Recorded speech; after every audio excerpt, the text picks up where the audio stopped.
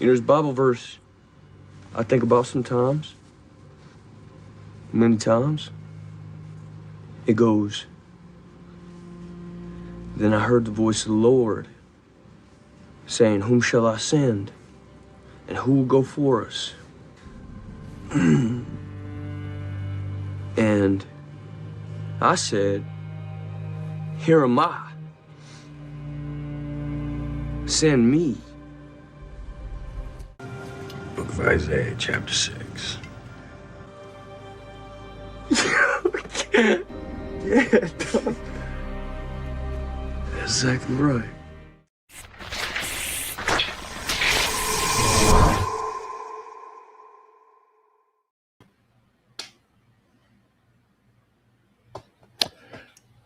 Welcome. Mandatory Fun Tuesday. Today we're going to talk about war movies. I'm a full disclosure kind of person. I believe in transparency. Originally, I had made a pre-intro of Senior Drill Instructor Gunnery Sergeant Hartman and all of his antics, in the barracks and the bees at the beginning of Full Metal Jacket.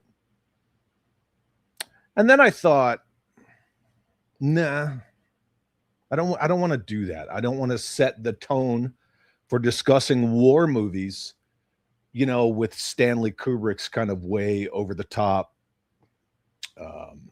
Full Metal Jacket, R. Lee Ermey stuff, which, was probably accurate. But again, I didn't want to use that. So,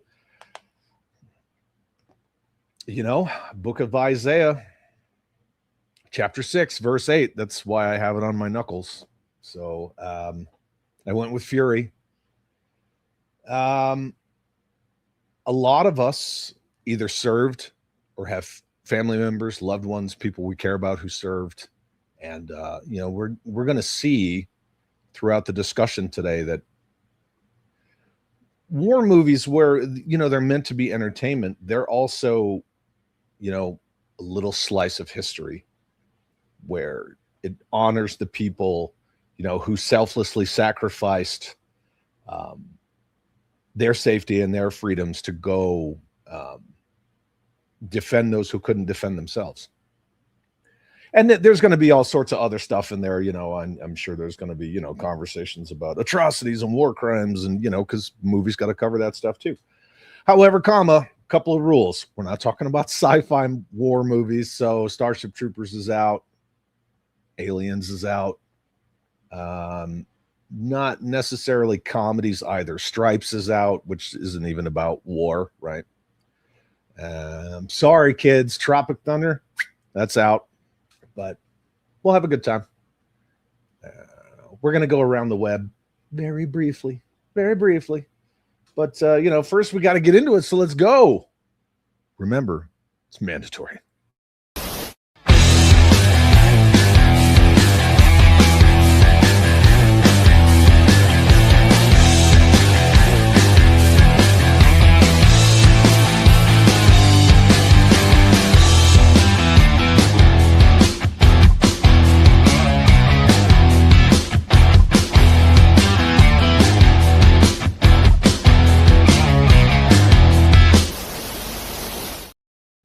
What about movies that identify as war movies?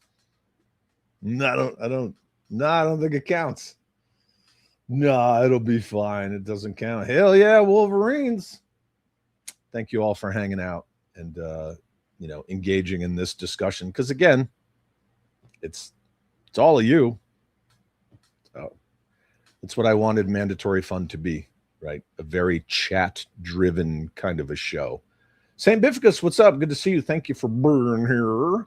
Right off the bat, Ghost in the Shell Toe says, I failed to mention on yesterday's show, S. Craig Zoller, hopefully I pronounced that correctly, who values art over politics, yet media, they dragged him across concrete as right-wing coded. Of course. Ooh, be scared. Looking forward to his next movie coming very soon. Well, I will look into him. Thank you for sharing that. Crystal Clear says, I will say that watching movies centered around the Vietnam War with my dad were times I certainly enjoyed, as he wasn't afraid to tell me what happened when he was there. I learned a fair bit from him. See, there we go. Right. Loved ones, like I said. Best of my knowledge, my dad watched every movie on Vietnam that came out. In his opinion, the most accurate depiction of Vietnam as far as combat goes was We Were Soldiers. Yeah.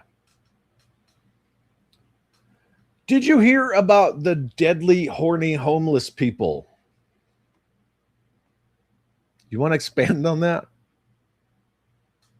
Are you talking about like the relief tents that like the LA City Council? Look, can we just nuke Los Angeles? Can we just be done with it?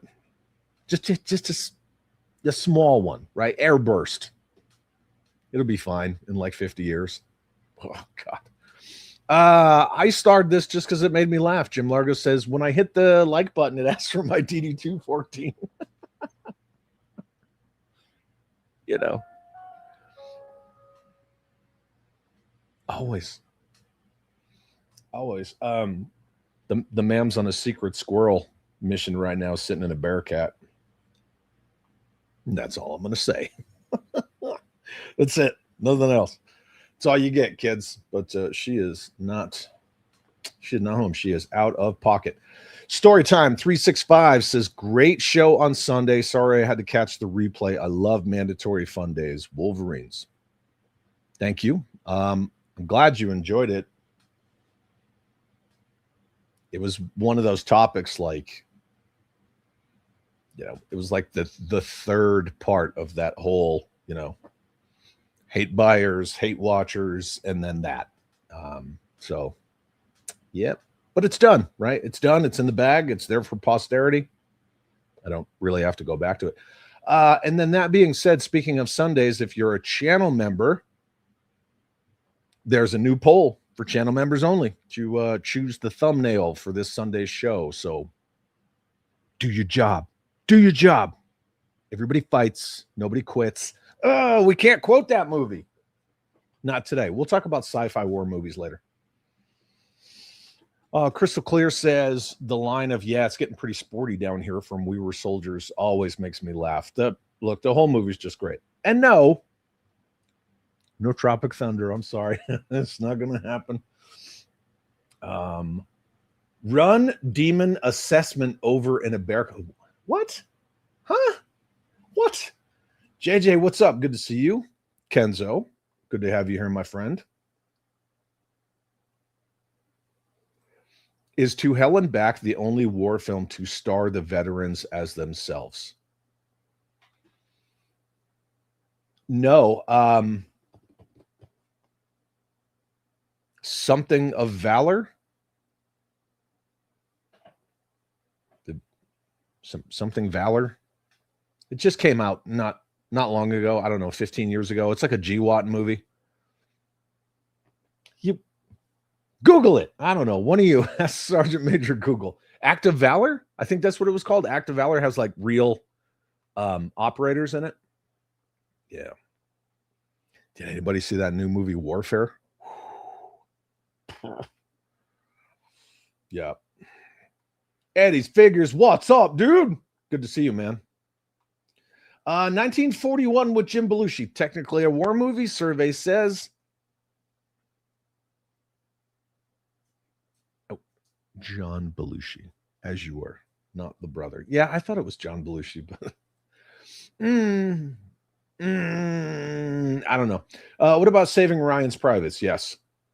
Yeah. It is mandatory. It's also science. Ace's Place. I grew up watching Westerns and war films with my grandfather. I learned two things about him. Westerns were fun and thrilling. War films were educating and paying full attention. There you go. DJ VR says, I still think Forrest Gump is a war movie. He did get shot in the buttocks. Yeah, I don't know. I don't know.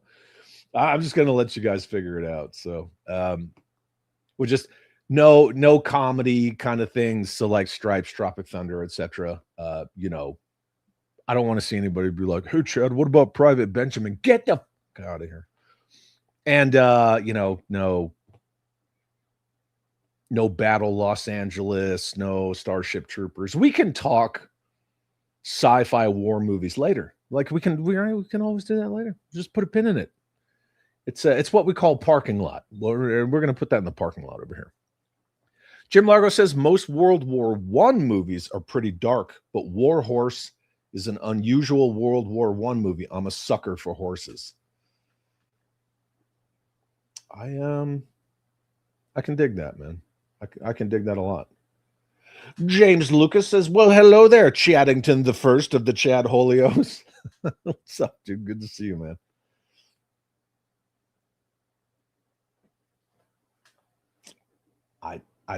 Medal of Valor. No, Medal of Valor was the video game. Active Valor, I believe. I don't know about Inglourious Bastards, kids. It's like an Elseworld story. Yeah, it is Active Valor. Yeah, thank you. See? Look at you guys. Look at you. Look at you. Yeah. The chat is king. The chat is law. Bear 11 Charlie, my favorite mortar man. What's up, brother? Good to see you. Thank you for being here. Ace's Place says he digs 1917. Nice. Back in 89 or 90, I rented a movie called 84 Charlie Mopic.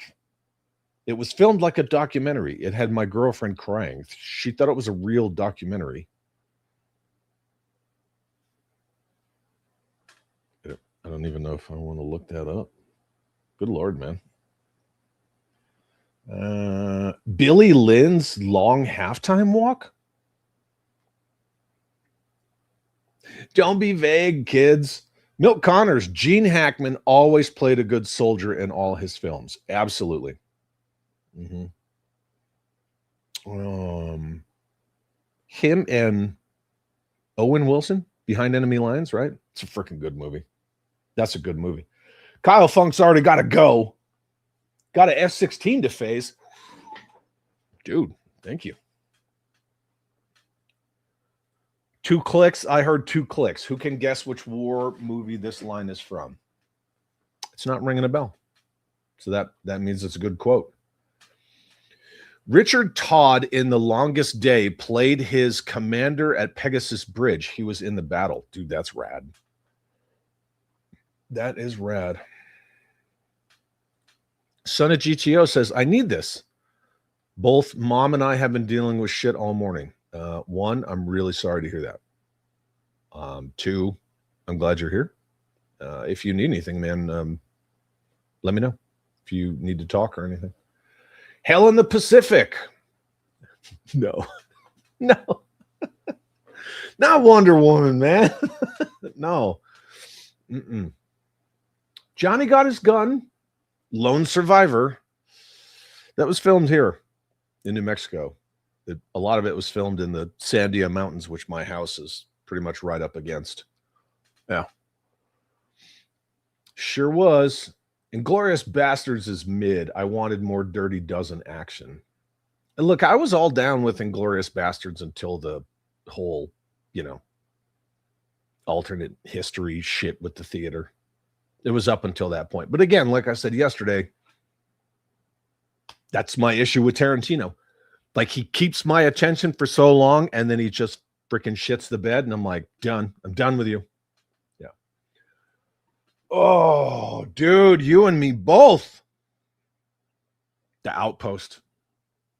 Yeah. I know you have more of a personal connection than I do, but, we're all still same blood in the same mud, No. If you guys haven't seen The Outpost, it's rough. I literally have the freaking goosebumps like as soon as I read that. Mm-hmm. Kenzo says, I'm sorry if it was mentioned. Everybody's going to mention the same shit, and that's fine. Troy. Now, Troy counts because that's historical, right? Yeah, it does count. They did find the city of Troy. So Troy absolutely counts. Patton, 100%.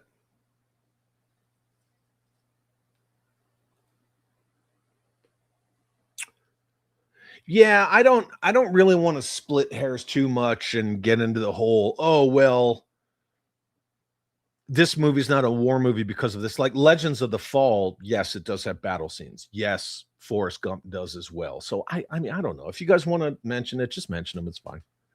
It's not like I'm going to ignore your chats. I don't do that. Right? Right. I don't do that. Yeah. Yeah, 13 hours counts. I specifically mentioned that movie yesterday. And my very real and personal attachment to what went down in Benghazi. 100%. I'm guessing dog soldiers won't be discussed. You just brought it up. There you go. Oh, yeah, dude. Carlos, Bat 21.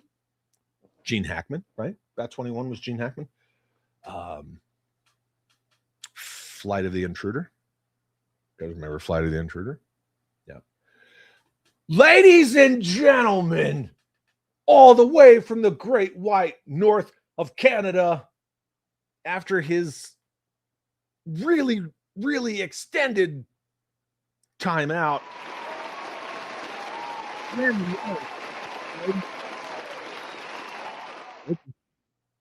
Told you. What's up, buddy? It's good to see you, man. Glad you're here. Kevzilla says the first war movie I ever watched as a kid with my great aunt was Zulu. Yeah, about Shaka Zulu. Oh, and a movie that is pretty hard to find called March or Die. Ugh. Okay, so that's a Nam movie. Gotcha. Understood. 2 clicks is the longest day. Understood. G.I. Joe 66. What's up, Wolverines? My good man Alex from Shadow Nose Network. 2008 Miracle at St. Anna, directed by Spike Lee, is a war film that's slept on and breaks my heart. Good to know. I will check it out. See, the cool thing about talking about this, everybody's going to have a suggestion that other people either don't remember or have never heard of. And then anytime I want to watch a war movie, I will just come back to this, scroll through the chat and be like, you know what? I'm going to watch that today. Boom. Done. See? Community. Community. Oh, whatever. I am sold on blue hair. I need a blue-haired bush Wookie. No, bush Wookie's not woke. You'd never get a blue-haired bush Wookie. Lotto says bridge too far. Yes, 100%. You know, the thing is, I do not like Apocalypse Now, but all the stuff with Robert Duvall is just, it's so good. Where he's talking about, you know, the break out in the surf. He's like, Charlie, don't surf. It's so freaking good. It's so good. Yeah. Yeah. I have a Mogadishu Surf Club shirt. If you know, you know. So, no freaking way. Dolly Parton died? Dude, seriously? Hey, kid. Dolly Parton's dead. Yeah. That's nuts. Look, we're all in that age where everybody that we grew up with is going away. So it's like every day somebody, you know. Wild Geese, Platoon, yes. What about the Battle of Bushwookie Island?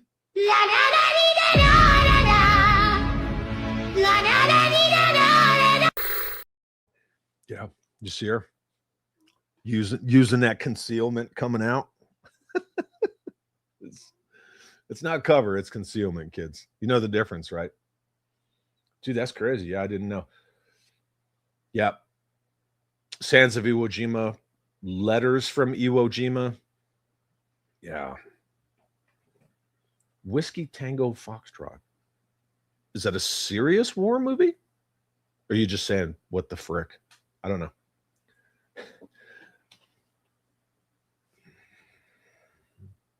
Wasn't it Slim Pickens? I thought it was Slim Pickens. Right? Yeah, riding the H-bomb. Yeah. Rosebud. I don't know. I don't know. Yeah, I don't know. Are you wasn't that Once Upon a Time in LA? Once Upon a Time in Hollywood or whatever, right? With Brad Pitt? I don't know. Yeah, freaking Casualties of War. 100%. Yeah, man. Rest in peace, Dolly Parton. Crazy. Well, she lived a great life. Made an impact on a lot of people. That's more than many of us can say. Okay. I kind of want to get into this one real quick. And then we're going to go around the web, kids, because we just got to get it out of the way. U571, yes and no. U571 kind of rewrites what really happened. And it disrespects a lot of our allied nations, Great Britain. So I don't know, yes and no. I mean, it had fucking John Bon Jovi in it, right? So yeah, it's good. Bill Paxton, rest in peace. But no, at the same time, it's very revisionist, because Hollywood's got to make the Americans always the best guys, and yeah.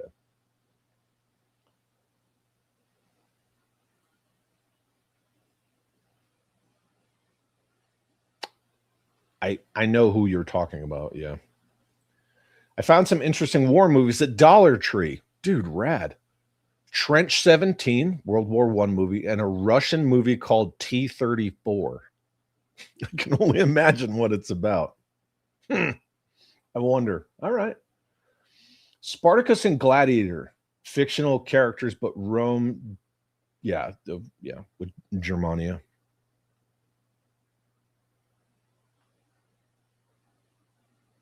Was that the Germania campaign in Gladiator? Yeah, I'd have to go back and rewatch it. The Wall with John Cena was actually better than I thought it could be. I think I've seen that, but for some reason, I don't remember John Cena in it. Conrad Hauser, MD, also known as Dr. Duke, if you know, you know, says Hamburger Hill, and then DJ says Hamburger Helper. Look, when Doc dies in Hamburger Hill, that movie is rough. Jim Largo says, I never felt claustrophobic until I saw Das Boot. Yeah, Das Boot's freaking crazy. Yep, absolutely. Casualties of War. Where Eagles Dare. Yep. It's also a Misfits song. We go, where Eagles Dare. Sorry, this is my horrible Glenn Danzig. I had to. Scott Hughes, good to see you, producer Scott. Thank you for being here. My dad says Hamburger Hill was the most realistic battlefield engagement portrayal. Yeah.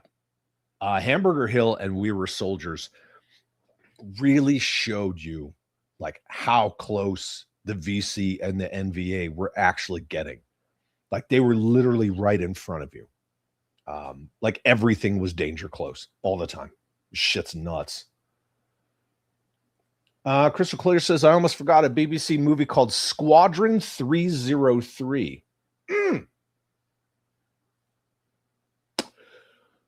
Let's take a tactical pause on that, and we're going to go around the web, kids.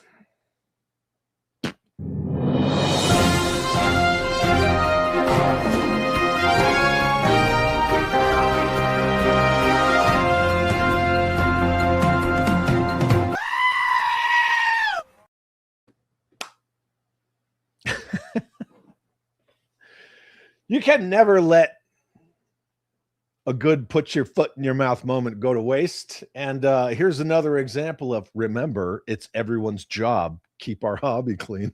I freaking love it. One of you nerds sent this to me. And it's freaking hilarious. These are so funny. Keep them coming. Yeah, because remember, we have to keep our hobby clean, right? Call it out, starve it of attention, blah, blah, blah. Let's keep the hobby clean. Keep the hobby clean. Mm-hmm. So, you know, it is what it is. I'm scrolling to the bottom of the chat and then I'll go backwards. Crystal Clear says, funny story. I was watching Hamburger Hill with my dad, and he casually tells me that he was tasked with surveying the hill about 6 months before the battle itself took place. Damn. There you go. Anywho, remember, keep the hobby clean. And did it.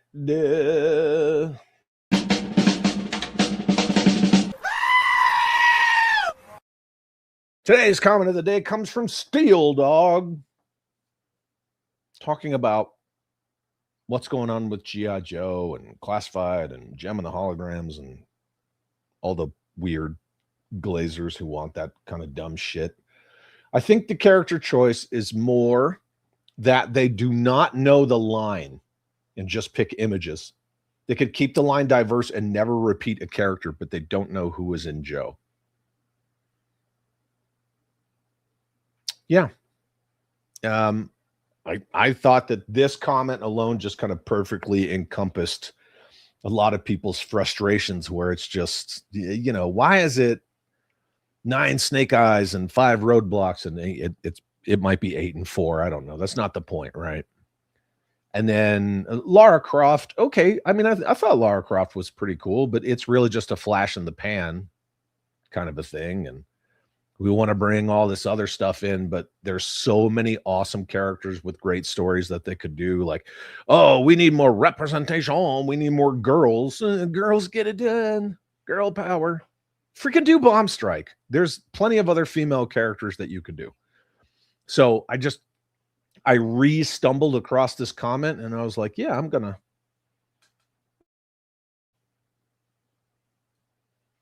Dude, that community live, I was triggered by all that keep the hobby clean. What are you talking about, dude? Oh, gotcha. Sunday stream, the communists. Yeah. There are a lot of communists in toy collecting. And you know, use their own words. That's them saying that. We'll talk about Kingdom Heaven. So anyway, I just wanted to share this as today's comment of the day, because I 100% agree with just the base message. They don't know the line and they don't know who is in Joe. The reason why I chose this particular comment, there are 2 documentaries on the Nerdflix right now regarding Boeing and the 737 Max and the Dreamliner and what they did and all the corners that they cut and the cost cutting and deleting these positions and outsourcing everything. And, oh, well, we can't spend $10 billion for this. Like, we need to make it cheaper. We need to make it cheaper and we need to hurry up and, you know, cut all these corners. And then next thing you know, cascading failures, you know, planes falling out of the sky and all that stuff. And then at the end of that documentary, they talked about how Boeing no longer cared about its name, its reputation, or its customers. It cared about profits and margins. And I was like, oh, I know another company that does that. Now, granted, it's different. You know, if an action figure falls out of the sky, it's not the same. But yeah, it just kind of really hit me. So I was thinking about that. Menjoza, what's up? Good to see you, man. I can't listen to Bobcat anymore. He sounds too much like Russ. I don't know who Bobcat is. You might want to expand on that.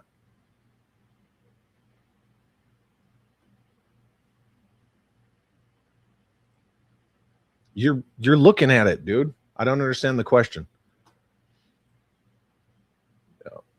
Anywho, Jim Largo says, yeah, Real American Hero really expanded the Joe roster with organic diversity. See, those are the operative words, organic diversity. It wasn't forced. It wasn't like, oh, we have to check a box. Like, where's the black dude? Oh, okay, Stalker, check. Like, where's the female? Oh, okay, Scarlet, check. No. Yeah, it had nothing to do with ESG scores and, any of that crap like it does now. Like now it is force-fed down your throat. It used to be, it's just how it is. It was a snapshot of the military. The Titan says, not knowing the line or the characters has always been the problem with Hollywood. Yeah, with Hollywood, for the most part, yes. On these types of IPs, the writers just ask for names and what the characters look like and then do their own thing. Agreed. However, we were more talking about the toy lines, but yes, it still applies. Mm-hmm. Still applies. Toy Odyssey, what's happening? Is New York City burning down yet? I know tensions are getting real high coming up on the 25th anniversary of September 11th. So, Dreadnought says it's different, but the source of the issue creates the issues in every industry. Investment firms, yes. Bomb strike, Crosshair, yeah, absolutely. And again, they could just keep mining that. If an action figure falls out of the sky, I call that a good day. Depends if it hits you in the head. Bobcat Goldthwait. Okay. Sounds too much like who? Russ? Like Shartimus Prime? Who Russ? What? Burning down, we're already in hell. Hey, man. You know where I stand on that. Yeah, that Bobcat Goldthwait. I know who he is. Dreadnought got another 2 Cobra Commanders today. Very cool. Yeah, Bobcat Goldthwait's still alive. 100%. Oh, yes. Hey, speaking of wars and movies and war crimes and real life stuff that's just as horrible, Major Nadal Hassan, the Fort Hood shooter. Yeah, that guy's about to get his ticket punched, kids. Yeah. They should do it right outside the gates. Right outside the gates of Fort Hood. They should. Yeah. Just, shut down the main gate, invite all the press, all the family members of the people that piece of shit affected. Yeah. And then just get it. Yeah, we talked about Dolly Parton, Mendoza. Shartimus has Police Academy vibes. You mean laughable? I don't know. Yeah. Everybody knows that. Everybody knows. Anyway, so we're going to move on from this. And then I wanted to just remind everybody. Oh, look at this Toys R Us. This is a Toys R Us ad, kids. So freaking awesome. Cobra Rattler, $14. It says G.I. Joe Flying Submarine. It doesn't even say shark. $10. The shark was $10. Look at that. Action figures. 3 3/4-inch modern Army action figures includes interchangeable weapons and accessories. $2.87. The Cobra Hiss. Notice it doesn't say tank. Because it was never a tank. $10. And the 83 Headquarters Command Center, at least they put all that in there, $33. Sky Striker, $20. The good old days, kids. Analog Media Joy. Yep. I love seeing these. I think we're going to do a whole episode of Mandatory Fun that's just like toy ads. We'll just do toy ads. Oh, no way. Toy Odyssey says, I was in the Toys R Us at the American Dream Mall in Jersey yesterday. It sucks now. It's terrible. Yep. Oh, yeah. Again, though, we've talked about the 80s. Like when we were kids in the 80s, we were shielded by a lot of the already stupid, like woke, sensitive garbage that was starting to come out. You know, the PMRC, the ESRB Act, Peggy Sharon, all of them. We were shielded from that stuff because that's what you should do with kids. Like, let them be kids, let them play. But yeah, man. $3 for a Joe was a lot for me. On base, it was $1.50 tax free. There you go, baby. Yeah. The Lord scale in action. Of course. The single greatest world building scale ever. Yeah, Kirby, we were talking about that, man. I'm sorry about the day you're having, but yes, Dolly Parton did die. Crystal Clear says, I remember the 25th anniversary Hiss being $15 in 2008. Yep. And the 25th anniversary Rattler was $25. Mm-hmm. And the Conquest X30 too, because they had the Target exclusive Rattler and then they had the Conquest. Almost the same box, right? Big old window package. This is when toys were toys. Absolutely. Slacker, what's up? Chad, I'm repainting and reorganizing my toy room with my day off. Thanks for giving me something to listen to. You know what? Shit, yeah, dude. This is for all of you. Wolverines! Wolverines! Hell yeah! Hell yeah. Thanks for being here, Slacker. Glad you got something to listen to. But yeah, those were the days, kids. Those were the days. And then down here, you got that Millennium Falcon. $32. Could you imagine going back in time and then just getting a bunch of sealed Millennium Falcons for $32? I mean, granted, it's not the Star Wars box. It's probably the Return of the Jedi box. Just because if you look at all these offerings, right, it's probably the 83 Return of the Jedi boxed Millennium Falcon, especially since we got the old speeder bike and the Scout Trooper there. $7, $7 for a speeder bike and a Scout Trooper.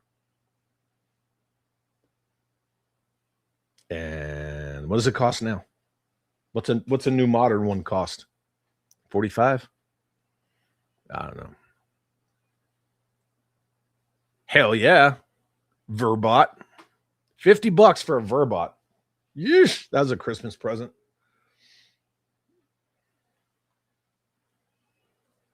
Dolly did a lot to give back to her hometown.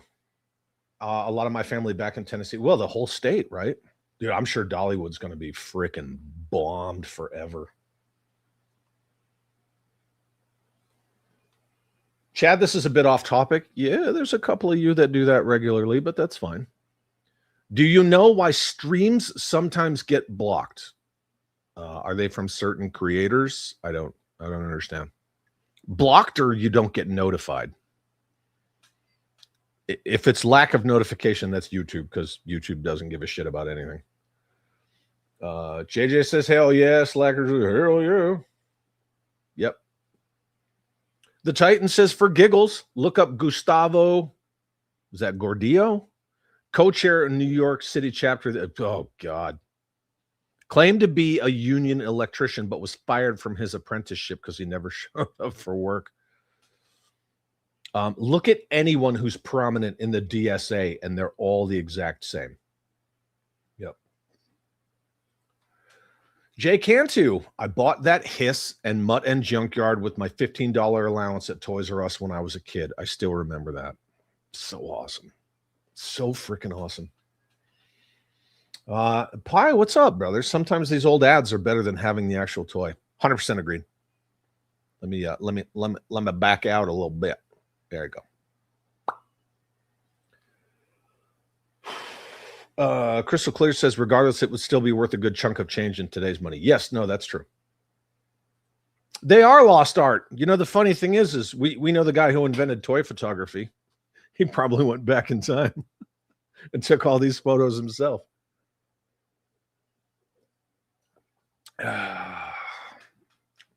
You guys know what that is, right?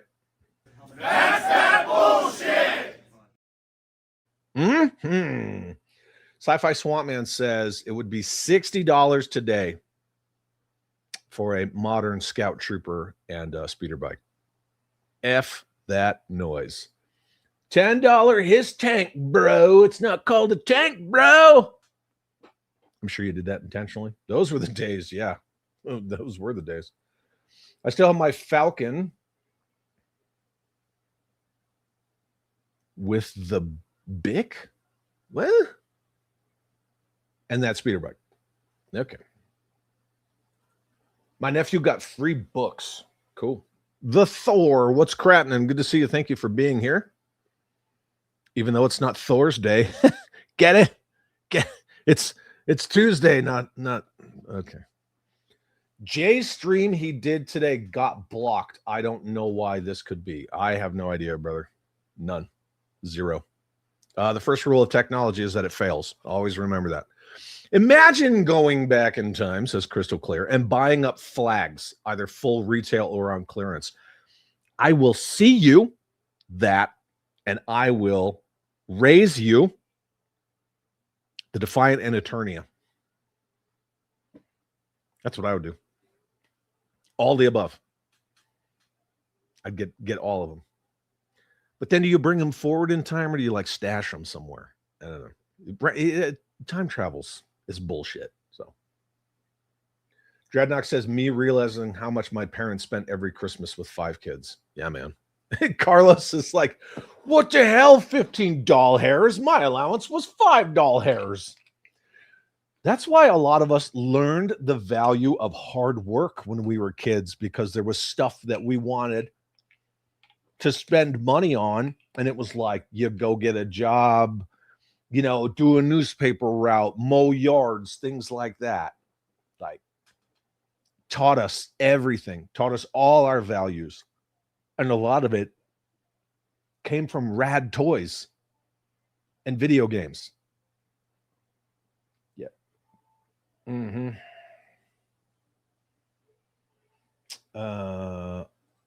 Thor says, I meant the box. Okay. I was like, what's a Bic? Bic lighter? I didn't know that the Millennium Falcon came with a lighter. No, I got you, man. It's all good. The best, worst toy photography is the catalog pictures with the kids that totally don't look like they're even enjoying what they're playing with. Yeah. Yeah.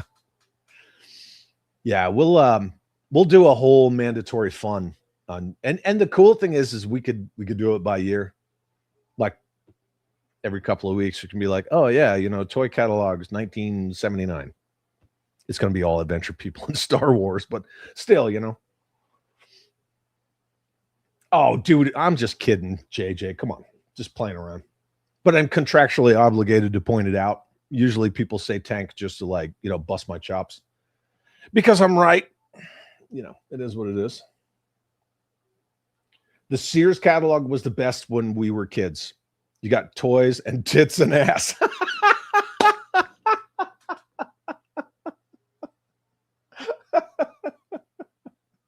Toys and tits and ass. It's science, people! Science! Oh, yeah. Yeah. Look, all of us young males, right? Us curious boys, we would go through the toys and we would circle the toys and the catalogs, and then we'd be like, all right, where's the lingerie? Always. Fuck yeah, always. The crazy thing is, now granted, this is a Toys R Us ad. This isn't, it's not like one of the catalogs, right? I don't want to grow up, right? And then the other page says, obviously, I'm a Toys R Us kid. I will always be a Toys R Us kid. Those catalogs, JCPenney's, Sears, Woolworths, Montgomery Ward, especially like the old Pennies and Sears, they are worth so much freaking money. They're worth so much money today. Graded in good condition, some of them fetch hundreds and hundreds, just like per catalog. This shit is crazy. Curb Stomp says, if I'm going back in time, I'm not doing it for toys. I do it to buy land. Why not do both? That's how my stepfather made his money, was land. Yep. Land in Vero Beach, Florida, way out past US 1 when there was nothing there. Possible Pie says, with those prices back in the day, what did tooling cost? No idea. None. Slacker's like, I feel like the hiss not being a tank is just common sense. Of course it is. Yeah, it's all good. Sci-Fi Swampman says, I own everything there except the bottom two right. Word. Yep. I would much rather have a Defiant than a Flag, regardless of the value, says Duke Sir.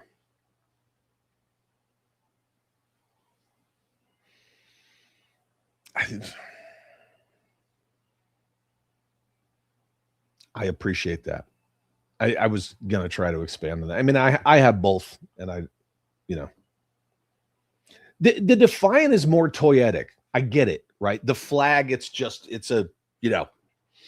an action figure and vehicle coffee table. Understood. I got it. The Defiant, it's got the gantries and the elevators and all the different shuttles and the booster and the this and the that. Like, totally understood. I do not blame you for that whatsoever. In fact, that was stupid of me to even say, because Gerard O'Connor, what's up, dude? Good to see you. Learning the value of money at a young age. How dare you, right? Tim Hayes, what is crappening?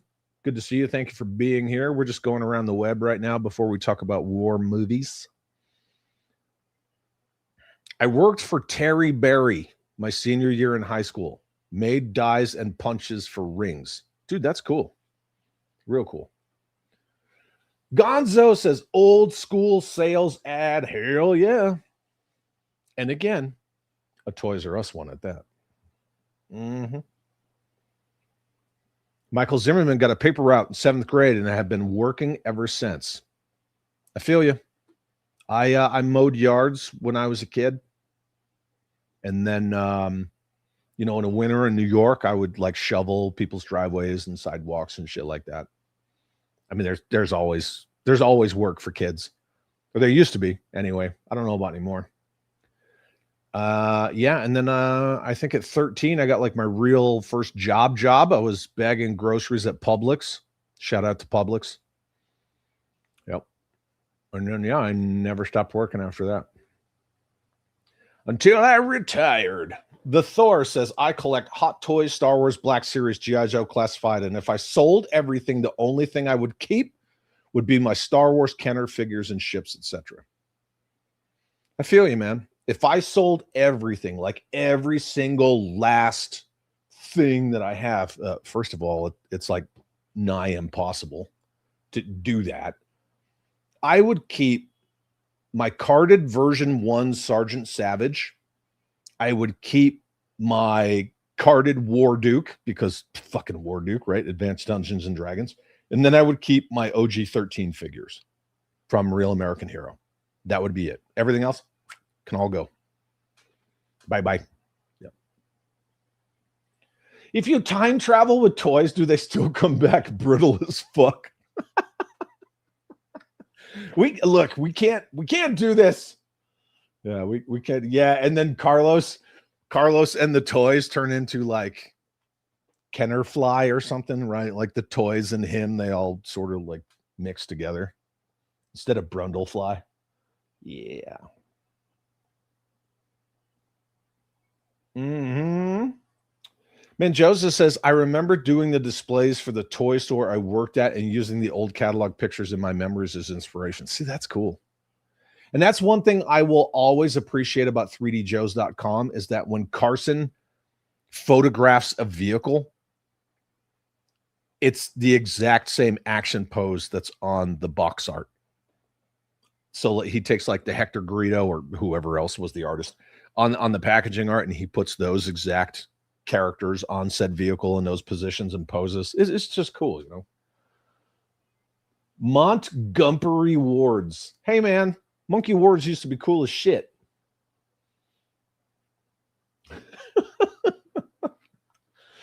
Crystal Clear says, if I went back in time, I wouldn't just buy toys.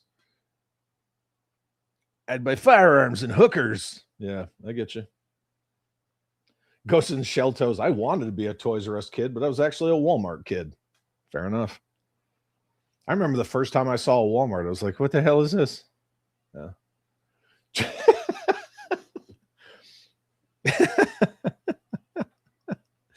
You guys are working overtime today. Ladies and gentlemen, public service announcement from our good friend Sci-Fi Swamp Man, wanting to let you know that JCPenney's catalogs had hotter MILFs than Sears catalogs.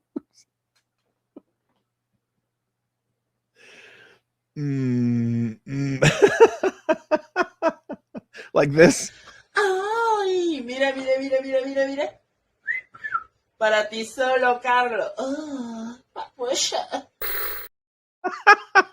I laughed through that whole thing. I'm sorry.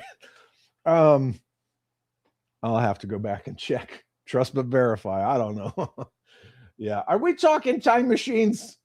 New Hope Kenner, 3 3/4 inch, smaller and easier to bring a ton to the future. Yeah. Oh yeah, man. Well, then you got to get nuts, right? No, we're not really talking. We're supposed to be talking about war movies, but that's part of the fun of a mandatory fun is that we just kind of discuss stuff and get there. You go back in time, you get the early bird shit, get 2 of them, fill one of them out, keep the other one freaking pristine, right? Send the filled out one away, get all your dumb shit, keep all of that. Yeah. I just looked. 1984 Sears Wish book is going for $165 on eBay. Yep. There you go. What the hell is a Flash Force Dark Seeker? Go look it up, man. It's pretty cool. Freaking Jay, man. Spartan Toy Hunter, what's up? Those ads are something else. Oh, they're so cool, right? They're just so cool. And the only reason I even put it in here was because, this is where we're at now with toy companies. Like they don't know who's in the line. Everything's nostalgia. It's all member berries, but they don't fully understand, right? Because they didn't create it. They didn't foster it. They didn't, make it grow into what it is or what it became. They just got put on a line and it's like, oh yeah, we need more diversity. So let's put characters in G.I. Joe that aren't G.I. Joe when you have hundreds, no exaggeration, of characters that you could use that are Joe. And then, I wanted to say, remember the good old days, kids? I want to talk about this now. Okay. Are we healing? Are we healing, kids? Are we? I kind of think we are. I came across this toy photography. It's not the Punisher, Minecrafting police officers. It's not Captain America or Nightwing or Batman Minecrafting police officers. I saw this shit and I was like, bro, we are freaking healing. I think Nico is the reason why I saw it, but PL Toy Box Photography.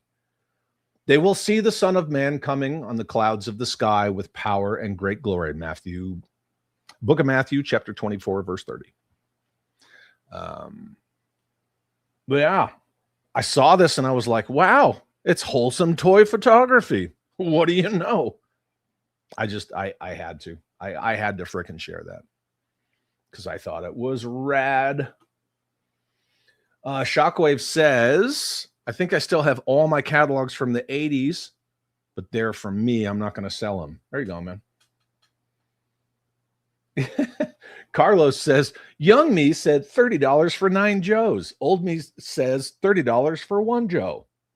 Yeah. Shit's cooked, man. It's nuts. Curb Stomp, appreciate you being here, my dude. Try to enjoy the rest of your day. Jim Largo says, with all the gimmicks in 80s toys, it's weird we never got cap firing weapons in a real American hero vehicles. Way better than Nerf missiles. Well, and it's kind of one of those, right? It's a secondary, I don't want to say tertiary because, man, that's such a pretentious word, but it's like a second, third order of effect kind of thing. When all the spring-loaded missile firing, et cetera, with the Colonial Viper from Battlestar Galactica and the Kid, which led to the non-missile firing Boba Fett, which led to Lines not having missile firing stuff for many, many years. Then you got finger flick technology, and then we got the Nerf stuff later on, which was long after the 1991 Hasbro purchase of, was it Tonka, Kenner, General Mills? That whole conglomerate.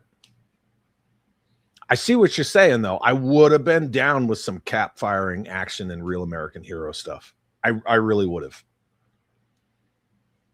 Yeah. Ladies and gentlemen, our good friend Carlos Salinas says, I collect G.I. Joe and debt. I'm sure a lot of us are like, yeah.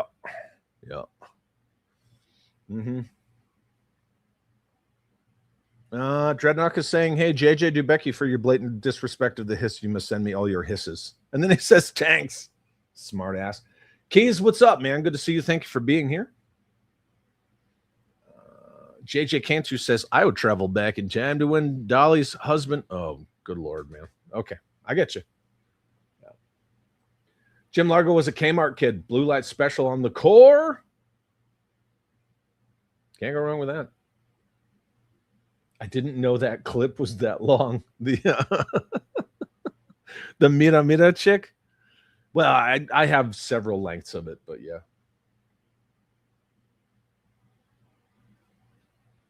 Dreadnought would go back in time and talk sense into Ronald Reagan. Yeah. Yeah. Stalag 17. Hey, talking about war movies. We're going to get there. We're going back. Chooches, what's up, brother? When I was a kid, I kept all the brochures, fold-out order forms that came with Joe's. I love flipping through them over and over. Yes, 100% agree. Yeah, they're freaking awesome. I still have the original pack-in pamphlet mail-away order form for Hooded Cobra Commander. And, you know, obviously a shit ton of all the others. I think I have one for the mail-away Duke as well. You know, a lot of people tend to forget that Major Blood was a mail away before he was offered in stores.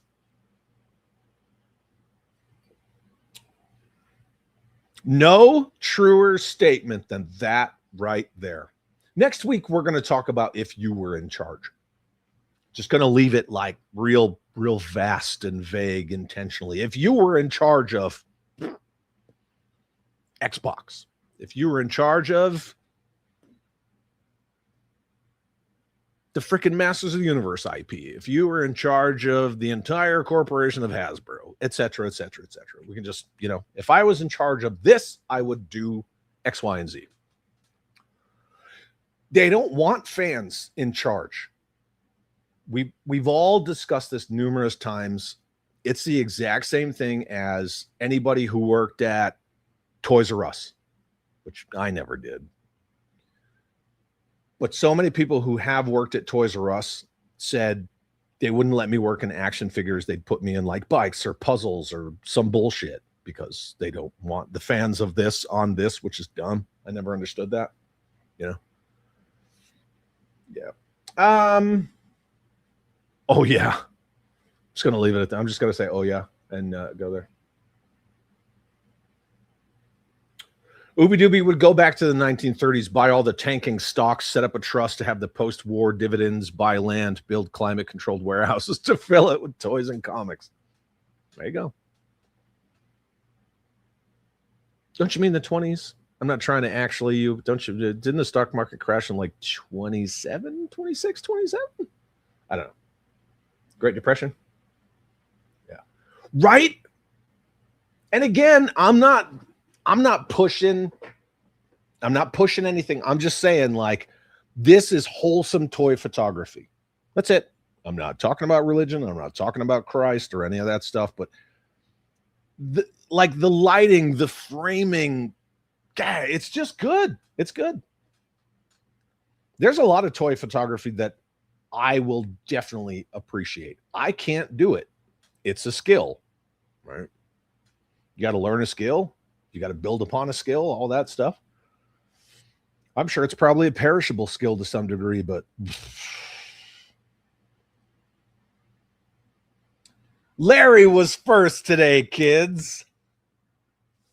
He sure was. I was very proud of you for that, my dude. Not only was he first, he actually wrote first in his comment. Yep. I'm just,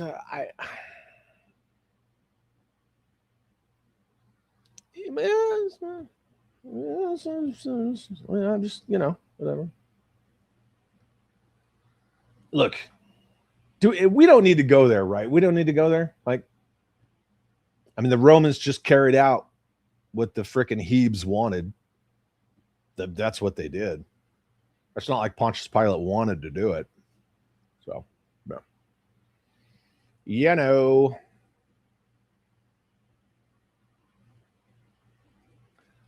Fire sword tongue? But that's not even how you spell tongue. What are you talking about, fire sword? I don't know.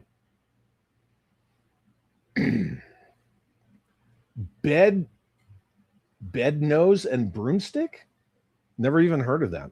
Is that worded accurately? Hey, yeah, no, it's an awesome picture. Kmart had the best after Christmas sales. I bet you they did, man. I bet you they freaking did. This is an awesome figure picture. I agree. It's just cool looking. Yeah. Chooches is asking Chad, under what circumstances do you keep the packaging of the stuff you open? Asking for a friend. I really only keep boxes.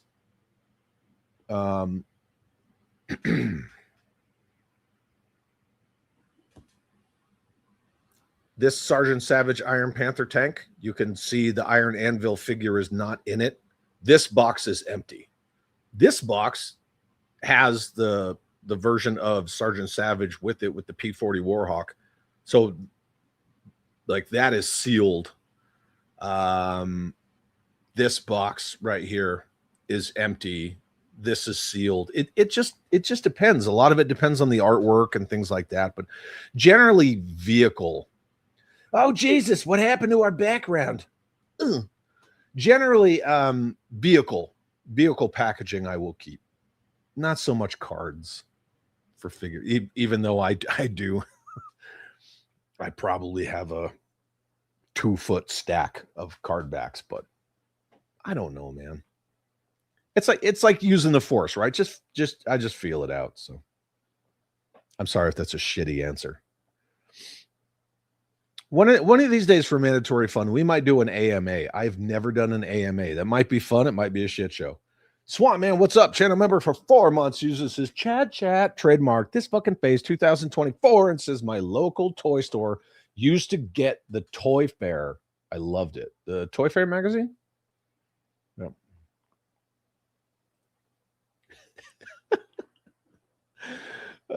Classified is about to get outrageous.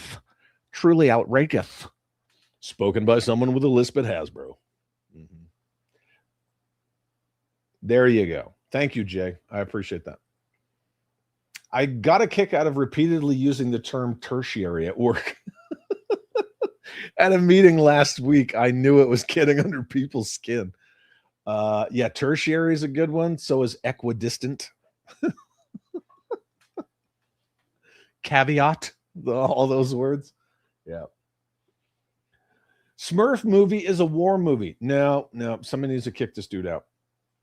Rockabilly Skydiver says, I will pass on going back in time, for I fear I would fall under mean Mr. Mustache's spell. Oh, I see what you did there. Ghost in the Shell Toast, who took this picture? I want to follow him. Bam, right there. PL_toybox_photography. You know, the one thing that I really appreciated about this, let me remove your comment. Look at his hashtags, right? And then obviously there's this verse. Again, I don't push my personal higher power beliefs or anything like that on people. Shit, I didn't even want to talk about all the dumbass politics in toys until, you know, people fucking forced others' hands. Look at this, 236 likes. I was like, man, that's freaking cool. That is cool. That's on par or, you know, exceeds a lot of the, oh yeah, I made my Batman figure choke out a police officer and freaking Minecraft him. So I was actually I was pleased to see it. Not because like, oh, I need that representation in toys and more revolver. But I just thought, you know, something wholesome got a lot of traction and I thought it was freaking cool. And that's why I shared it. Cause yeah, I think we're healing a little. Chad, you can't talk about Christ. Why not? I understand. Okay. Stock market crash was 1929. Thank you. I appreciate it. Yeah. Would Black Friday sales in the 80s count as a war movie? What about all the moms going freaking, you know, elbows out for Cabbage Patch Kids? That might be a good war movie. We could probably string together a bunch of toy aisle fights. Carlos Salinas says, if I were in charge of Joe, Flags, Defiance, and Terrordromes would be available every Christmas season, just like the Barbie Dream House on a 3-year cycle. Bro.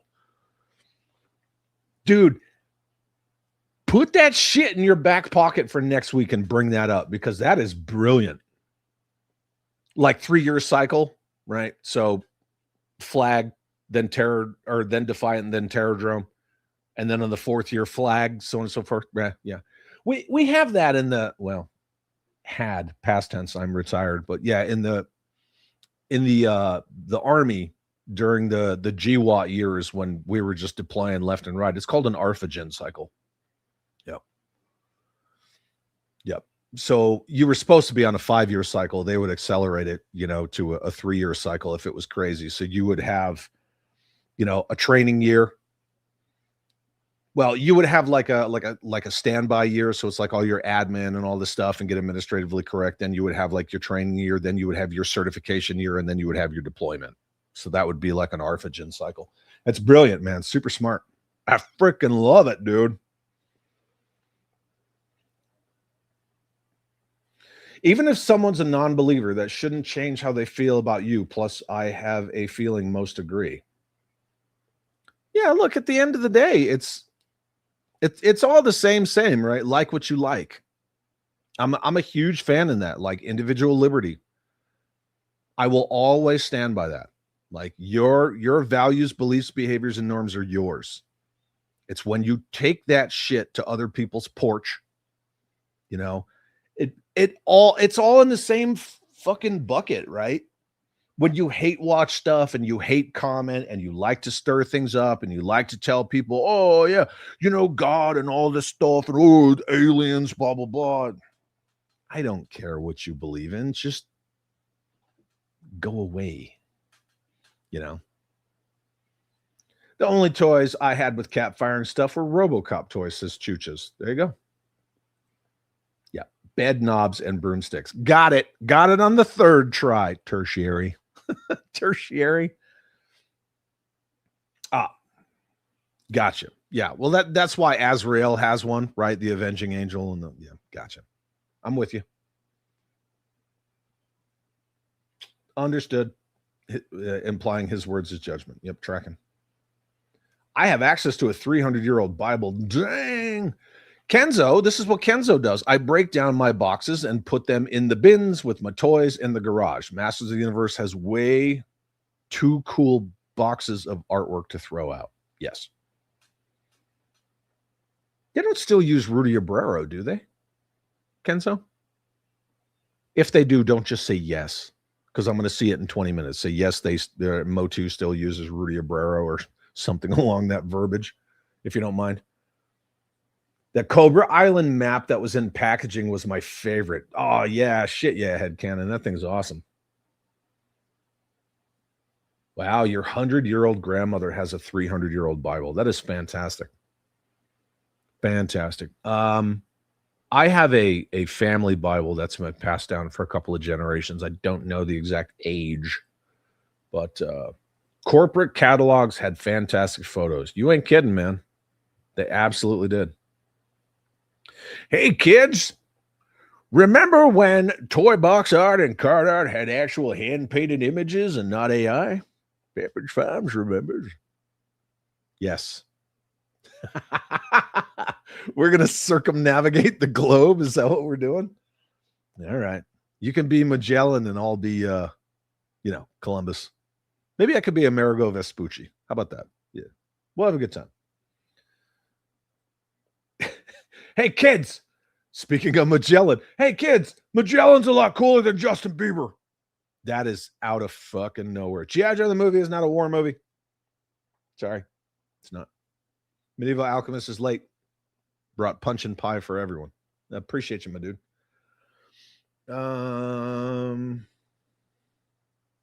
Brandon R. says, I'm exerting great effort not to comment on that Bible quote, Matthew 24:30. One, I appreciate just that in general. Two, I appreciate the fact that you said not to rather than to not. There's a difference. See? You know the importance of words. I like that. I got Chad live on my computer and Skydro Walker live on Instagram. Look, if any of you can do some double duty, please go over to Instagram where Skydro Walker is he's walking on my bullshit and give that dude some eggplant emojis. Might as well. Cabbage Patch Hill. Yep. 100%. 610, what's up, dude? Jesus is my everything. I love saying his name. Well, my family, like we always say grace at every meal. I don't care where we are. I am not ashamed. Not even a little. We need a category to dump clips into. On the members Discord, is that what you're talking about? I believe Jeffy's here. Yeah, just let him know. Or in the general topics in the Discord, just say that too. 100%. My son just told me that according to Ridley Scott, Blade Runner and Alien are in the same universe. Blade Runner and Soldier are in the same universe. I don't know about Alien. I know for a fact Soldier is in the same universe because there are soldiers, I believe it was Kurt Russell's character, who served in the same campaigns as Roy Batty did. Yeah. I know that's the connection between Soldier and Blade Runner. I don't know about Alien. I don't believe so. Jay Cantu says, my dad went to Toys R Us when he was still off duty, still in uniform, and the manager pulled 2 cases out for him after the store said out of stock to let him pick my sister's dolls. Dude, that shit is cool, man. That shit is cool. Chucha says, sometimes it's a struggle for me to throw out boxes and cards. I got to deprogram myself. Hey, man, I mean, nothing wrong with that, right? Awesome. Crystal Clear says, I have my dad's pocket Bible. He carried a nom. Hey, I just mentioned that. What do you know? Yeah.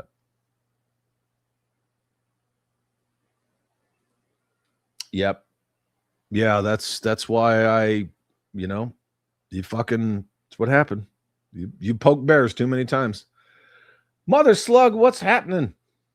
A lot on my mind lately, but here, I'm very sorry to hear that, man. P.S. I really love your image of Psykill. Slacker just picked up a new Bible on vacation. Very cool. Bear 11 Charlie, I have my family's Bible that dates back to the 1800s. Man, that's cool. Oh, that's right. Okay. Well, I didn't know because he said G.I. Joe the movie, and when I see G.I. Joe the movie, okay, I don't know if he was referring to the World War II movie that they chose to base the toy line on. Gotcha. Yes, I'm aware there is a movie called G.I. Joe. Yeah. Yep. And from the motivation of using that movie's title for the name of the line, they came up with G.I. Joe, fighting man from head to toe. Da, da, da. Yeah, gotcha.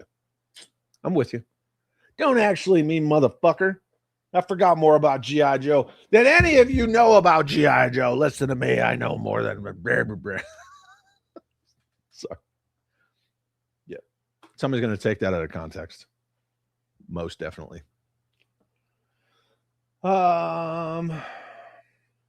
Chad, since he was super late, can you start over?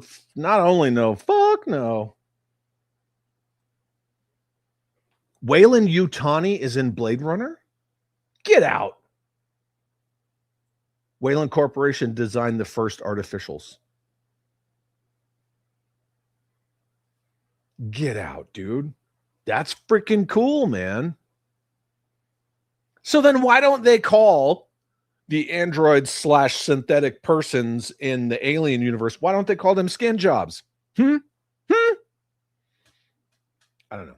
Hey, Chad, did you drink your water today? Did you take your meds? Did you get a scuba Pete? Well, that's two different ones. You only get one. You only get one. You know what? I'll give you this one. Chad, why are you so insensitive? Because fuck you, that's why. Yeah.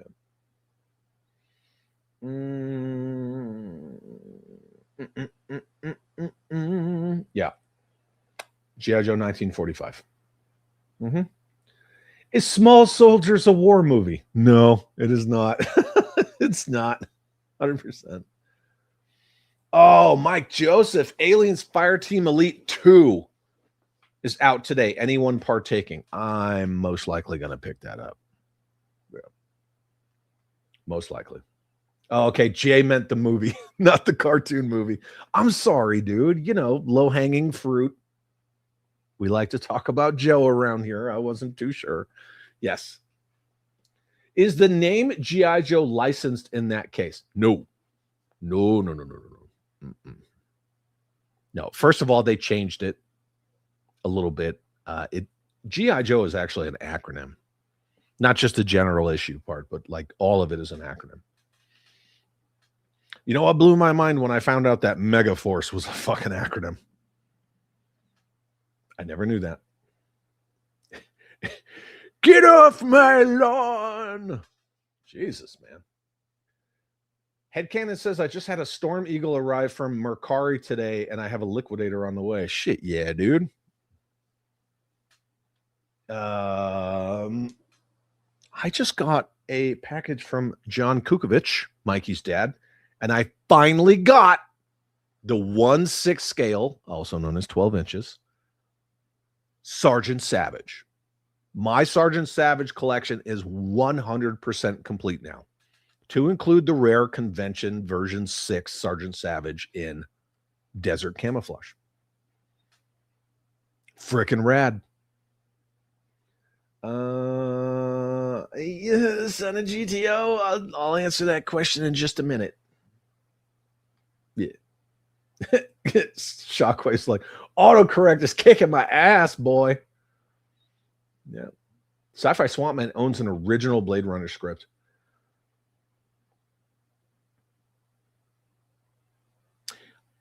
I should make a poll in an applicable stream.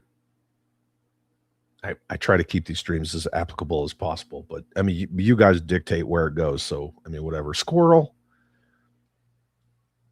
Do you like the original version of Blade Runner with the voiceover narration more than, you know, all of the let's fuck with it versions? I like the original. I like the OG. I like the narration personally. That's just me.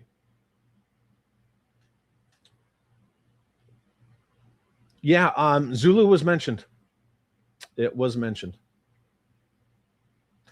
Who owns the intellectual property for the Ridley Scott universe? I guess it depends on the actual like IPs. Yeah. Did anyone mention Inglorious Bastards? Okay, with that spelling, I don't like to assume, but I believe you're not talking about the Tarantino one, Bastards with an E. You mean the OG Inglorious Bastards? No, nobody mentioned that. Fury was in the pre-intro.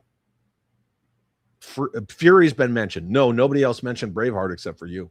So, 6K, 12-inch. Oh, she likes the 12 inches. That's what she said. Yeah. Chad loves digital Jabba at Han's Escape. Huh? What? He said dictate. Yeah, man, that's what I'm saying. I enjoyed Harrison Ford's internal monologue in Blade Runner. It expands on everything, like the street language, and that it's just like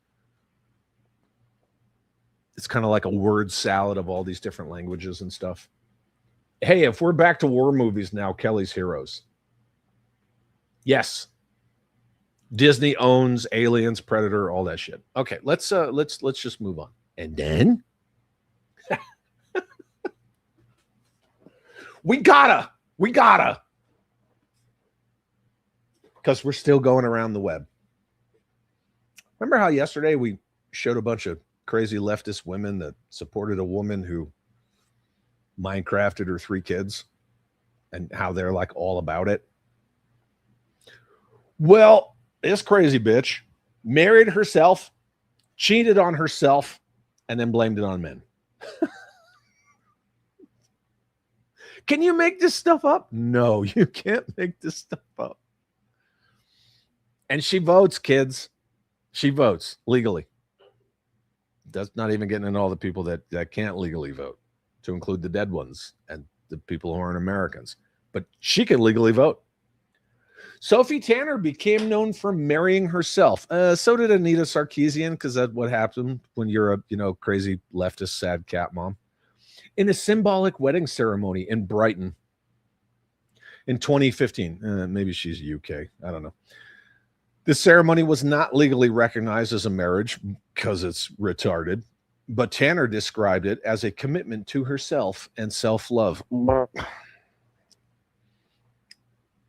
How many of the rest of you like want to throw up in your mouth every time you hear the word self-love used unironically? That's just like a fucking cry for help. In 2017, she also publicly discussed having an affair, in quotes, right? Yeah. She had a relationship with a man like you're supposed to, biologically speaking, while she was committed to herself, which led to the usual claim, unusual as you were, claim that she had, quote, cheated on herself. She later explained that her self-marriage was about self-commitment rather than being sexually or romantically exclusive.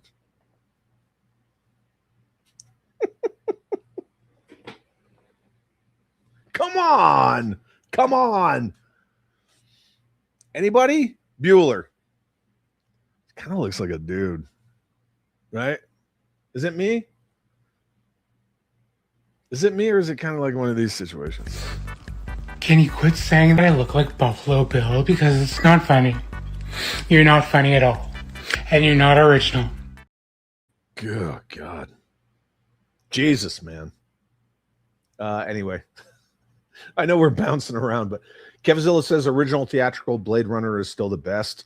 Absolutely. OG was as it was intended. Original Blade Runner wins. Mm-hmm. Oh, Enemy at the Gates is good. Even though it's about fucking Soviets. But yeah, it's good. I do like it. Rachel Weisz is in that, right? Yeah. When they bone down in that little bomb shelter, I'm like, ew, you guys are like, when's the last time either one of you showered? Yeah. Glorious, fucking awesome. Oh, here we go. Blade Runner and Alien do not exist in the same universe. Far too many inconsistencies for them to work. It is the habit of folks thinking just because it's the same director, it must be related. Blade Runner and Soldier 100% do. That is confirmed. So.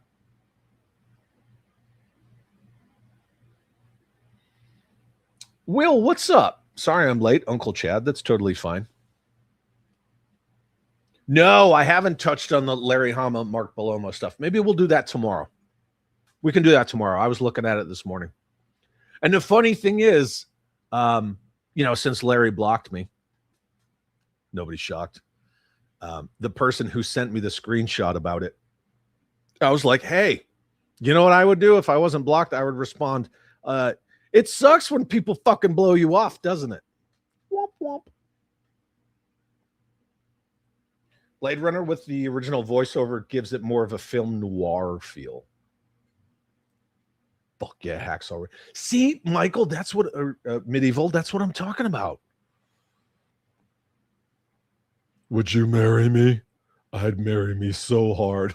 But that's a dude, man. That's a dude playing a dude disguised as another dude, marrying himself as a woman, dude. Yeah. Yeah, look. Always. Not only is it always the fucking weird leftist women, most of the time it's leftist white women. Yeah, married herself and then cheated on herself and the self-love and the just What the hell is even that? I have no idea. That sounds batshit crazy. War movie Wild Geese. No, I don't. That sounds like a Saturday Night Live scenario. Who's that dude? Yeah. That shit screams sad cat mom energy. Again, like Anita Sarkeesian did the exact same thing. And the funny thing is, like, before she started opening her mouth and getting like really heavily into like her mental retardation, Anita Sarkeesian was pretty hot. Just my opinion. How can you cheat on your spouse if both parties are present? I have no idea. Yeah. it's just self-love equals hairy palms equals bush Wookie. Dog dads are never sad. That's what I'm talking about. We're not. Both of mine are lying right here behind me. Dogs are the best. In living color, Mad TV and Saturday Night Live made all this shit up 30 years ago. Yeah. Well, The Simpsons is pretty spot on with a lot of stuff too. I cheat on myself all the time. So if I tell you to go fuck yourself, I'm just promoting self-love. What? To quote Austin Powers, well, she looks quite mannish. Yeah. Yeah, we know what women call healthcare these days. Yeah. Mm-hmm. That's a strong jawline, boy. Dude looks like a lady. Jojo Rabbit. Would you guys consider Jojo Rabbit a war movie? First of all, fuck Taika Waititi. That guy's garbage. Yeah, I don't. Why? Because it has the painter in it. I don't know, man. I just lay it out for you guys to play it out. That's all there is to it. Buffalo Bill married him/herself. It's himself. Yeah. Self-love is synonymous with look at me. Yeah, absolutely. This is the same kind of person. You guys know my fantastic channel members name outro with all the women. Same energy. Got a neck built for rugby. Yeah.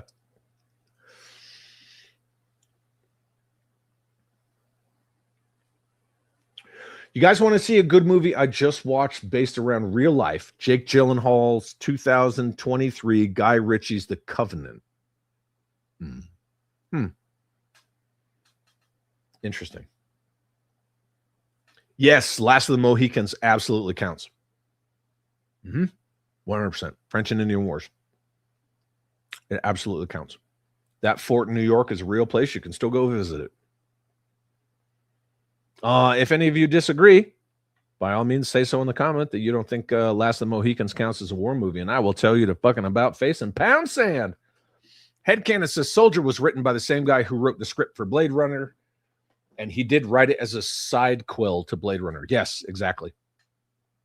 There are mentions of the campaign that Roy Batty took part in that Kurt Russell's character did.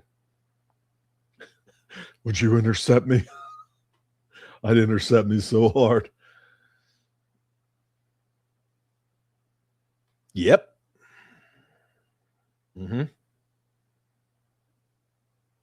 Yep.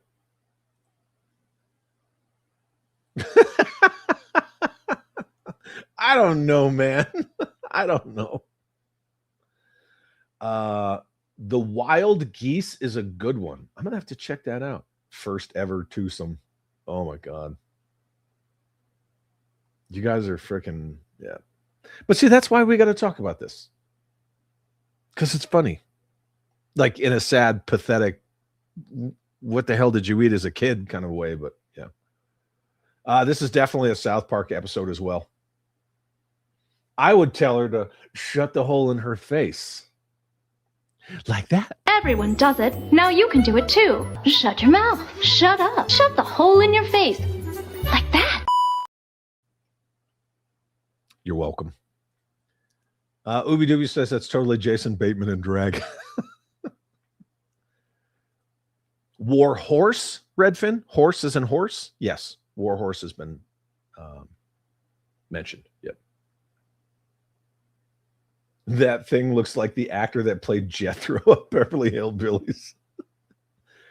Oh, the freaking Patriot. I watched The Patriot on the 4th of July on Independence Day. So good. Von Ryan's Express. Yes, Glory absolutely counts. Or is it only 3/5 of a movie? I see what you did there, but it 100% counts. Glory is awesome. Yes, The Beast. That's a recent movie, right? I believe that's recent. Bridge on the River Kwai. That's why I have Sir Alec Guinness on the thumbnail, kids. A boop, a boop, a boop. Last thing, I believe this is the last thing I'm going to talk about. Let me double check. Yep, this is the last thing. Oh, I don't know about the rest of you. It's not a war movie. We're talking about war movies, and I saw this from E! News, Entertainment News, whatever. I saw this morning, and it's about a movie, so whatever. It's my fucking show. I'll do what I want. National Treasure 3. Finally. Again, I don't know about the rest of you, but I fucking love the National Treasure movies. I love them. So, yeah. I was happy to see that they finally decided to pull their heads out of their fifth point of contact and fucking make this damn third movie. Because again, right, it was totally set up in the second one with the president and did you look at this page and blah, blah, blah. Yeah. Paths of Glory. I have not heard of that. Justin Booth agrees with me, a.k.a. Chadhole Prime, a.k.a. the chuddiest of chuddos, the man himself. Last of the Mohicans is a war movie. Ooh, that counts. Absolutely fucking counts. Last Samurai. So good. So many amazing actors. Gods and Generals. Yes. I have not seen Young George Washington. I heard nothing but good stuff about it, but I haven't seen it. It is on my list, so I don't know. Yeah. Now that's a woman. She can tell me to shut up. Fuck yeah, dude. She's great. Chucha says +1, Gods and Generals. Flying Leathernecks. Yeah. Do you guys remember, what was that movie? Red Tails? Red Tails was pretty good. It was pretty good. Yeah. No, I caught what you meant. Yeah, War Horse. Yep. I like Midway as well. I really like Midway. You know what movie no one's mentioned yet? And I'm going to mention it. And I'm sure most of us are going to go, Pearl Harbor? Anybody? Pearl Harbor? I had such high hopes in Pearl Harbor. The only parts of it I really liked were the fucking Jimmy Doolittle stuff, but yeah. Even though that's Alec Baldwin. And I'm not a big Alec Baldwin fan. I do like his statement about, like, you know, I'm not built like other people, you know. I'm not built to be a prisoner or whatever. I would find the nearest ship or find the nearest target and smash my plane into it. Yeah.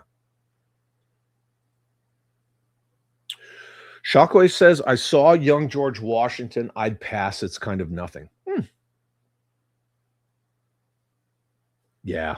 The Patriot. Yeah, where they call him the Ghost. That's such a good movie. She looks like the dude from the second. She looks like Glenn Powell. Oh, is that what you're talking about? Hangman? Top Gun 2 is so freaking good. So yeah, there's a fair question. I guess Top Gun and the sequel don't count as war movies, right? Right? I don't think Top Gun 1 and 2 count. You know what does? Fucking Red Dawn. Red Dawn counts as a war movie because it is the opening of World War III. I have spoken. Wolverines! Wolverines! Hell yeah! Hell yeah. Oh, The Beast came out in the late 90s. Maybe I'm thinking about... There was a recent movie that just came out about a tank crew. Maybe it was Germans.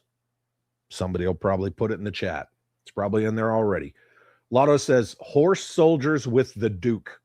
You can't go wrong with the Duke.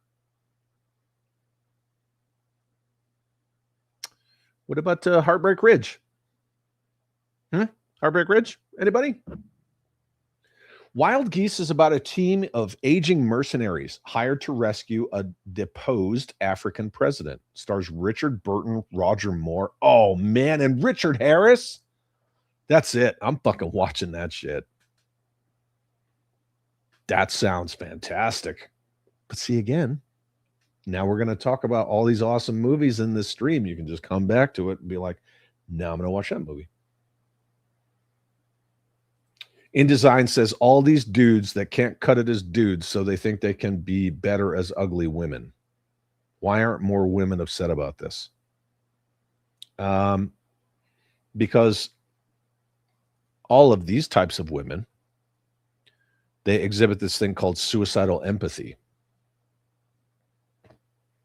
And most of them aren't moms, so they have nothing to care for. They just try to find stuff to care. Yeah, I mean, I'm sure half of them had like 30 abortions, but they're not moms. They just look for things to, like, you know, fight for and care for and foster and, you know, safeguard. And it's always the wrong shit, morally speaking. Yeah, that's why. Right there. I mean, look at birth rates, look at family rates with you know, the mentally ill, very low. Yep. That's my answer. Anyway, let me get this off the screen. Now we'll just go back to talking about war movies.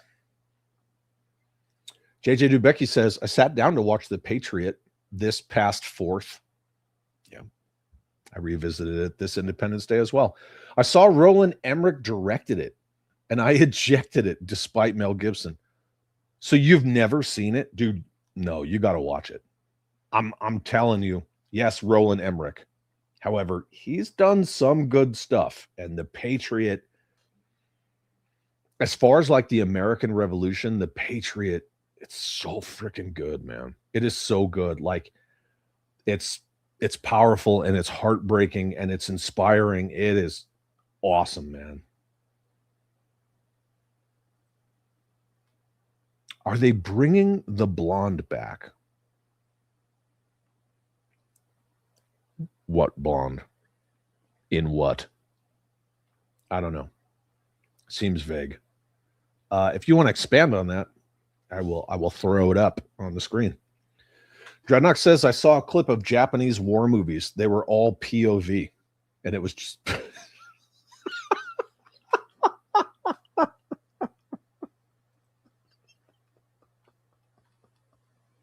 Did anybody else get that?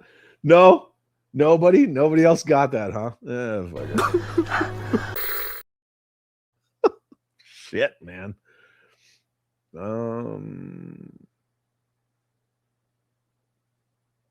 Hell yeah, dude. National Treasure 3. Look, just me. Yes, Sicario 3. Yep. A few of my buddies from Fifth Armor on Fort Bliss, because right, Sicario was all filmed around here. They're actually in that movie. They're all the guys in the scene where they like put on their nods and they all just kind of walk off and disappear into the dark. Yeah. Most of those guys are real soldiers. Aside from the couple that have the speaking roles. Like you can point them out, but yeah. I fucking love Nick Cage. The Great Escape. Yes. Sorry, my mind immediately went to Clint Eastwood Alcatraz.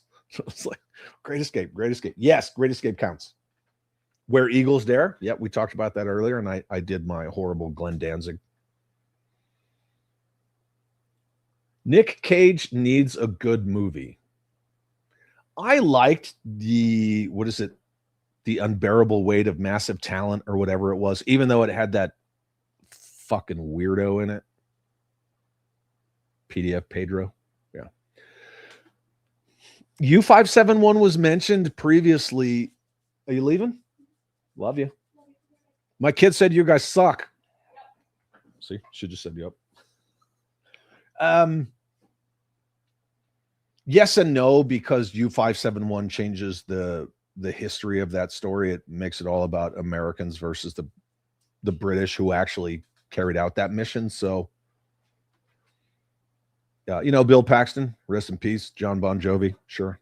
But, and I had said this exact thing, like a fucking hour and a half ago, but I don't like the fact that they disrespected what the British did on that mission. That's just me. So Nick Cage was holding out for a better hairpiece. That's why it took so long. That's savage. I love Nicolas Cage. He's a Coppola. Come on.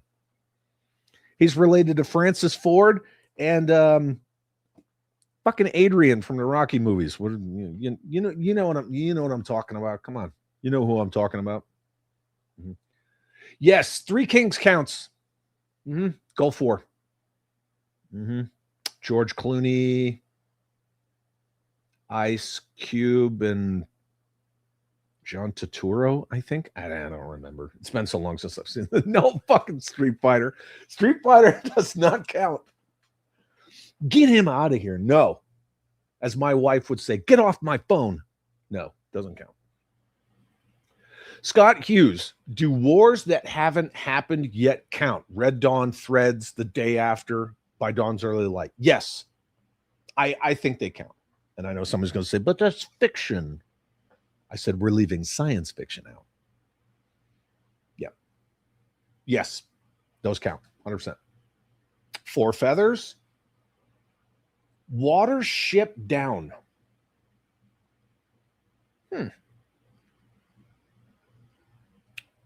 Here comes the history nerd part of me. Last of the Mohican minimizes the 5 tribes aligned with the French. That is true. Yep. They made it all about like Magua and these Mohicans, and I get you 100%. But I mean, it is historically centered. So, in The Patriot, Benjamin Martin is a composite inspired by several real-life patriots. That is true. Francis Marion, known as the Swamp Fox. Yep. 100% true. But there is a real Benjamin Martin.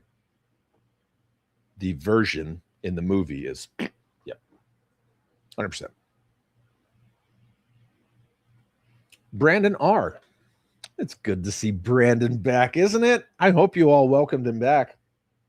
I had to go into the hidden users and fucking like dig him out of there, which not a lot of digging. I don't have a lot of hidden users, but see, this is a cautionary tale about timing people out.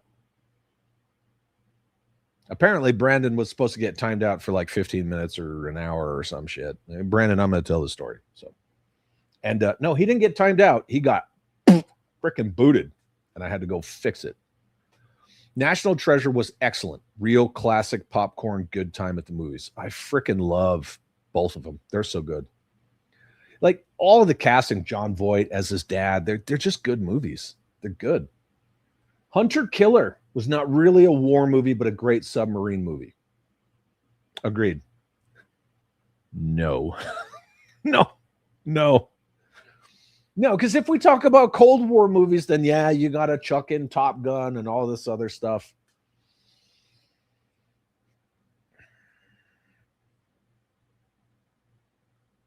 Crimson Tide. That's kind of one of those like what if scenario, leads to like a skirmish, to a misunderstanding. And yeah, I don't know about Crimson Tide. Great movie. I don't know if that counts as a war movie, because that would be like, oh, well, let's talk about like Clear and Present Danger. No. Troy, all day, every day. People like, you going to go see the Odyssey? Negative. I'll just watch Troy again. Mother Slug has never seen Pearl Harbor. You're good. Trust me, you're good. Watch Midway. Men Who Stare at Goats. No.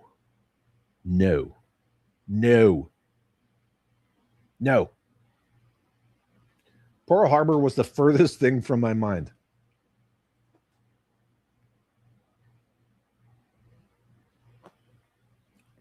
That is a good Pearl Harbor centered movie. Tora. Yeah. Marco, what's up, brother? Been outside crunching carbon for the garden. Very cool. Caught this on a break. Would it be too much to ask that we take it from the top, start over?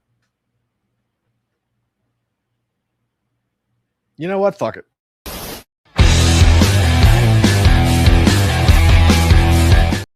No, I'm just kidding, but that's for Marco. Good to see you, man. Thank you for being here.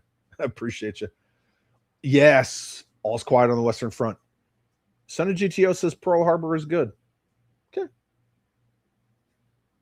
Sci-Fi Swampman said Pearl Harbor and Midway. Okay, I didn't.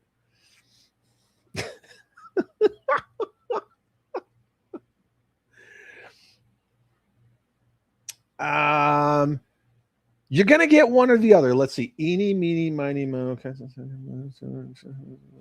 Meeny, miny, mo.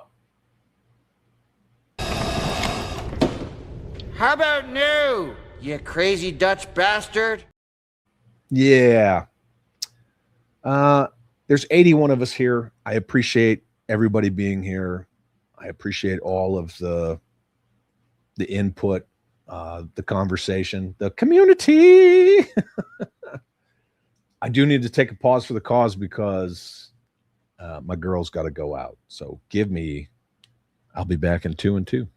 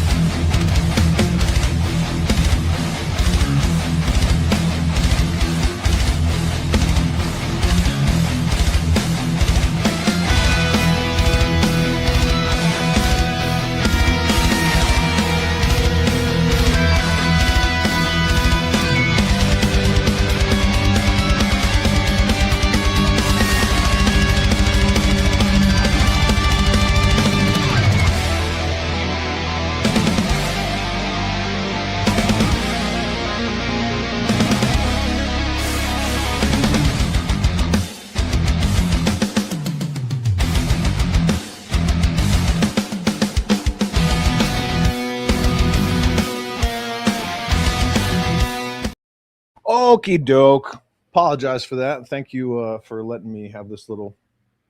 See, Odie won't. She will not come. Come here. Come here. Oh, look at there she is. Oh, you guys got to see Odie. Sorry. I apologize for that. Thank you for giving me a moment to let the girls out. CG7 Cobra says Paths of Glory, Kubrick, Kirk Douglas, the barkeep from The Shining. Awesome, man. Yeah. All Quiet on the Western Front, for sure. Medieval Alchemist says Pearl Harbor is good. Yeah, Hacksaw Ridge is savage. Savage. It is absolutely a savage movie. You are in the way. I'm sorry. No. No. Not even a little. I appreciate this. This is a hot take. Top Gun Maverick is just Star Wars. I never thought about it like that. Right. Makes sense. I could see that. Jedi Ben says they had a B-52 Doolittle, B-25 at the air show I was at Sunday, as well as the B-29. I believe you meant B-25, right? They were amazing to see. All those World War II bombers are so freaking cool. One of our captured officers, my lord. Oh, I love the way he freaking okey dokes them. And then the dogs still go with him. I get more nostalgia from Top Gun 2 than Top Gun. I guess that makes sense since Top Gun 2 relies heavily on, the member berries from Top Gun, whereas Top Gun is just original. I don't know. Oh, freaking Sisu. Mari had mentioned Sisu yesterday, and yes, I'm gonna say that counts as a war movie. Gung Ho. Fury was a tank movie. It's a war movie. It's squarely in the middle of World War II, but yeah. Oh, they're cooking good now. Oh, that movie is savage. Crystal Clear says, I'm embarrassed that I forgot about Heartbreak Ridge. Yeah. Wind Talkers, speaking of Nicolas Cage. Actually, Red Dawn is a fictional movie. Fuck that, Wolverines. That's right. I mean, yeah. Fiction, but right, we're pushing out science fiction, so no aliens, no Starship Troopers, no Battle Los Angeles, things like that. However, the threat of World War III was very real then. So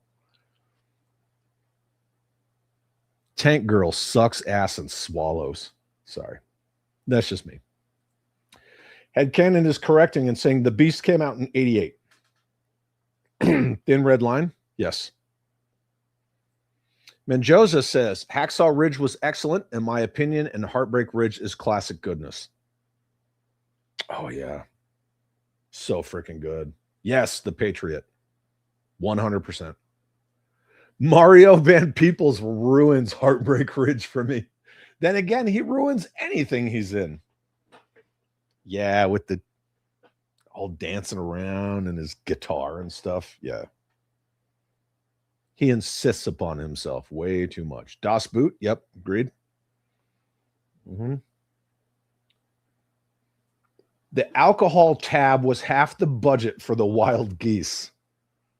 I don't know if that's a joke, but I wouldn't be surprised with the people who were mentioned as starring in that movie. Slacker says Hacksaw Ridge is crazy because they had to tone down the events that happened to make it more believable. And then when you watch it, it's insane. Yes, Braveheart is a war movie. 100%. Yep. Historical war movie. I mean, we're talking about Troy and all this other stuff. Yeah, Braveheart totally counts. Attack Force Z. with a young Mel Gibson. I've never heard of that movie. Now I got it right here. Yeah, The Patriot is a freaking mandatory watch. Absolutely.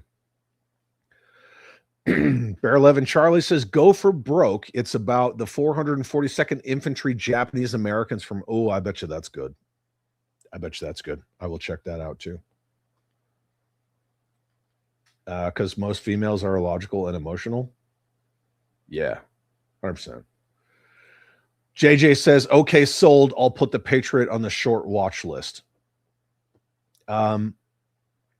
See, this is the kind of stuff that I really appreciate. And I get excited about this. Like, you had put it in, you saw Roland Emmerich, you took it out, and now you're like, okay, you know what I mean? Like, you're not getting browbeat about it. You're just like, all right, I'll give it another chance. And now I'm excited to hear your thoughts when you actually sit down and watch it. It's good. It's not a short movie. It's not like super freaking long, but it's a good. Again, I don't need to sell you on it anymore, but I'm very curious to hear what your thoughts are after you watch it.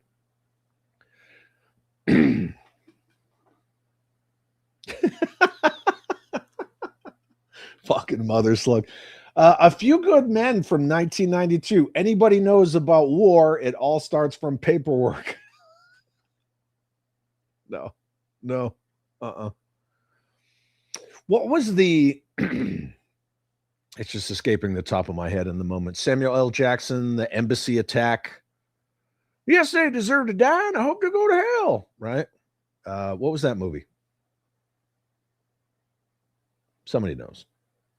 I don't think that counts as a war movie, but yeah.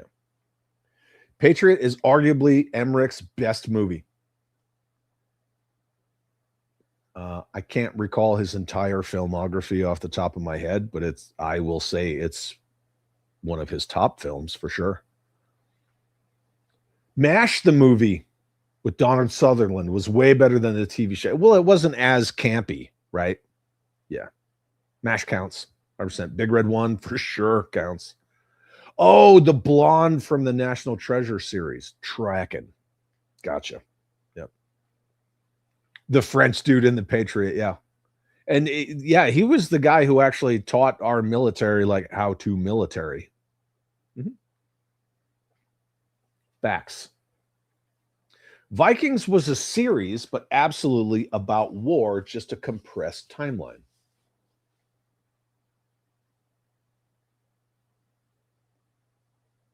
Yeah, maybe we could do a whole episode about war series. Yeah, I don't know. Braveheart is definitely a war movie. It may be the war movie. I don't know if it's the war movie, but that's an interesting, like, what is your number one, like, be all end all fucking war movie? I think that would be too hard. I don't have a number one war movie. There's too many wars, right, that are represented on film. I don't think I could have one. Dreadnought loves the Sicario movies. Yep, 100%. Pressure with Brendan Fraser. More of a drama, but still a war movie.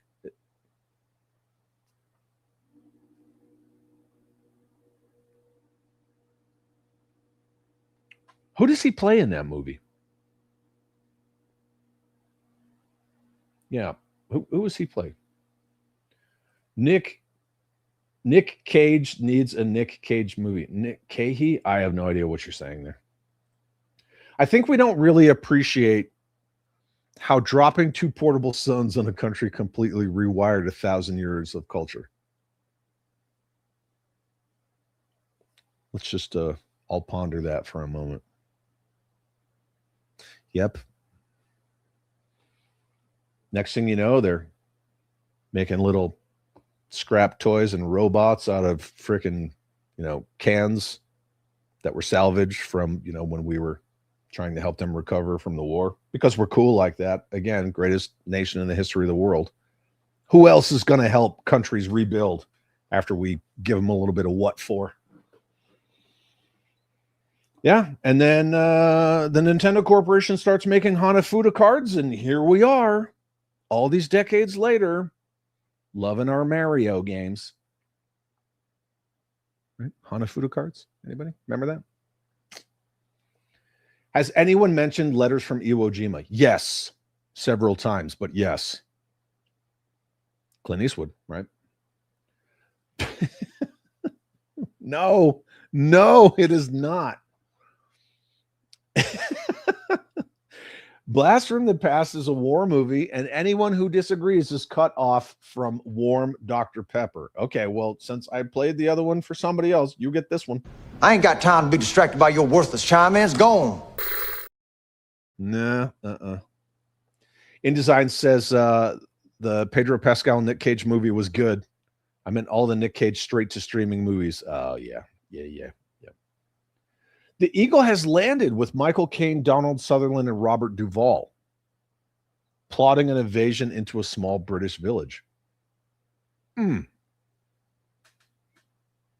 Next thing you know, Robert Duvall is napalming Charlie. All right. Nick Cage had a bunch of great movies, says Mother Slug. Peggy Sue Got Married, Raising Arizona, Fast Times at Ridgemont High. Yeah, dude. Jim Largo says the Chad Spawn didn't say that she hated us. She thinks we're awesome because we keep her old man occupied. Prove it. Prove it. The burden of proof is on you, not me. Lone Survivor, unless it's been mentioned. It has been mentioned. I also brought up the fact that most of the movie was filmed here in the Sandia Mountains, which my house is right up against. Yeah.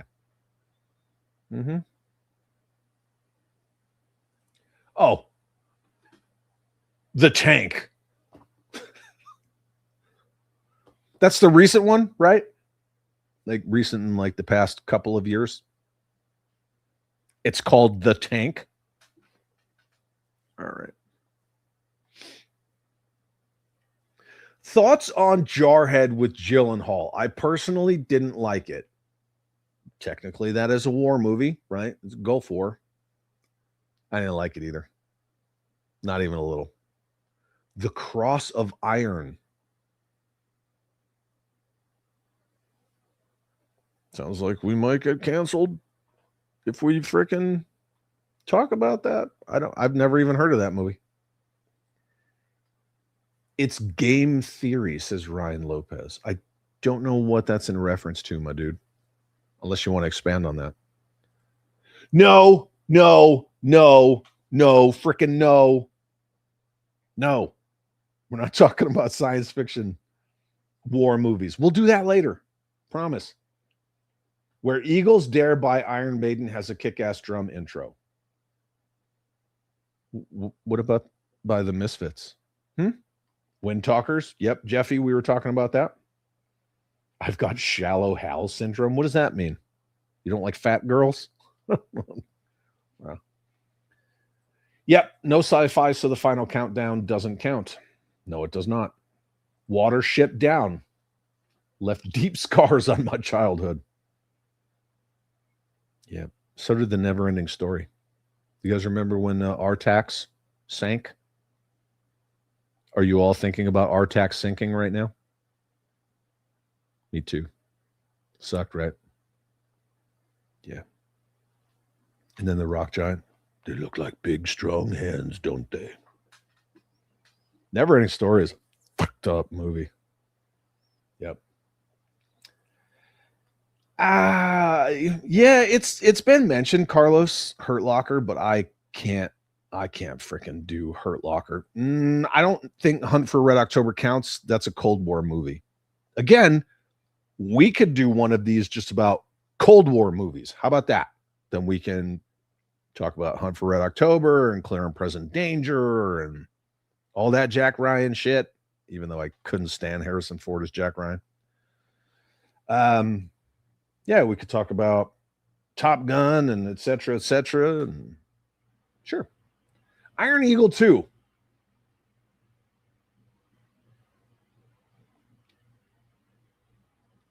I'm going to need a little more. I only remember the first Iron Eagle. No! No, it doesn't count. Let's see. Do I got one for this? Eeny, meeny, miny. Yeah, we haven't seen this one yet today. Everybody can thank Jay for this. Fuck! All of you! There you go. Troy absolutely counts. Yep, Troy counts.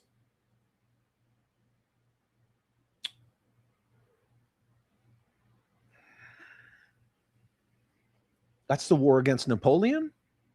Master and Commander?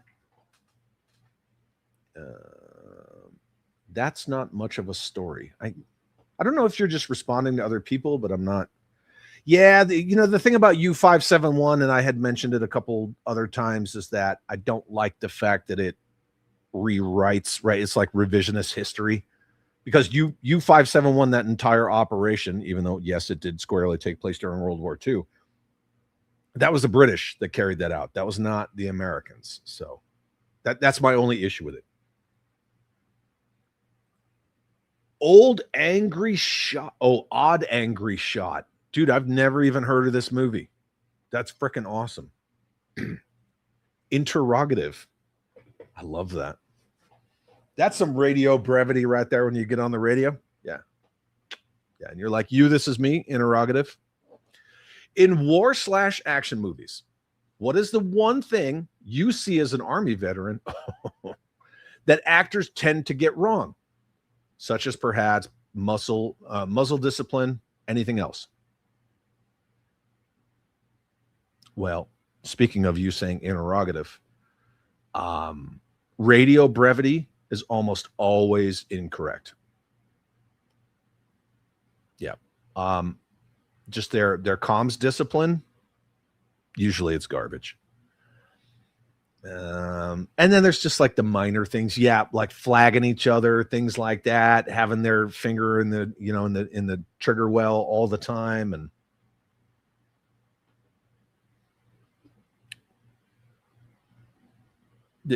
there's a lot. Grenades that explode into like massive, house-sized fireballs. I don't know. It's usually the radio communications, the brevity, the discipline, all that. Just yeah.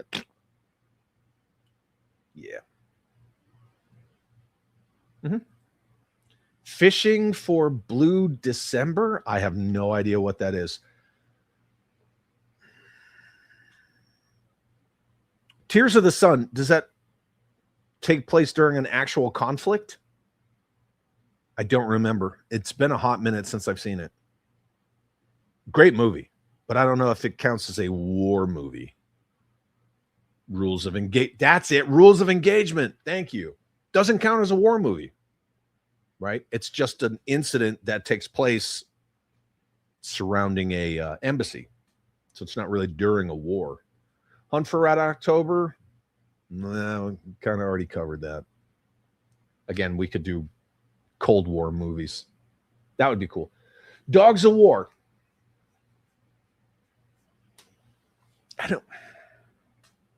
I'm sure somebody else could chime in on that. I don't remember when Dogs of War takes place. Like what surrounds the events, kind of a thing. Bigham, what's up, man? Good to see you. Thank you for being here. Yes, Flight of the Intruder. Absolutely counts. Yep. Bat 21. I think somebody mentioned Bat 21, but that counts. Not Flight of the Navigator. That doesn't count. So, science fiction. I don't know about Brothers. I don't know.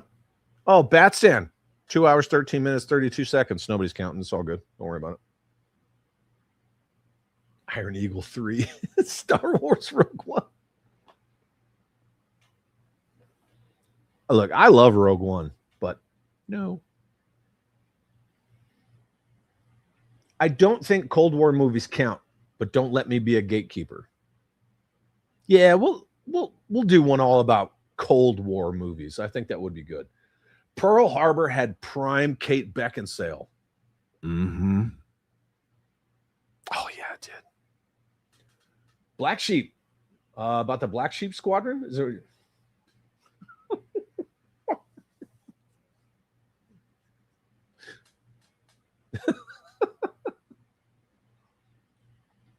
Operation Petticoat. Okay. 1941. What's up, Murray? Good to see you. Yes. Absolutely. 100% to both of these. Very, very, very young Harrison Ford and Force 10 from Navarone. Fucking shit. I showed you guys the picture yesterday of your boy. 21 years old. I was 20.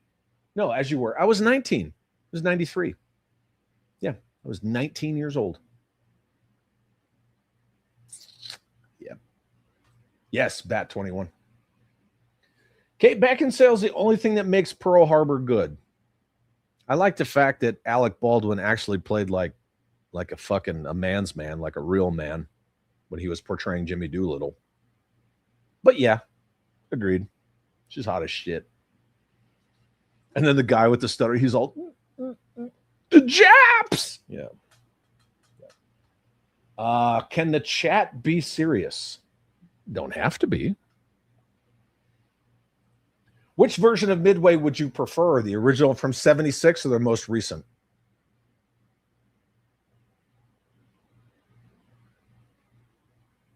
Either. I mean, obviously the most recent has like more spectacle because of better effects and things like that, but they're both good. I don't know. Undefeated.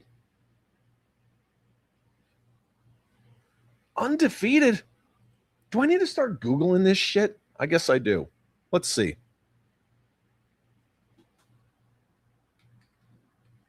Undefeated movie. Ooh. The Undefeated follows former Union and Confederate officers who, after the Civil War, lead their groups through Mexico's volatile landscape, ultimately joining forces against bandits and revolutionaries. John Wayne and Rock Hudson.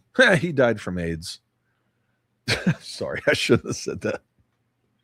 That was just one of those impulse control moments. I don't think so. Now, former Union and Confederate officers, so it's post-Civil War. Survey says, nope. You guys are awesome. Well, thanks, Ryan. I saw Midway and Tora Tora Tora as a double feature as a kid. Dude, that's rad. That's rad. Yes, Talia Shire. Thank you. Man, am I that far behind on the chat? Oh, don't tell me that. Dreadnought appreciates everyone except Shockwave. Yeah. Fat Man and Little Boy. I wonder what that's about. Oh, yeah. Talia Shire is a Coppola. She absolutely is. 2 and 2, Chuck Woolery style. Yeah. Did that mean 4 minutes? I didn't think the commercial breaks were 4 minutes long. Yeah, no, he's totally just playing, dude. That's what he does. And then he starts crying. There's no crying in baseball. That's not a war movie, by the way. I'm surprised somebody didn't say A League of Their Own. Now somebody's going to say A League of Their Own. Yeah. Yeah, Pi, we were talking about that early on.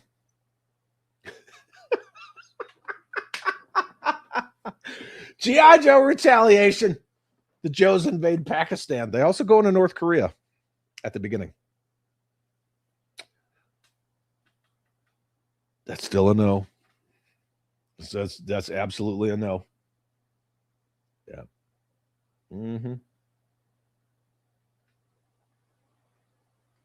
Zulu Dawn. Zulu Dawn. Zulu Dawn movie.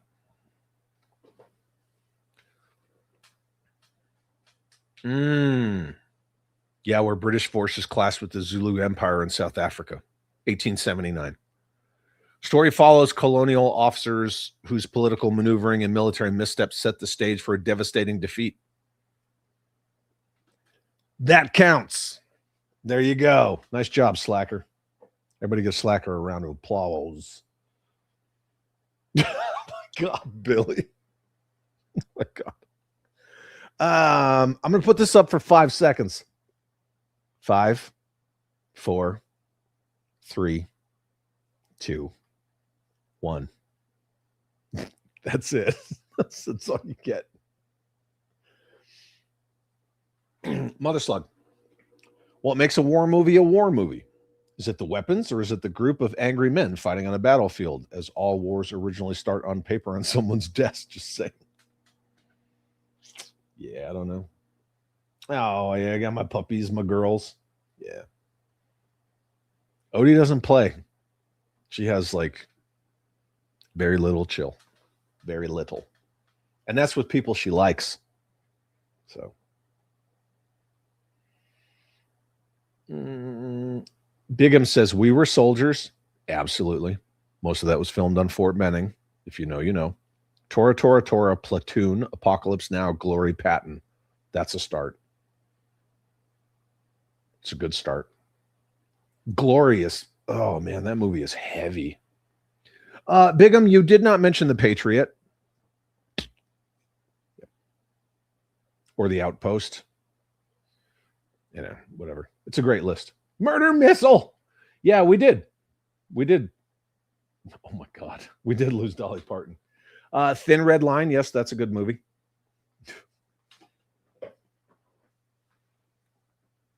Read this for yourself.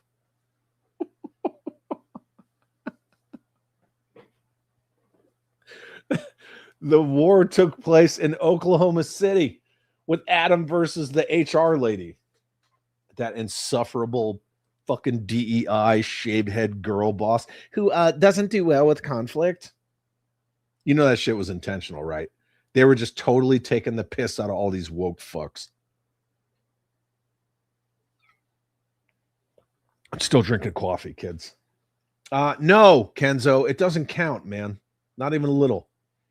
Hamburger Hill counts. Typos and all.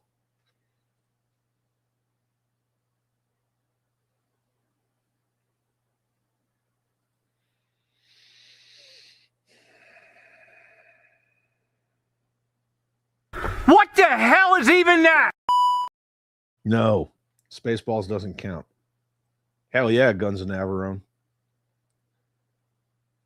If only Goose turned to the dark side. Like Anthony Edwards Goose from Top Gun? I miss air shows. Who doesn't? Oh, Memphis Belle. Dude, there you go. Memphis Belle for sure.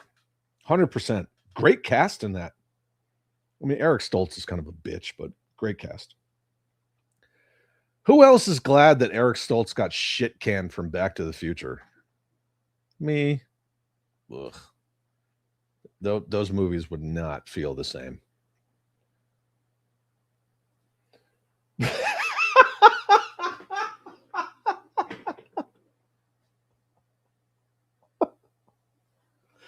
Are we talking about Black Captain America? Is that what we're talking about? I think you're talking about Anthony Mackie's Captain America. Is that what you're talking about? Stalingrad.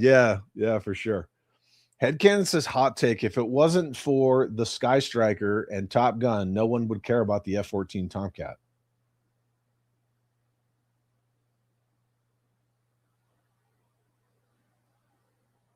That is a hot take.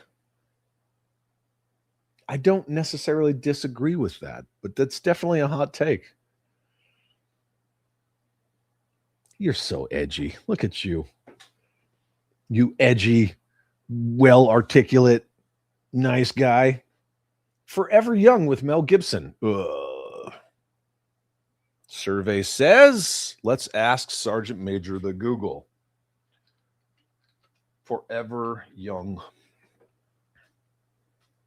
Follows a 1939 test pilot who volunteers for a cryogenic experiment to avoid watching his love fade away. Only to wake up in 92 facing a rapidly... No, fuck no. No, not even close. Dude, come on, man. No.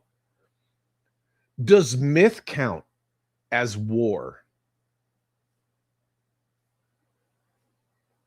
As there are a lot of movies that tell myths, like Hacksaw Ridge, Saving Private Ryan. So what's the difference between myth to fictional?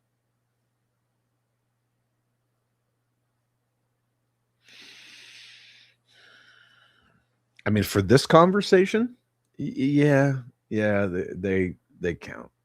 They count. Yeah. What about Robotech? Oh, that's where you got your love for F-14s. Understood. Okay. Yeah. Fuck Tank Girl. Stupid. Remember when all those like young, idiotic females who were like searching for something to like be positive about, and they were like, oh, Tank Girl makes me tough and strong. I'm all about Tank Girl because girl power. Nope. Oh, fuck. Restrepo. Restrepo's a documentary, but yes. Restrepo. I think something like Restrepo counts more than most of these because, I mean, it's freaking real. And yeah, that is one of those hit close to homes. Yeah, exactly. Yeah, Memphis Belle, 100%. Nope. War Games doesn't count. Not even a little. Now, if and when, it'll probably be more when than if, we do a mandatory fun stream about Cold War movies, by all means. Shall we play a game? Put that shit in there. But, you know, and here's the thing, like myth, fiction, nonfiction, all that stuff. No, no, that's myth for sure. Myth and science fiction. I mean, it's my fucking show, and I say that Red Dawn counts because it's about a fictional World War III scenario. So yeah, I mean, a lot of that stuff counts. Hacksaw Ridge is only mythical because they didn't show all his heroic deeds. I mean, there were a few things that were churched up. You know, they put like that Hollywood spin on some things. But it was more just like his personal life kind of aspects. But yeah. Mario Van Peebles is the Temu Wesley Snipes. There's a good argument. Imagine how much better Heartbreak Ridge would have been if you had a young Wesley Snipes and he was serious. I mean, you could still be a fuck up and be serious, right? Like he had to whip them into shape, but so good. How do you know what kind of goddamn day it is? That movie is so good. Lots of great actors in there. Even Greg Kinnear. Like Greg Kinnear. You guys remember when that one dude's yelling at him and he pulls out his revolver and he puts it right in his face?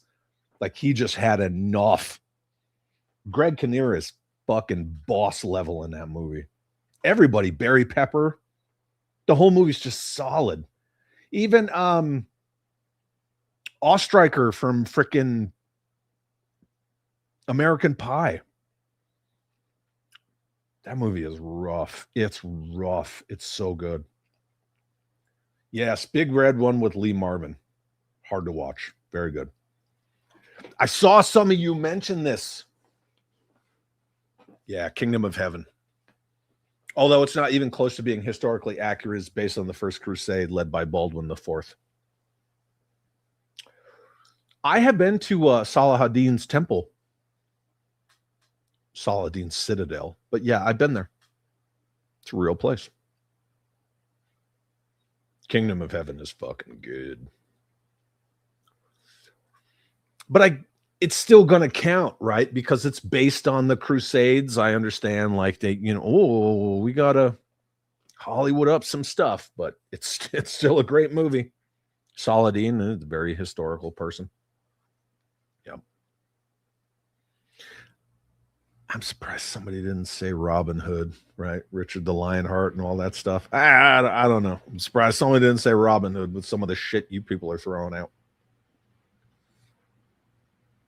Man Behind the Sun, 1988. The scene with the rats still gets me. What's up, Photo Viper? I don't think I've even heard of this. The Man Behind the Sun. Oh, Men Behind the Sun. Film opens with the quote, "Friendship is friendship, history is history." Group of Japanese boys are conscripted into the Imperial Youth Corps. They are assigned to the Kwangtung Army and are brought to one of the facilities serving Unit 731.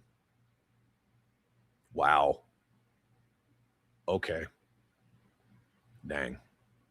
Last-ditch weapon against the Chinese. Okay. Wow, that looks pretty heavy. Oh, you did say men, as you were. I'm sorry. Men Behind the Sun, kids. Check it out. It looks troubling. U571. Yep, we mentioned that many, many times.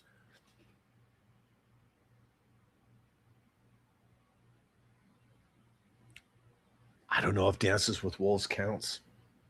Anybody? Thoughts? Dances with Wolves. Because that's a post-war movie, isn't it? I believe it's post-war. I think it's post-war, but it's like westward expansion, manifest destiny time frame. I don't know. No. Oh, Sam Neill is in Attack of Horse Z as well? Dude, 100%. Yeah, Jeffy. We've been talking about that for a hot minute. Tears of the Sun? No idea. Let's look. I don't think Tears of the Sun counts. Tears of the Sun.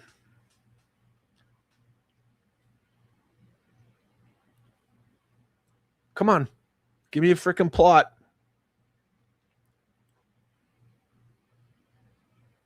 It's during a fictitious Nigerian civil war. So, no, sorry. Great combat movie, but it doesn't count as a war movie. Gallipoli. Dude, yes, Gallipoli. It's not Gallipoli, kids. I'm sorry. It's Gallipoli. That's the first mention of that movie. It's fucking awesome movie. Mari, what's up? Hope everyone is doing well. My husband recommended 1941. Dad's favorite was Dirty Dozen. Both freaking awesome. Yes. Audie Murphy. Yep. Audie Murphy, Chesty Puller. Thank you. Only two people you ever need to know. Yep. Yeah, Dirty Dozen's freaking awesome, dude. Yep. Rest in peace, Dolly Parton.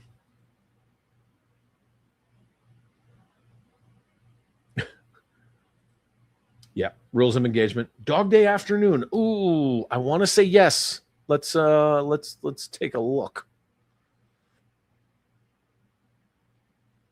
I didn't realize that Tears of the Sun was about a fictitious Nigerian civil war. I thought it had to do with some country's civil war, but yeah. Now, if it was a historical civil war, or even like all the genocide, I hate using that word, in the Congo, okay, sure, that would count. But Dog Day Afternoon. Pacino. God, no. No. Not even close. Dog Day Afternoon follows Sonny and his accomplice Sal as a Brooklyn bank robbery spirals into a hostage crisis situation. No, not even a little. Time to Kill.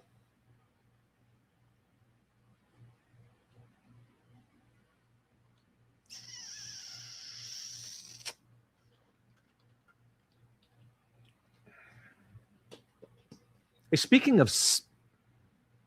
Oh, God, no. Are you fucking serious? Sandra Bullock, Matthew McConaughey? No. No! Speaking of series, TV shows, Generation Kill. 13 hours. That is a very rough watch for me. 13 hours.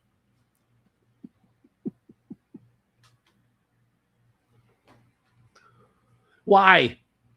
Why do you people do this to me, huh?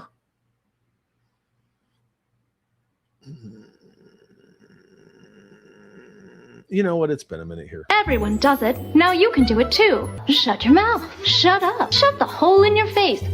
Like that. Yeah. Devil's Brigade. What is that about? Let's see. Devil's Possessive Devil's Brigade. Oh, hell yeah.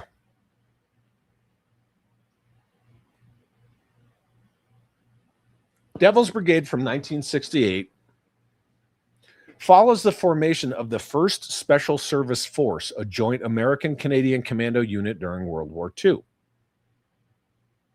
Shit, yeah. All about that. That looks freaking awesome. Yep, I'm in. Devil's Brigade. I will watch it. Which movie sequel of Tom Sizemore dies in this movie was the one where him, Vin Diesel, and Forrest Gump had to save Matt Damon again?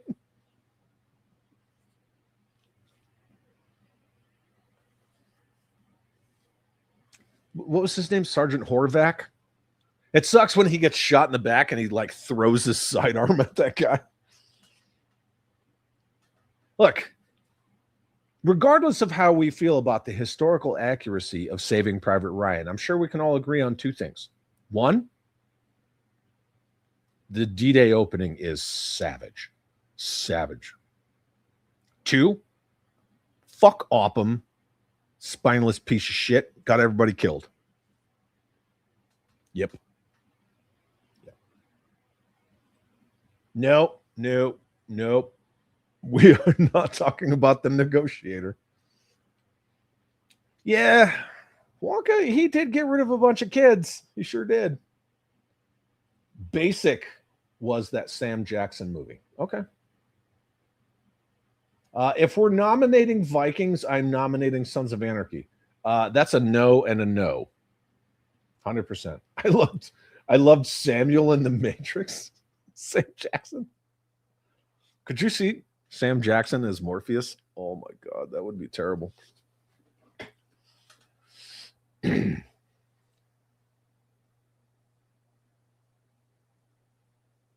Not to actually Chad, but in German, the double O creates a long O. So it's just boat, Das Boot. Man, that sucks. I guess I was churching it up. I guess a million people church it up because I've always heard it as Das Boot. Always. Good to know. Now you're on my list. Fucking hate you. Yeah, Apocalypse Now. Like the first third of it. I don't think anyone mentioned holy God, I'm having a moment. Full Metal Jacket. Not on this stream. I kind of put Apocalypse Now and Full Metal Jacket in the same category because Apocalypse Now starts as a war movie and then it just goes off the reservation with, Brando and all the dumb shit. The descent into madness. Whoa. Whereas Full Metal Jacket starts as like the hell that these recruits or, people who didn't volunteer, maybe draftees or whatever, had to go through Paris Island and then becomes a war movie. So I don't know. Flags of Our Fathers. Yes. Pacific is a TV show, but we could totally talk about that another time. Yeah, absolutely. I liked Band of Brothers more than the Pacific just because Band of Brothers was all about like, get it done. And the Pacific had a lot more like, woe is me. I have to fight in this war. Oh, I'm going to cry and freak out. And I get it, right? Because I've been there. I've done it. I've cried in combat. I'm not ashamed to admit that. I've even had fear boners and shit myself. Fear boners are a real thing, kids. If you know, you know. But the Pacific is so much more about like, the shell shock, the PTSD and things like that. And yeah, I don't know. I kind of like Band of Brothers a little more. Because, you got like Donnie Wahlberg just fucking killing it. I've never seen this movie, Snakes on a Plane. I never will. JJ Dubecki says, best war movie in his opinion is Das Boat. See? Thanks, Brandon. I got it right. Greatest war movie, Starship Troopers. We're not there yet. Eisenhower. Yeah. That's what I was going to say. Yeah. Yes, that's a recent movie. I've heard it's really good. Yep. I've heard it's really good. Did you guys see Nuremberg? Granted, it's not a war movie, right? It's about the Nuremberg trials, but that movie is heavy. Nuremberg is a heavy movie. And what's his name? The Aussie guy who wants to fight everyone, right? He was I'm sorry, I'm having a moment. He was freaking awesome in that movie. Gettysburg, yes. Gods and Generals. Gettysburg for sure. Mm-hmm.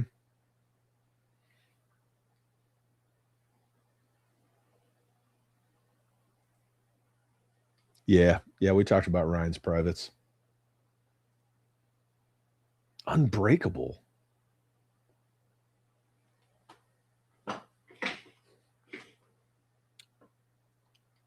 I'm having one of my immediate recall moments. Unbreakable. Oh my God.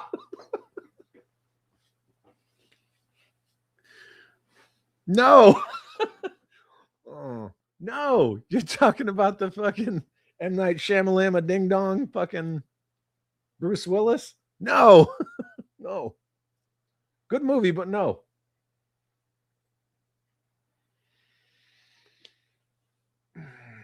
I don't know. Let's ask the judges. What do you guys think? Do you think Oppenheimer counts as a war movie? I don't know if it counts as a war movie. First of all, oh God, that movie. Everything that guy does just insists upon itself. It's so fucking preachy. I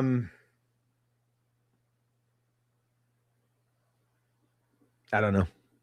I don't. Enrico Fermi got fucked over in that movie. Like, where was all the love for Enrico Fermi? Like, if you know, you know, right? Yeah, probably no Abraham Lincoln vampire. No, probably not. I don't think so. Now, when we discuss, I don't know if it counts as science fiction. Generally, that's futuristic, but yeah, The Widowmaker. That's the one with Harrison Ford, right? Playing a Russian sub captain.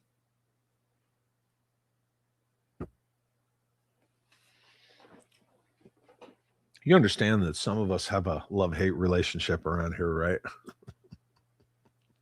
Sometimes I hate to love some of you, and sometimes I love to hate some of you. It's a sliding scale. That being said, no, Kevzilla, it's not a war movie. It's right there in the title. Best war movies are documentaries with actual war footage, says Photo Viper. Yeah, they're savage. Play Dirty with Michael Caine? Look, are we at the part where you guys are just like saying random shit? I swear to Jesus. I swear to little golden fleece diaper baby Jesus. No. No.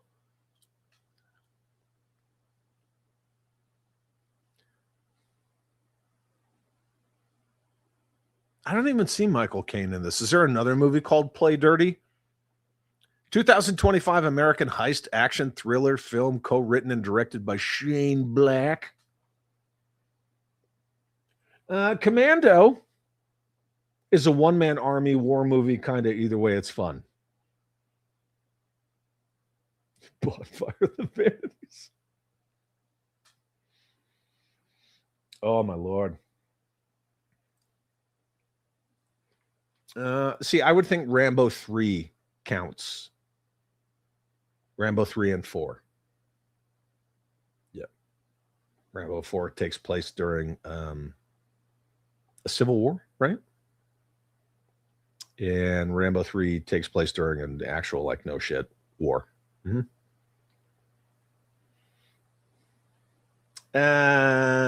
What the hell is stop loss? Not fucking Under Siege. Get out of here with that. However, when she jumps out of that cake, if you know, you know, right? Stop loss movie. Oh, Channing Tatum. Okay. Stop Loss follows a decorated Iraq War veteran who returns home and is disrupted when the U.S. military invokes a stop loss policy requiring him to redeploy, prompting a personal and moral crisis. Film offers an intense look at the psychological toll of war. Okay. Yeah, 100%. Stop Loss, kids. 2008, starring Channing Tatum. Confirmed. Murder!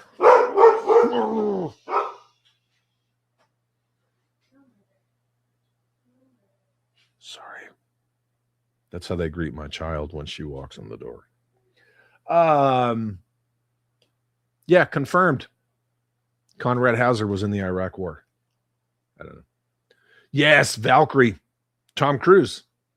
That's a war movie. Mm-hmm. Rules of Engagement was a movie I was talking about. However, it's not about a war. No. Mm-mm.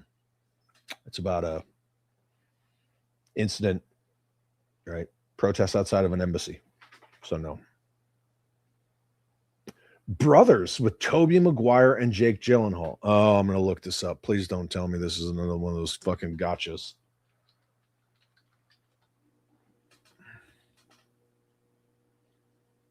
Ooh. 2009's Brothers is a tense psychological drama about a Marine captain presumed dead in Afghanistan, whose return home after captivity strains his family and ignites suspicion towards his brother. I don't know. I don't know about that. That's not a gotcha, but I don't know about that. Oh, it's the Navy. Never mind. We're talking about war. Womp, womp.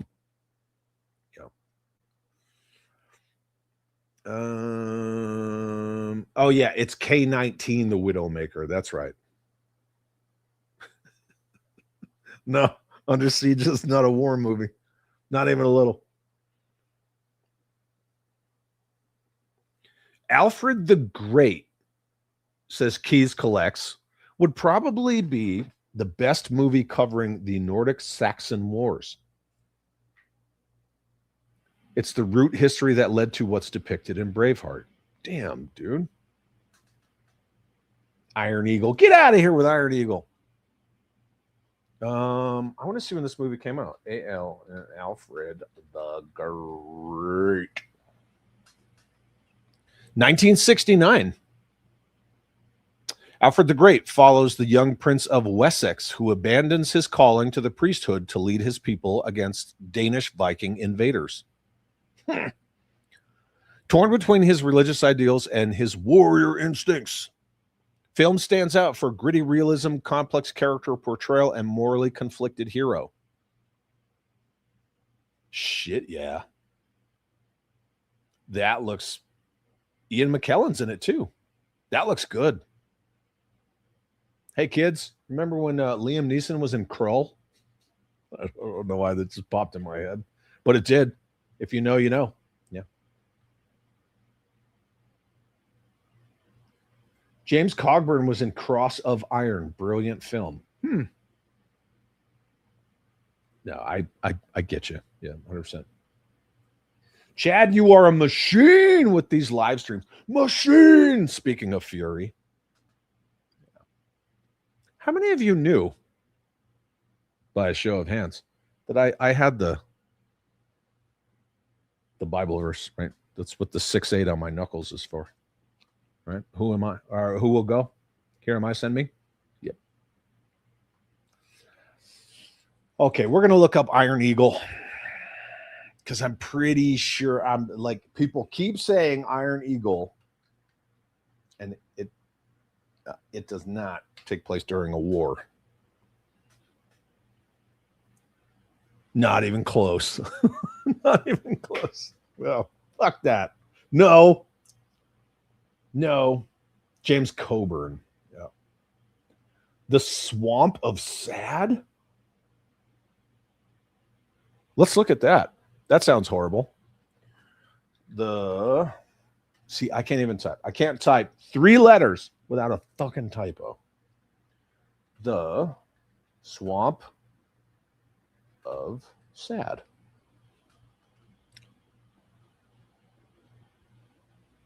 I don't see that. I typed that in and it says, do you mean the Swamp of Sadness? Are you talking about Artax? Is that what you're talking about? That swamp? I think that's what you're talking about. Swamp of Sadness from Neverending Story. Womp womp. Hey, Chad, how about a break it down Barney style Megaforce MF? Oh, Mandatory Fun, as you were. Where we look at all the actors who were actually military veterans. Oh, yes. Dude, 100%.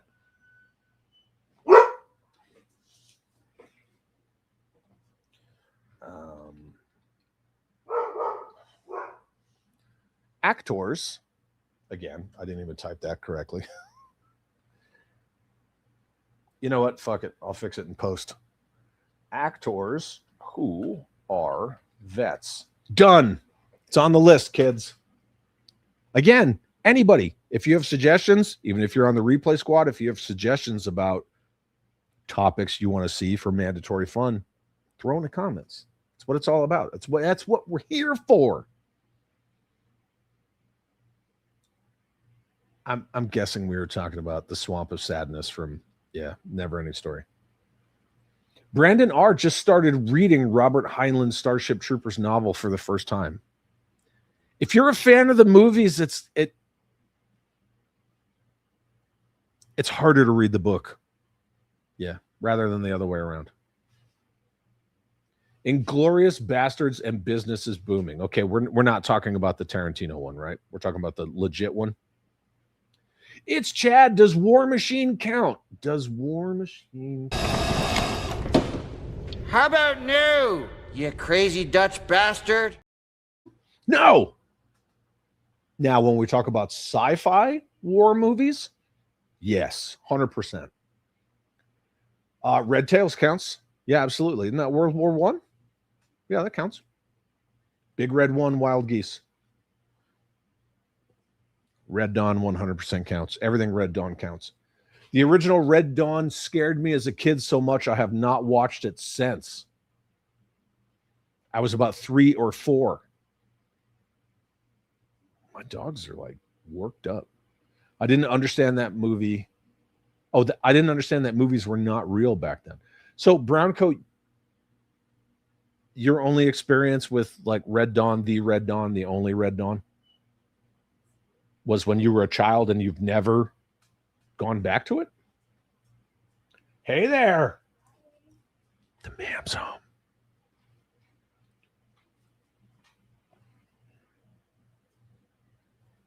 Waterloo. I mean, I know it's about Napoleon. Yeah. Hell in the Pacific. Okay. Lone Survivor. Yep. Yeah, that's what it's called. Lone Survivor. Yep. Based on Marcus Luttrell. It's based on a true story. The movie itself is not a true story. It's based on, but yes. War of the Gargantuans. It's in the name. Get out of here, boy. Alan Oppenheimer voiced Falkor, Gamok, and the Rockbiter. Dude. Skeletor.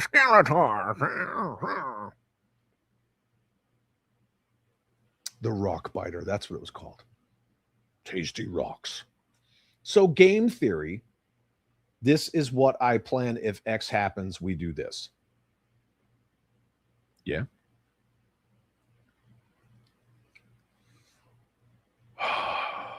No, probably not.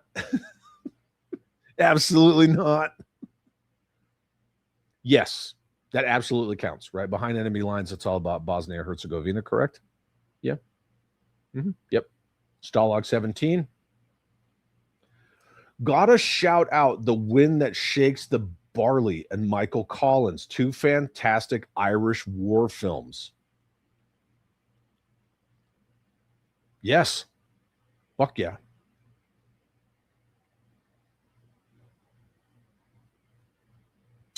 Master and Commander has a couple great scenes for dialing in your home theater speakers with subwoofers correctly.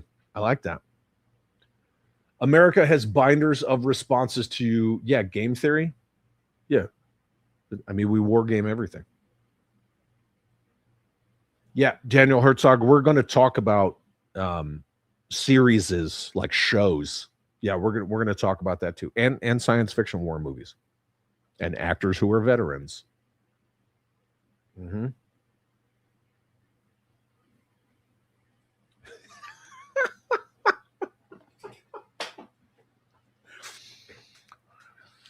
Ladies and gentlemen in the chat, our good friend Dreadnought K6 has a question. Do they make gender reveal grenades? Asking for an enemy. No. Photo Viper says, I like how their magazines last forever.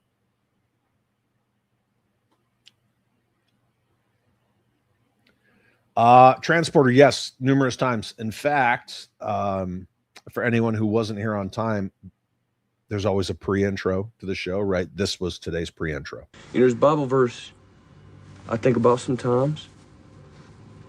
Many times. It goes, then I heard the voice of the Lord saying, whom shall I send? And who will go for us? And I said, here am I. Send me.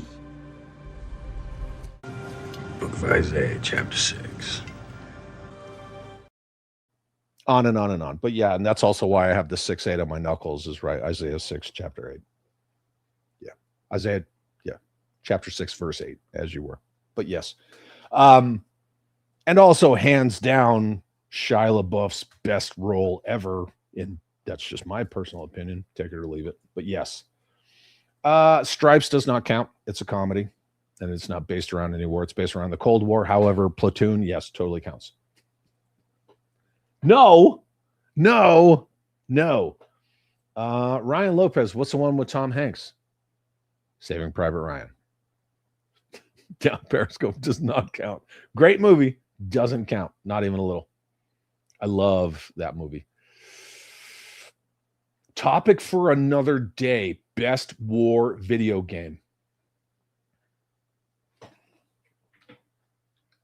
Best war video game. Done. Billy D says Medal of Honor. Yeah. Yeah, Mars is a Full Metal Jacket, crazy movie that I watched more than once. Originally, the pre-intro was, Gunnery Sergeant Hartman and all his stuff with a lot of bleeping because it's right at the beginning of the stream. I stand by what I said earlier about Apocalypse Now and Full Metal Jacket and how one starts off as a war movie and then it does the whole not a war movie, and then the other one starts off not a war movie and then becomes a war movie. Yes, I mean they're both about Vietnam War, but just one starts strong, one finishes strong. So I can only watch so much of both of those. I mean, that's not her name, but yes. Remember when they shrink her uniform? Oh, baby. Yeah. That's her name. Yes. Hamburger Hill is one of the best, hands down, for sure. No. Yes. We did talk about Dolly Parton numerous times. Yes. Mad Max does not count. Not even a little. Not even as a science fiction war movie. It's post-apocalyptic. Yep. Look, we need more gatekeepers in our hobbies. If we had more, we wouldn't see like what these freaking companies have been doing to our favorite intellectual properties. Need more gatekeeping. In toys, it's the collectors or the fans. I say fans loosely. With comics and video games, it's the corporations. But yeah, we need more gatekeepers. 100%. Always. No.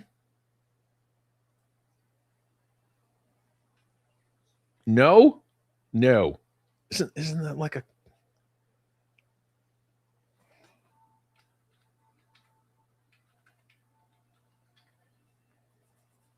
Oh.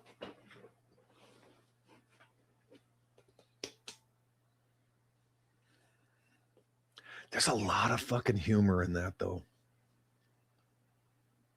I don't know about Biloxi Blues. Yeah.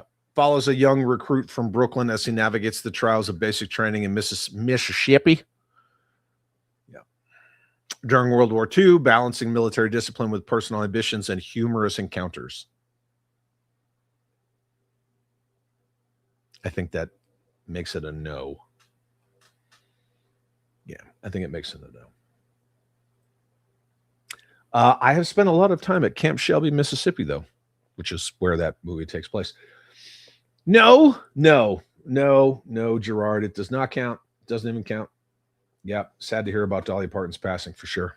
Yeah, she was a very kind woman who did a lot for people. Yeah. Sweet war scene for about 10 seconds in Wolverine. Yeah, right.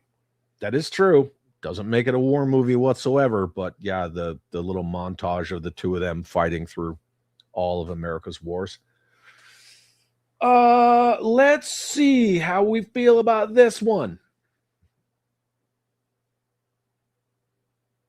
Oh man, I've been playing so many of these. Yeah, I'll give you this. The answer is no. Everyone does it. Now you can do it too. Shut your mouth. Shut up. Shut the hole in your face.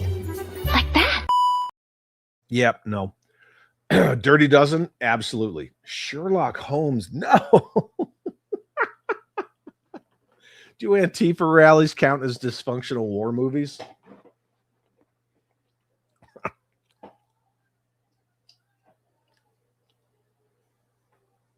Maybe. Fuck them. 100%.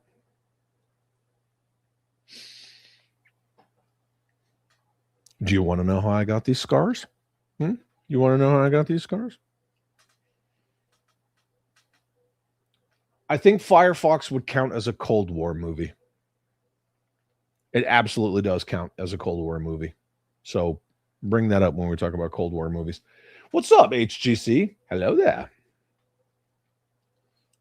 Commando Elites for Life. I have no idea what that even means. Desert Storm 1 and 2. I mean, we had Desert Shield and Desert Storm, and then we had the Iraq War. America destroyed the enemy. Yeah, in like fucking 5 minutes. Pearl Harbor was filmed on the USS Lexington in Corpus Christi, Texas. Dude, that's rad. Very cool. Very cool. No, that movie doesn't count. Well, okay. I guess it does. If Red Dawn counts, I guess this counts. Yeah, I don't know. Enemy at the Gates is good. That's a good movie. 5, 4, 3, 2, 1. There you go. Yeah, I put it on the screen. Best war movie scene was Normandy Beach, Private Ryan. Some intense. Oh, it was. Yeah. 100%. Casualties of War. That's Sean Penn, Michael J. Fox, correct? I believe it is.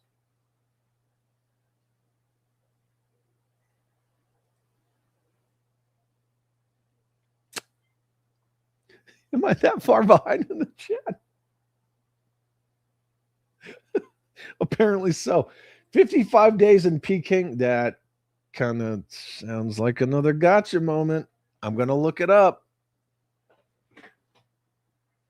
I'm very apprehensive about this.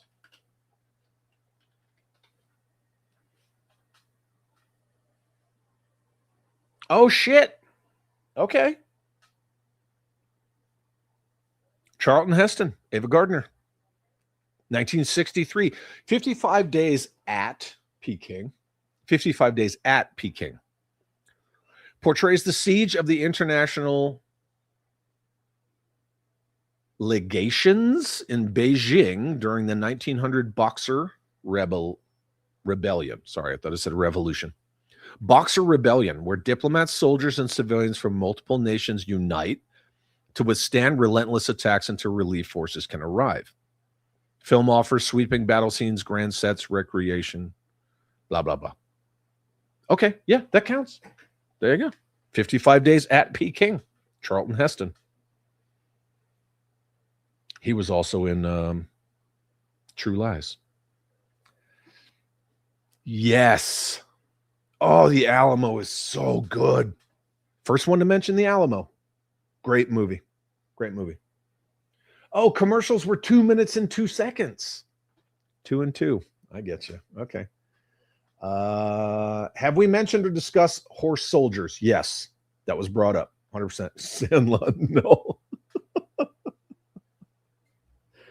Every episode of Daniel Boone, F Troop, Tour of Duty.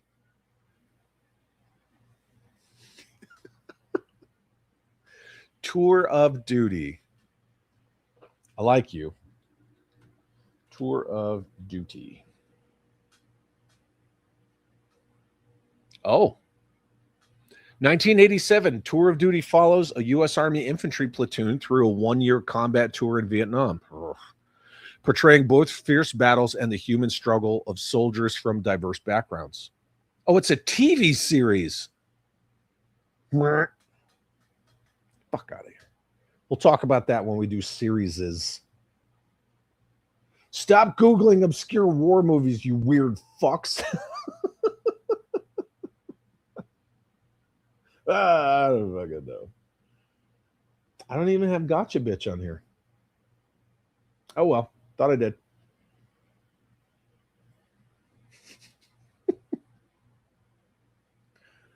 We're just descending into like all manner of fuckery now, aren't we? Yes, we are. Siege of Firebase Gloria with R. Lee Ermey and the boys of Company C. Okay. Eddie Haskell was going to war on Mrs. Cleaver. Fuck you, June Cleaver. A League of Their Own is a war movie. I demand to be acknowledged. Oh, you demand, huh? You need to shut the up. That's what I do if I had no army. I would shut up. Shut the How'd that work out for you? Hi, Odie. Where's your mom?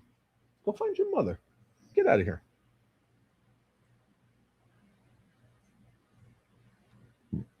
What? What? What does that even mean? CKHART.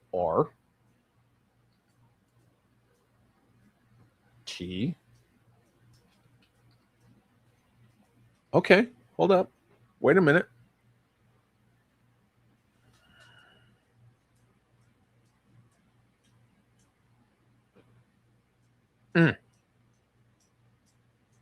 Filmed in Grand Ultra Panavision 70. Oh, come on. Here's Callie, kids. What are you doing? Sweeping historical epic portraying General Charles Gordon's mission to Sudan during a Mahdi revolt. Okay, it counts. Oh, it's 2025. Hi. You got a high five? No high five? Okay. She's balancing on my leg. You want to say hi to everybody? Yeah. You want to say hi? Okay. League of Their Own has the best piss break in all of cinematic history. One of these days,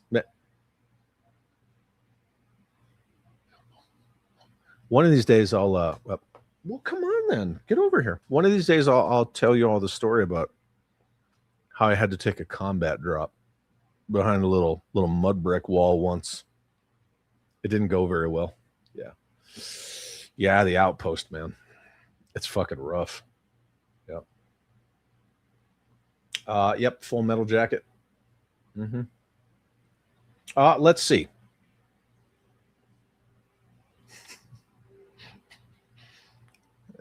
That's almost an hour. A fucking hour. Oh my God. Desert Rats, 1953 with Richard Burton. Sounds great. All right, I'm gonna catch up here. Here we go. Anyone catch the SAS series? Nah, negative. He said coffee. That's what I say. Saving Silverman. Are we gonna race swap Goose? No. Hi there. Hello there.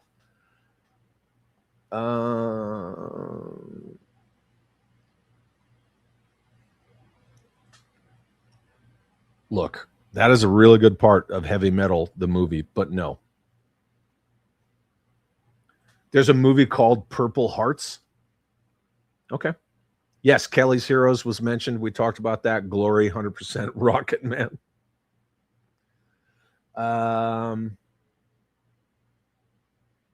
No, nobody mentioned Lawrence of Arabia. That tracks. Yeah, that counts. You know what really grinds my gears? You call the movie Iron Eagle,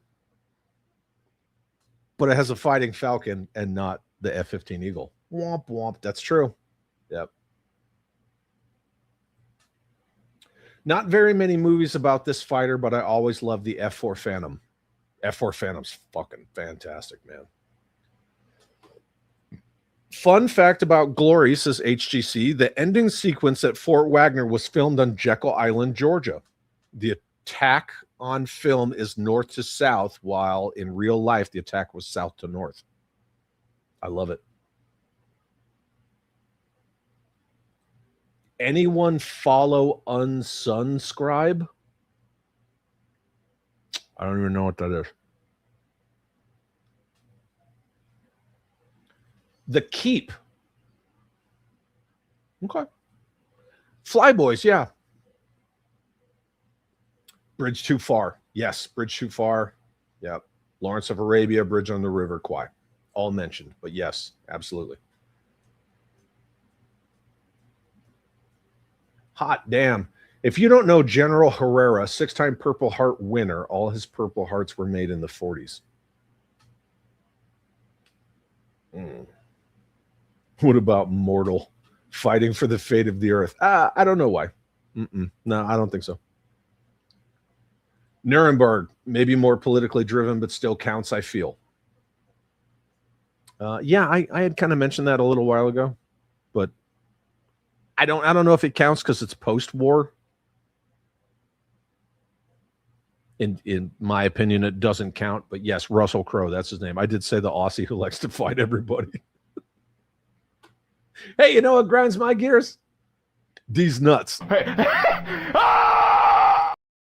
Yeah, no, that's terrible. 100% terrible. Terminator, US versus AI. Doesn't count. I don't think... Oh, Navy SEALs with Michael Biehn and Charlie Sheen might count.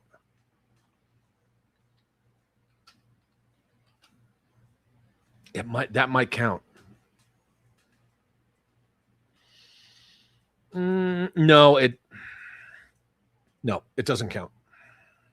Follows an elite U.S. Navy unit tasked with stopping terrorists who have obtained stolen American-made Stinger missiles. Nope, doesn't count. Nope. Shockwave, side question. What would be missile and airframe reference books from the 80s that were really expensive?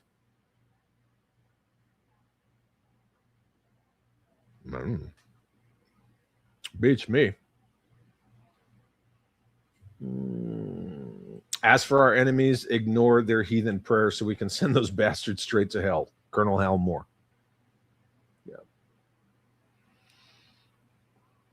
30 Seconds Over Tokyo is about the Doolittle raid starring Van Johnson and Spencer Tracy. Add it. I'm going to say Robin Hood, but that's a myth. Yeah, kind of. Yeah. When Trumpets Fade. Ooh, let's check that out. This is why I'm so far behind. When Trumpets Fade. Also because I don't only read super chats. Get it? Oh, okay. It's an HBO series.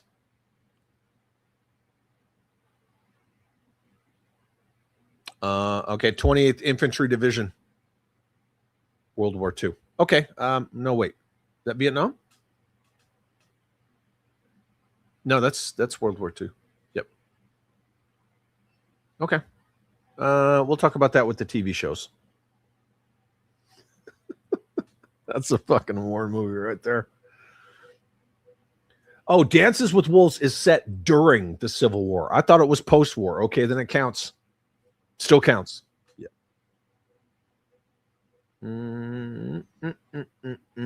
First Blood does not count.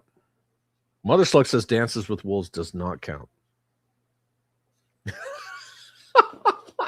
What if they remade Lord of the Rings, set it in reality, would the orcs get replaced with squiggles?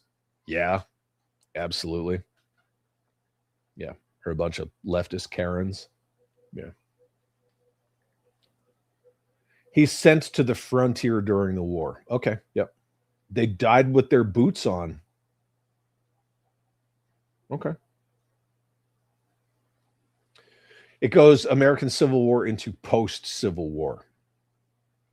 If Dances with Wolves counts, so does The Good, the Bad, and the Ugly. Does that take place during the Civil War? I don't know. Young Washington, yep, we talked about that. Yeah, Tears of the Sun does not count. It's a fictitious Civil War. We looked it up. Orgasmo. No. No, not understand with you. Who? I don't know who you is. Yeah. I'm gonna say Chariots of Fire does not count. I saw it once, and I'm gonna say no, it doesn't count. Yep. Good, the Bad, and the Ugly is set during Sibley's Confederate invasion of New Mexico in 1862. There you go. Counts. Totally counts. Rocky IV, which I just watched the Rocky versus Drago cut of that the other day. Nope, doesn't count. Yes, letters from Iwo Jima counts. Patent counts. 9 rota.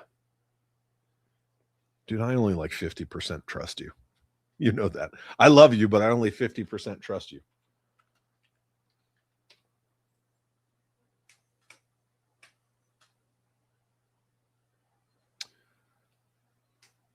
Stands for Ninth Company. 2005 Russian war movie drama following a group of young Soviet paratroopers during their deployment in Afghanistan. Yep, that counts. See? That 50% trust paid off. Yep. That would count. Army of Shadows. I don't know. I don't think Missing in... Well, I don't know. What do you guys think? Missing in Action? Isn't that Post? I'm going to say it's Post.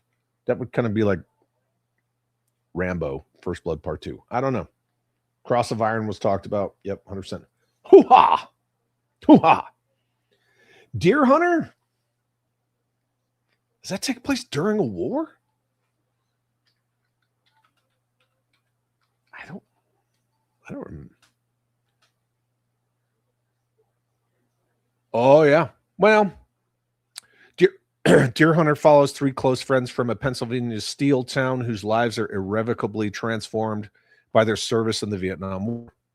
De Niro, Walken, Meryl Streep.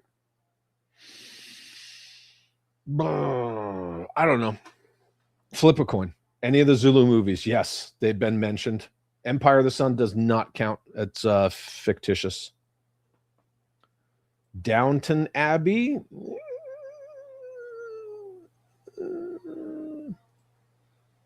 Hearts War. I think Hearts War counts.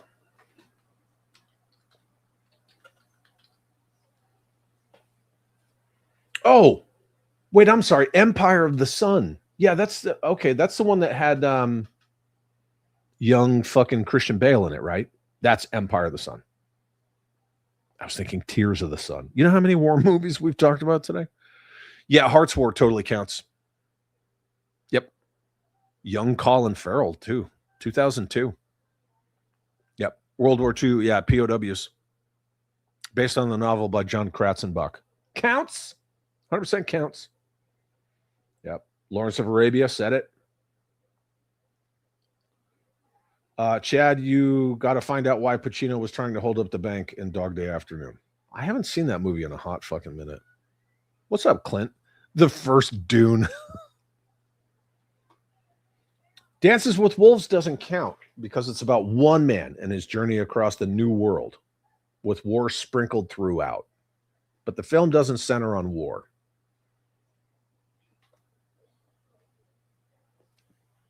That's a good argument.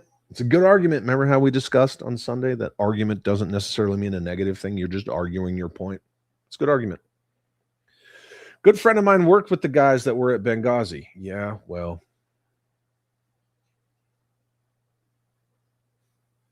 They got Hillary State Department fucked them over. They got fucked over so badly. As did I 2 days later, which is why it took me 13 years. Say again, 13 years to be awarded my Purple Heart. Because they buried it. Buried everything that happened. Which is ironic because there were YouTube fucking squiggle recruitment videos about what they did to us and what we did to them. 2 days after Benghazi. But nobody heard about that. Boys of Company C. All right. I think I mentioned that one yesterday. It's a good one. Are we talking about this? I don't know. Dog Day Afternoon is actually a good movie. I'm not saying it's not. If you want series, then Wings of Glory and Band of Brothers. Yeah, we'll talk about series later. Yeah. CJ, what's up, dude? Good to see you. To be frank, Alien is a great movie. Alien's good. Aliens is better. Just my opinion. Devil's Brigade was formed and trained is about an hour away from where I live. Rad, dude. Yeah, Rules of Engagement was what I was thinking of, but it doesn't count as a war movie. Yeah. I'm just trying to catch up to you guys. I'm at 2:35, so I'm only, oh my God, I'm still 50 minutes behind. Pick the red pill, the blue pill, motherfucker. Yeah. Chad, this is random and off topic, but you're the O-ring man. Did you ever get Hasbro's Ghostbusters Plasma Pack O-ring? An Ecto-1 car? If not, ignore the question. I got the figures for Jeffy, but not for myself, no. That count? That was one of those rare moments where they actually made like a group of figures, packaged them well, and made them affordable. So yeah. Beer fest. God. There's no umlaut, retard. Is that aimed at me? I would love to know if you just called me a fucking retard and meant it. I would really like to know that. Gerard O'Connor says beach invasion scene was done so well there was like no spoken dialogue in the first 45 minutes of the movie. Oh God, I know. It's rough. Escape from New York. No. Mm-mm.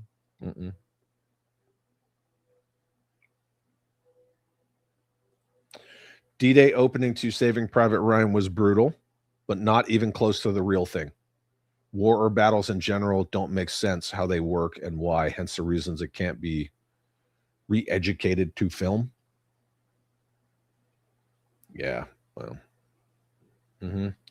Longest Day had a star-studded cast. John Wayne, Henry Fonda, Richard Burton, Robert Mitchum, Rod Steiger, Sean Connery. Jesus, man. I'm on it. Right. We don't talk about ongoing wars. Escape from New York and LA are ongoing conflicts. Yep, they sure are. 100%. I'm not even gonna. Your parents have any children that lived? I bet they regret that. Yep, story of G.I. Joe. Yeah, we talked about that. Cocoon. No, Cocoon doesn't count. Bridge Too Far. Yep. Oh, yeah. Your ass looks like 150 pounds of chewed bubble gum. Yeah. Here we go. Largo says, as a Vietnam vet and a corpsman who spent most of his career with the Marines, my dad absolutely hated Full Metal Jacket. Almost as much as he hates Hanoi Jane movies. There you go.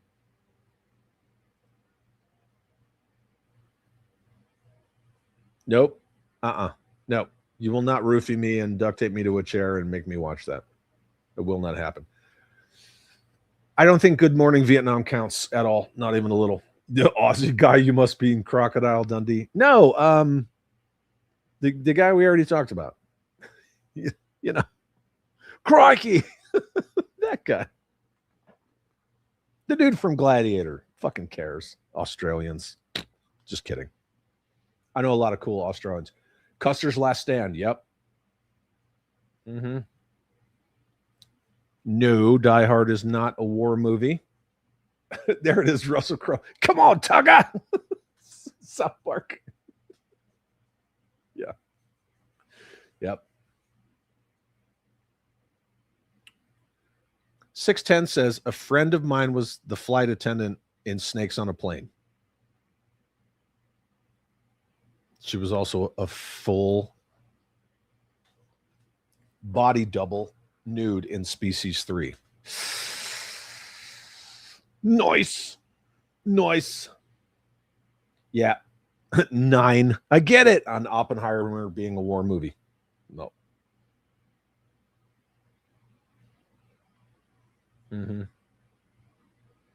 Die Hard, war TV, terrorism.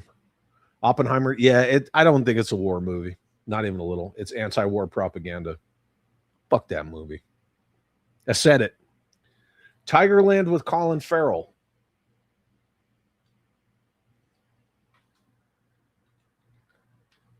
Is that one word? Oh, there we go. Tigerland from 2000 is a gritty Vietnam era drama set in 71 at Fort Polk, Louisiana.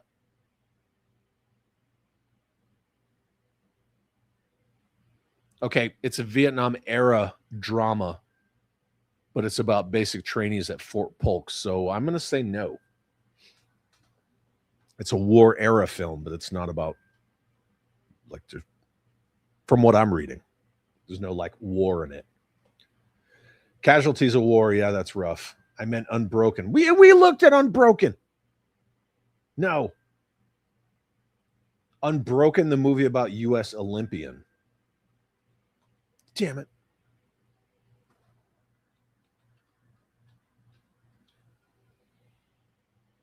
Okay. Follows Olympian in World War II bombardier who survives a catastrophic plane crash and 47 grueling days adrift at sea. Okay, that counts. That counts. Not Unbreakable. That counts. Anywho, I don't know if The Messenger counts. Yeah. Mila Jovovich, Joan of Arc. I don't think it counts. Watched it. Yeah, Bedknobs and Broomsticks. We talked about that numerous times. Yep, absolutely.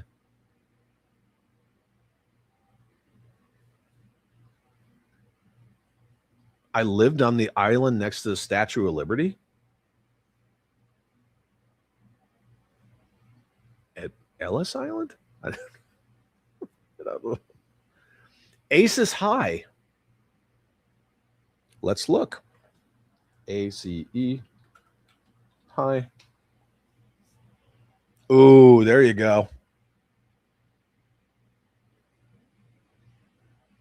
Okay, yeah, that counts. 1967 war film starring Malcolm McDowell, Peter Firth, Christopher Plummer, and Simon Ward.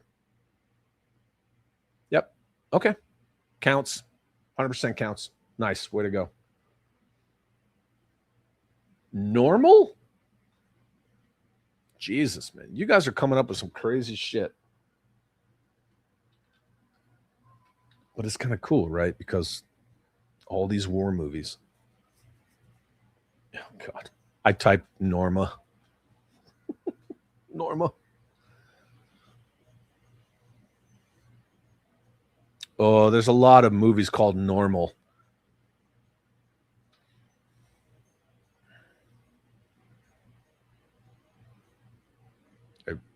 You're not talking about the Bob Odenkirk movie, are you? The 2026 one? Follows a temporary sheriff in a Minnesota town. I freaking hope that's not what you're talking about. Masters of the Air.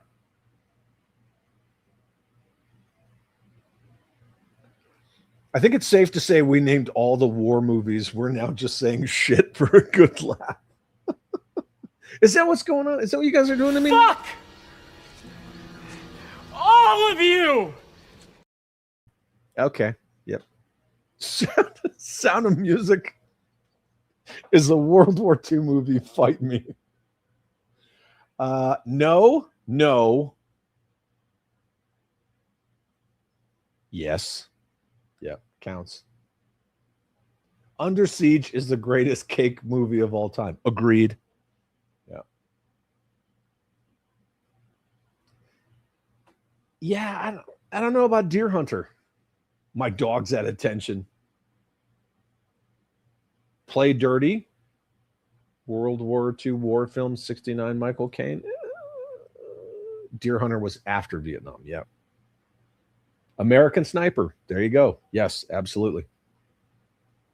That really ramped up the legend of Chris Kyle, which, you know, more legend than reality, but yeah. Mm-hmm. Yes, I got there. 100%. We got there. Isn't there a war movie called Jarhead? Yep, we talked about it. I'm not a fan. Not even a fan. Yep. Rules of Engagement ended the who can be in the most movies this decade war between Tommy Lee Jones and Samuel L. Jackson. Tommy Lee Jones still to this day hates Jim Carrey. Battleship the movie. Why? Because I choose violence. Look, if you're going to make a movie about that fucking game, I can't even really call it a board game. It's not so much a board game. It wasn't that bad. No. No.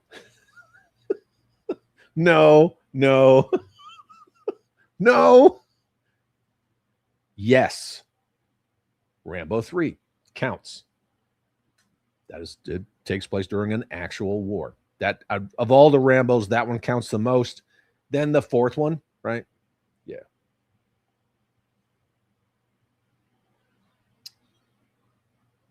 Random. American Sniper, I would say, is myth. Yes, there are real things, but it doesn't center around the actual war itself. More of a small battles and status. Yeah, exactly. Right. Yeah. Yeah. And it's still not the longest sniper shot ever on record. That was a Canadian in Afghanistan. On record. Notice I said on record. Right. Battleship is a war movie.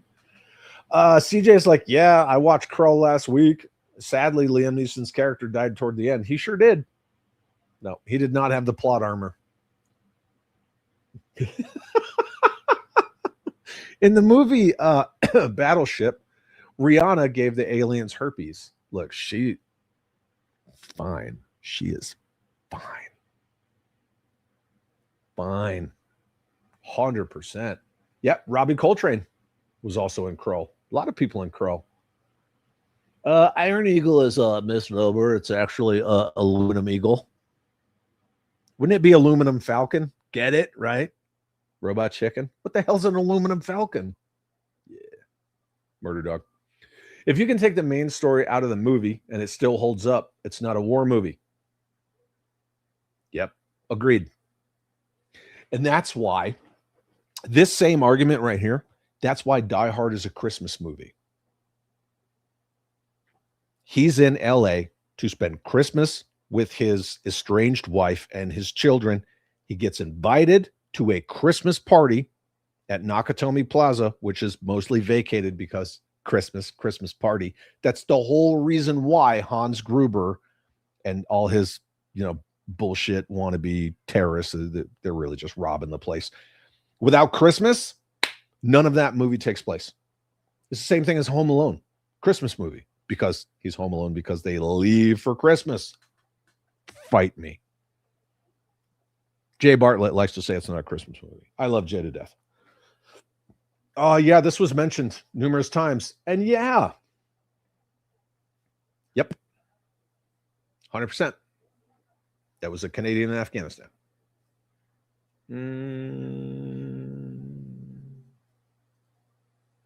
Can we include professional athletes too, or just actors? When we talk about actors who are veterans? I don't know how to tie that in there. I don't know. Flanman says, I'm a fan of the movie first that inspired me to read the book Starship Troopers. I like the book better with the political and social commentary. The Roughneck cartoon was great as well. There you go. Wow, am I this far behind? Starship Troopers was the only sci-fi book on the Commandant's recommended reading list. So that was the only book I read from the list. There you go. Behind Enemy Lines. Yep, mentioned that numerous times. Yep, Bosnia-Herzegovina. Yep, there you go. That's it, right there. JJ Dubecki says, yeah, Red Dawn was pretty edgy when it came out right around that day after. Oh, God, yeah. Doomsday Clock, Generation. Fuck Generation X. I love being Generation X. Fucking love it, man. We're the last great generation. Ken the Band says, Red Dawn had me and my friends digging holes in pastures and practicing popping up to whack some commies. Yep. Fucking love Red Dawn. Yeah, we're going to do a mandatory fun stream all about Red Dawn, the impact that it had on us and all that stuff, came out in just the right period of time. Waterloo. Yep, Waterloo was mentioned. Titan says I would watch the shit out of a historically accurate King Baldwin IV of Jerusalem movie. A smaller force defeating 26,000. I would too. Yep. Hamburger Hill, yeah, 100%. It's a powerful movie. Firefox is a Cold War movie, but we're going to talk about Cold War movies. Grave of the Fireflies is a Japanese animated movie. If it takes place in a historical war, then it counts, even if it's animated. Huh, look at that. Counts. 1914 was a well-shot film, one long shot in the trenches. Yes, I love movies that have unbroken shots like that. London Has Fallen, right? The Gerard Butler sequel to Olympus Has Fallen has that really long shot of them trying to storm that building. Freaking awesome. 100%.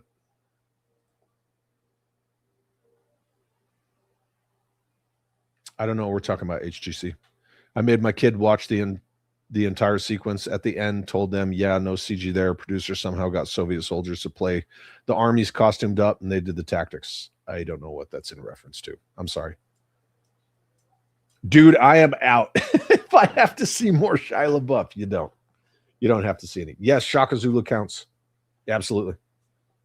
Ernest Goes to War. Oh, my God. Yeah, he had talent. But again, right? Yep. Casualties of War counts. Good Morning Vietnam does not count. It's not a war movie. It's a movie about a radio DJ that happens to be in Vietnam. Yeah, doesn't count. Yep. Black Hawk Down, 100%. Good Morning Vietnam, no. Best war video game, easy answer, Arma 2. Because wars don't have rules. I mean, they do. Yeah. We have these things called ROE and RUF, or rules of engagement, rules of the use of force. Yeah. Plus there's the pesky Geneva Convention. If you know, you know. War has lots of rules. To the fact that we used to have to carry that shit around in our pocket, man. It shouldn't. Absolutely shouldn't. Chad is my gay gatekeeper. Fact. Yep. Ernest in the Army. Nope. Blood in, blood out, boys in the hood. Gang wars, fool. Break yourself, fool. Yep. Yes, Ninth Company. No matter which way you type it in, it'll come up. But yeah, 100%. Actors who served. Christopher Lee, real life quote. Have you any idea what kind of noise happens when somebody's stabbed in the back? Because I do. Yeah.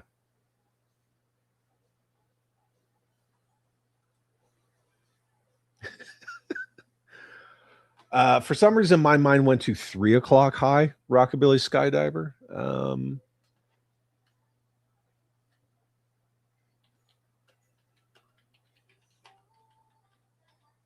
Let's look.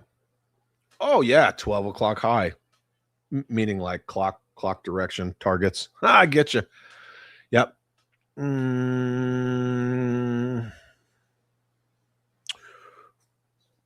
Yep. 12 o'clock high totally counts. It absolutely does. And the movie's from 1949, so it's one of those like war movies that's very close post-war. Gregory Peck. Yep. Totally counts. Good call.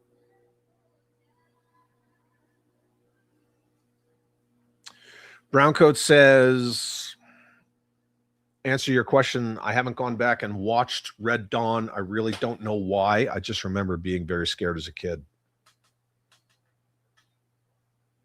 Well, a lot of us, I don't want to say convinced, cajoled, conned somebody into watching another movie that I just forgot. I'm sorry. The Patriot. I'm just saying, Browncoat, revisit Red Dawn. It is a good movie about the American spirit and determination. 100%. Crystal Clear says the only reason why I hate Saving Private Ryan is it drove up the value of surplus M1 rifles and carbines. Oh, man. I had an M1D, which is the sniper variant. Sold it. Yeah. Expensive. But I feel you. Ooh, Slacker. Idea for another mandatory fund. Top 10 figures in your collection that aren't Joe related. Fuck yeah, dude. Here we go. Doing it. Top 10 figs in your collection, not Joe. Done. Thank you for that. Not Joe related. Done. Gotcha. The Titan says, hello, Chad from the future. By the time you get to this, it'll probably be Mandatory Fun Wednesday. Yep. It's science, people! Science! Yep. Battle of the Bulge, 100%. No, that's fake news. Debbie Does Dallas. This is not a war movie. Yes, Matt, I mentioned Warfare like right out of the gate. Warfare's good, man. It's good and rough, but it's good, yeah. Lotto says, I'm just picking war films from my collection. Dude, there you go, right there. How about the movie Valiant? It's a war movie by Disney. Well, let's ask the old Sergeant Major the Google. Valiant.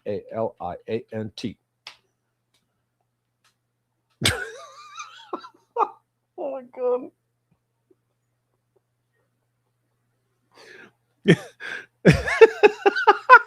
You made me type that shit in there. Valiant centers on a small but determined wood pigeon who joins the Royal Homing Pigeon Service during World War II. Dude, fuck you, man. No. Oh my God, I did that. Oh, I put that shit in there. PT 109 about JFK and World War II. Is that an actual movie? Has to be a movie. PT 109. Dude, I can't with fucking Valiant.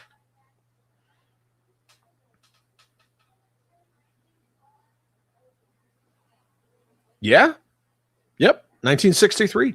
PT 109 dramatizes the true World War II experience of the young Lieutenant John Fitzgerald Kennedy as commander of a patrol torpedo boat in the Solomon Islands. It fucking counts. Nobody else said that. Thoughts on Greyhound with Tom Hanks? I liked it. It counts. Absolutely counts. Yeah. I liked it. It's a slow burn, but yeah. Yep. Oh, everybody's talking about Callie. Yep. Rest in peace, Dolly Parton. We talked about that. Whatever you do, don't watch Thin Red Line. Everybody's mentioned that already. Pearl Harbor. Yep. We talked about Pearl Harbor. Thin Red Line was a slog fest to watch in the theaters. Yeah. Guns and Navarone. Fuck yeah, dude. Gettysburg. Yep. Has anyone seen Red Baron 2008? No. Doesn't count. G.I. Jane does not fucking count. HGC, here's one which is my de facto favorite movie, Last of the Mohicans. Yep. Absolutely. It counts. It is historical. Yeah, it counts. Mm-hmm. Somebody needs a band, Carlos. No. My dad got to direct a group of F-4s in an airstrike on the Ho Chi Minh Trail. Fuck yeah, dude.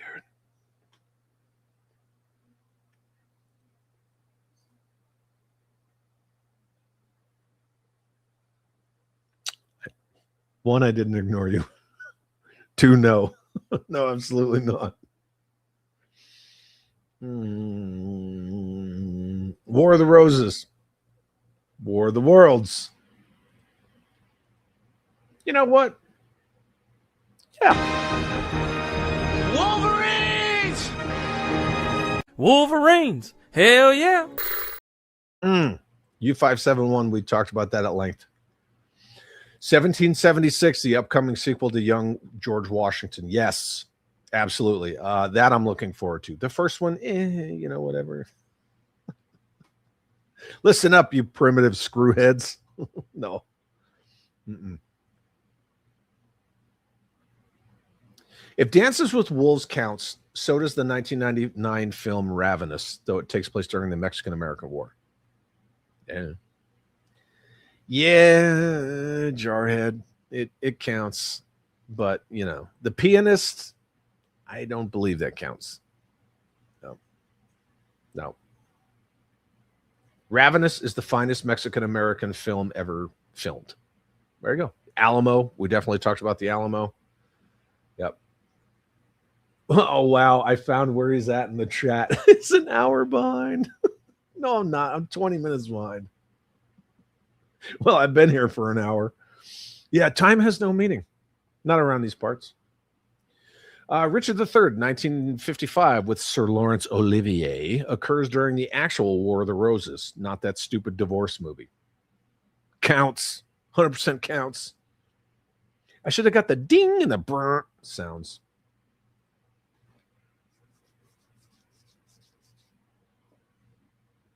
No. Doesn't count. Even though, it takes place during the Civil War, but no, it doesn't count. No. HGC says, my counter argument, Dances with Wolves does count because it shows how officers would get sent to backwater commands when they couldn't cut it, which did happen. In real life example, John Pope. How about all the Transformers movies? Yuck, yuck, yuck, yuck. No. Yes, Hal Jordan with the public service announcement for all of you. Batman Nightfall dropped today on digital. I mean, it could be a war movie. Hey, that being said, don't forget, next Wednesday for Mandatory Fun, I will have my first Mandatory Fun guest. Mandatory guest fun. That sounds creepy. Chuck Dixon. We'll talk about Bane and Nightfall and how he feels about all these woke trash activists doing what they do to his fucking characters. It'll be great. We'll talk about his G.I. Joe run too.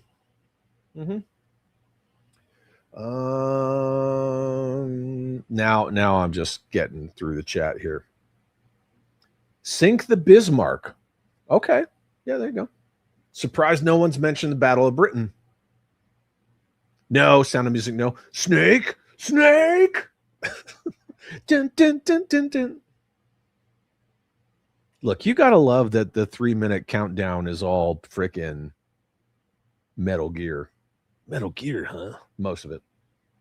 Oh, Governor's Island. That's right. Thank you. Appreciate that. Glad it's not Rikers Island. Ken the Band says, it's been fun. I have mandatory husband duties that require my attention. Timestamp 4:29. That's 20 minutes ago. I'm good. War of the Worlds with Thomas Cruise. Nope. Doesn't count.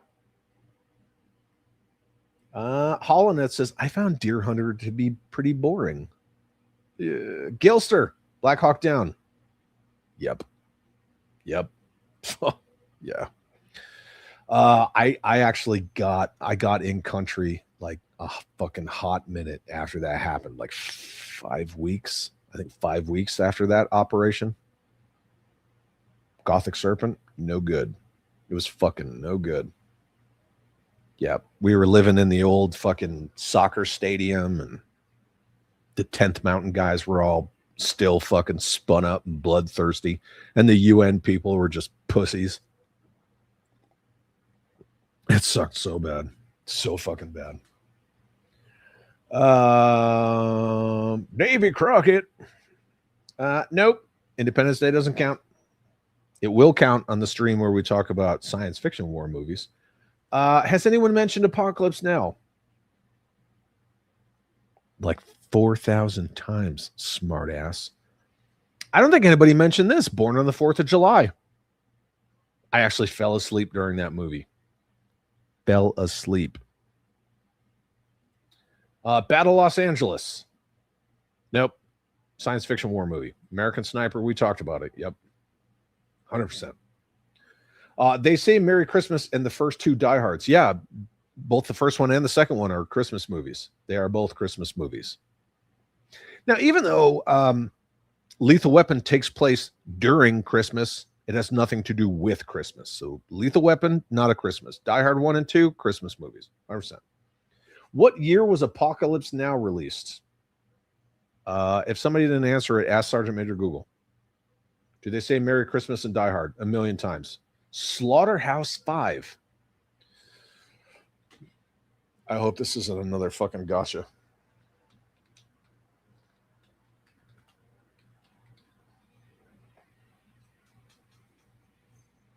Kurt Vonnegut. I don't know.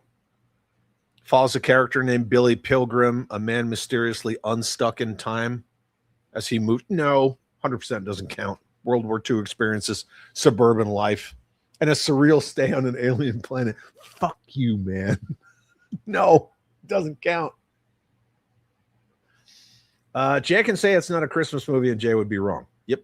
All Quiet on the Western Front. Talked about that. Yep.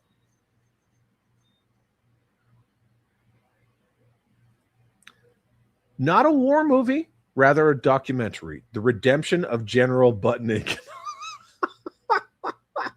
Yeah, Gilster, Zulu was mentioned. Yeah, all the Zulu, Shaka Zulu stuff. Yep. CJ says one Red Dawn scene that will stand out, having to shoot their own friend who betrayed them. Yeah. Robert shoots him. Yep. With his AK at like point blank. It goes. Yep. Now when Jed, Patrick Swayze's character, walks up to that Russian and he's all tied up with the stick, and he's like, because we live here, and he's just boom with his freaking revolver, his 357. No, Leah Thompson didn't shoot him. No, it was Robert C. Thomas Howell's character. Wolverines. Yeah, Robert did it.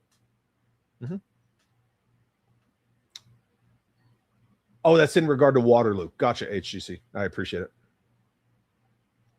There were no war crimes until Canada invented them, or so I hear. No rules in war. That's hilarious. Yeah, it's 100% hilarious. I think I still have some of my ROE, RUF cards. Yep. And the idiots that make that shit up, fucking ridiculous. I mean, you're always going to have three, right? Yourself, your buddies, your equipment.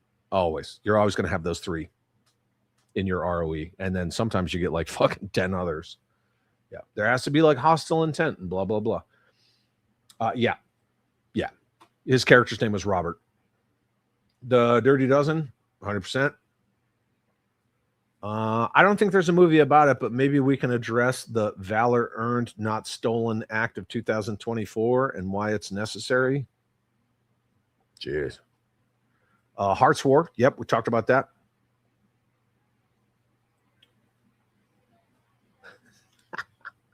Following the logic of Good Morning Vietnam is not a war movie. Die Hard is not a Christmas movie. It's a heist film that happens to take place during Christmas. Shut your heathen mouth. Is there any war in Good Morning Vietnam? I know there's an explosion. There we go. World Trade Center, United 93, no. Zero Dark 30, 100%. Enemy at the Gates, yep. You should watch Crossroads. Starring Britney Spears. Wasn't there another movie called Crossroads that had fucking Karate Kid and Steve Vai in it? Right? About a guitar riff off? No. Oh my God, you guys are killing me. No. We all know one of Chad's top 3 figures that aren't G.I. Joe will be My Little Pony. 10 gem figures, end of stream. Battle of the Bulge. I thought we were done talking about Buffalo Bill. God dang. Yep, Kingdom of Heaven. Yeah, Pigeon War movie, 100%. No. No, that movie doesn't count. Was it Valiant or whatever? Ghost in the Shell says, thanks for all the recommendations. Hell yeah. No, fuck you. Valkyrie, like we're talking about the Tom Cruise Valkyrie, right? Yes. Yeah, that was mentioned. Murphy's War. Flyboys, yep. James Franco, we talked about that. Enemy at the Gates, yep. Captain Corelli's Mandolin. Since a movie involving the 100-Year War doesn't count, I'm going to bring it up. Okay, yeah. Courage Under Fire with Meth Damon. Courage Under Fire, yeah. I guess that's... Isn't that Gulf War? Right? Still going? Are we talking about toys? We talked about toys at the beginning. We did that. I'm just trying to get through the chat, kids. What was the movie where Tom Hanks supported the secret war in Southeast Asia? I have no idea. Ironclad is set in the Barons' War against King John. Charlie Wilson's War. I think that's it. Yeah, Charlie Wilson's War. Das Boot. I can't say Das Boot because then I get it wrong. Yep. Saving Private Ryan, 100%. And I thought that was Afghanistan. No. Yes. 10th Mountain Division. Yep. Fucking 10th Mountain. Totally not what it used to be, but yeah. Jarhead, yep. Kingdom of He-Man. Is that Heaven? Kingdom of Heaven? Yeah. Three Kings counts. Absolutely counts. Yep, that's Gulf War. Kingdom of Heaven. Man in the High Castle is a TV show. I mean, it's kind of Elseworlds, right? But that would be more science fiction. I know, Chad, that it won't matter to you, but just got in my classified Fatal Fluffy, and I'm digging it. Dude, that's all that matters to me if you like it. I mean, it's all I care about. One major problem is the gun is gummy as hell and doesn't rest. I thought they fixed that. Didn't so many people say they fixed that? That's shitty to hear that that's still a thing. You know what that is? The bottom of the grenade mug says so. Yeah, I mean, I don't care for me, but if you dig it, fuck yeah, man. That's all that matters. 100%. Nowhere Manchild, what's up, brother? Best Years of Our Lives is a post-war movie following 3 World War II vets. It's a perfect film. Boom. Even though we're not really talking about post-war movies, I still like that. Browncoat says Born on the 4th of July was depressing and boring as hell. Yep. You can tell what war movies, right? I'm air quoting, were written by like fucking bleeding hearts. That was one of them. Yeah.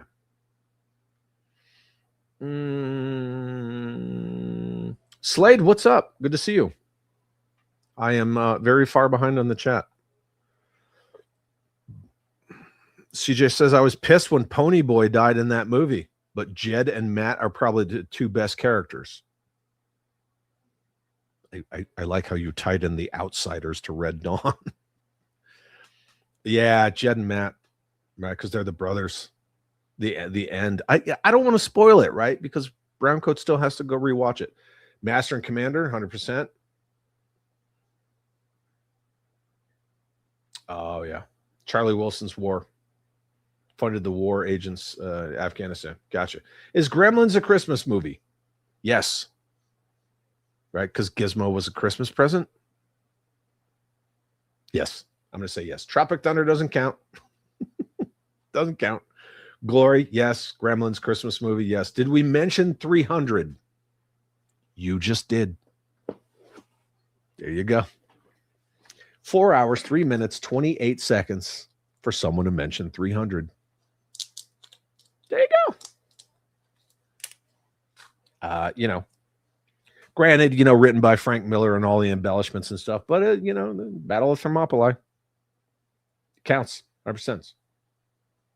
Can you play Gotcha Bitch? I don't have Gotcha Bitch on here. No, it's on the main one. It's not on this one. The closest I can get you Gotcha Bitch is this. You need to shut the up. That's what I do if I had in the army. I would fuck up. Shut the No, doesn't count. Mother Slug says, what I meant no rules in war is that nobody says you can't bring a nuke into a war on the battlefield, meaning no rules. All sides have rules. Nobody has rules.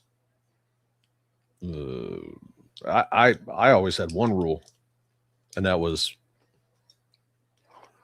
walk away from any tick or mission alive. That was it. What's the greatest beer run ever? I have no idea. Yeah, we mentioned Gallipoli. Green Zone. See? People are like, oh, we all mentioned all the fucking war movies. No, Green Zone counts. 100% counts. Yeah. Britney Spears Crossword was a reimagining of the Ralph Macchio. Oh, fuck no. We don't need that. How long can we keep Chad in that seat? Have I not done 8-hour streams without getting up? I did get up once because I had to let the dogs out, but now the mam's home. U571, yep, we all mentioned that, and my disdain for the fact that they changed the British to the Americans. Restrepo is a documentary, but yes, it counts. Yep. Trauma's War.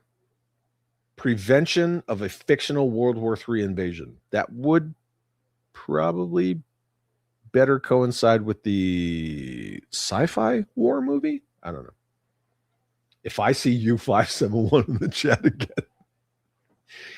if one of you motherfuckers mentions U571 one more time, yeah. Keys Collects, thanks for being here. Appreciate you very much. Movie night, dude, that's awesome. Holland says We Were Soldiers. Yep. Isn't Red Dawn the sequel to The Outsiders? 100% no, but that's all right. You guys know the park scene? Where Johnny, who is it, Johnny? Do it for Johnny, right? Where Johnny goes fucking nuts and he goes into the convenience store and he puts a gun to the guy's head, and where the cops find him and they're just like blasting the shit out of him in that park. That was here in Albuquerque. Yep. Letters from Iwo Jima. Yes, the Kingdom. The Kingdom counts. It absolutely counts. Yep. Rambo is a Christmas movie. Rambo would have happened no matter what. It takes place around Christmas, but I don't think it requires Christmas for the story to take place. There was 300 Spartans made well before Frank Miller's version. Yes, absolutely. That is true. Yes. But one way or the other, it still counts. Look up greatest beer run. You got it. I mean, you could slap a fucking please on there. Good Lord, man.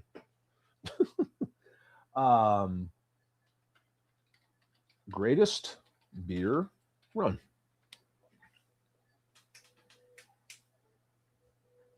Oh, greatest beer run ever follows a well-meaning New Yorker in 1967 who embarks on a risky journey to Vietnam to deliver beer to his friends serving in the war, only to have his perspective profoundly changed.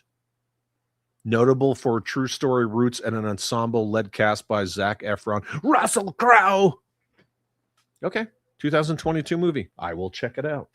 Thank you, Shockwave. I appreciate it.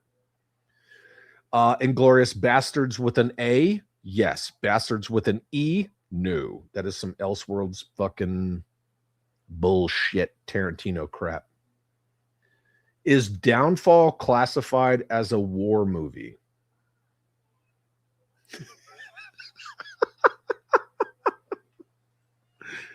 Hey, have you guys ever seen U571? Watch, I'm going to make a thumbnail for mandatory fun that just says U571. Let's see. Downfall.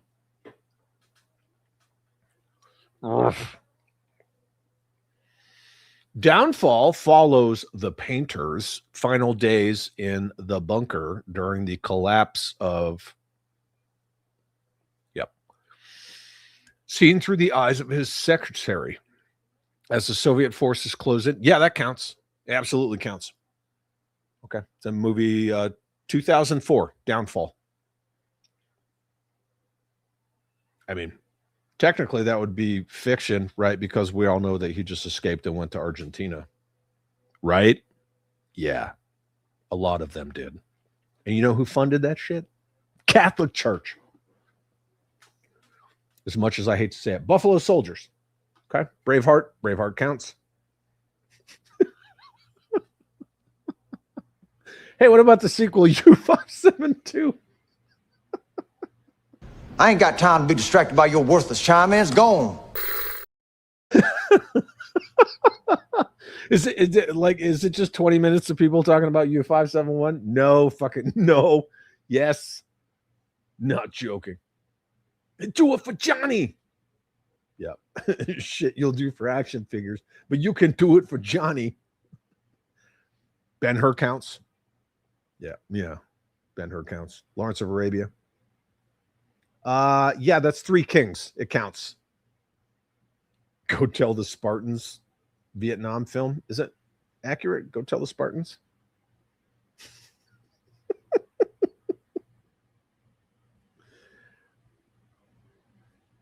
Escape to Victory with Stallone. That's a prison camp movie, right? Napoleon. Yeah, it counts. Mm-hmm. Yeah, that was Three Kings. Hey, what about U57 Fun? Yep. Yeah, it counts. Warhorse. Yep. Can I get the Topher Grace stream quote? I think you already got one, but yeah. Fuck! All of you! You're welcome. Cross of Iron has been mentioned. No. Oh, wait. They did a live action. Does that count? Does Mulan count? Fuck. I think Mulan counts. I think it counts. No, that doesn't count. Oh, I'm going to look this up. This better not be some bullshit. You guys are all mad at me. I'm not catching up on the chat. It's a million fucking... No, that doesn't count. Oh, my God. Okay, I put in Primal War. It came back with Primitive War. Follows Vulture Squad, a reconnaissance team sent into the remote Vietnam Jungle Valley in 1968. That would be a LERP. To investigate a missing Green Beret platoon, only to face a deadly prehistoric threat. It's a fucking dinosaur movie.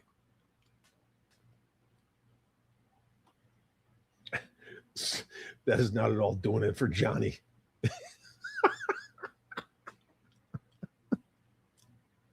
You're nearly caught. I'm trying because of all this shit. No.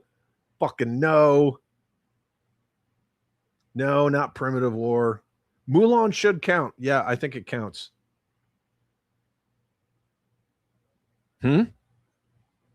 Technically, actually,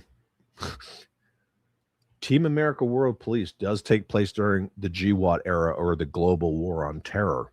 Does Team America World Police count? Chad's up to date on the chat. Let's go. Yeah, no, Passion of the Christ is not a war movie. Last Samurai is absolutely. It is. Yep. Maybe this is why my dad doesn't. Because all the fucking dinosaurs. How many classic George Clooney Army movies? Oh, no. Men Who Speak with Goats does not count. That got mentioned. Primitive War is great. Really? Is it good?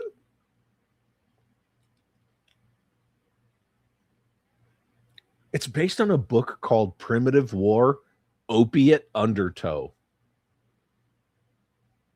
2025. Jeremy Pivens is in that? Dang. Okay. All right. I might have to watch it. Primitive War, huh? If you guys are serious that it's good, I'll check it out. Oh, look at me. Raise your hand, Slade. We all know you're a badass. Dunkirk counts, even though it sucks ass. Dog soldiers. Charlie's in the Wire on a T-Rex. Yeah.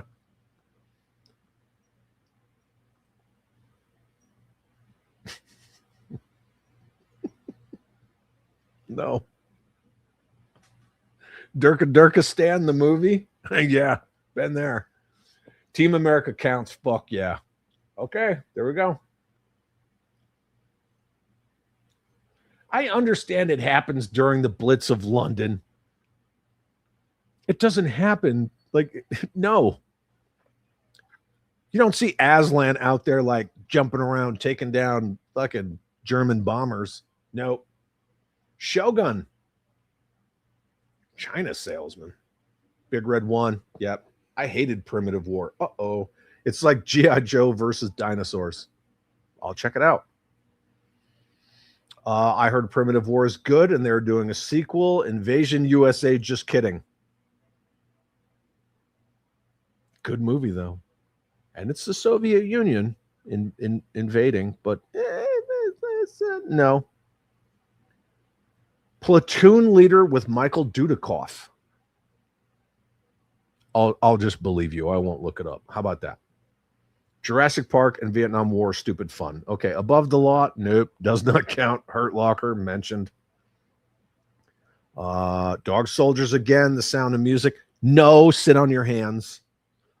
Matt Noon, what's up, brother? Fury certainly caught my attention. Again, it was the pre-intro to the whole stream. Fury is a fucking awesome war movie. I love Fury. It's like right on the money. It's powerful. It's tragic. It's beautiful. Everything about Fury is just good. Yeah. Keep it going, Chad. You're almost at the bottom. Oh, I'm almost there. What was that movie where the Jewish guys got revenge for the massacre of their Olympic team? Yeah, the movie about the Mossad. Does Argo count?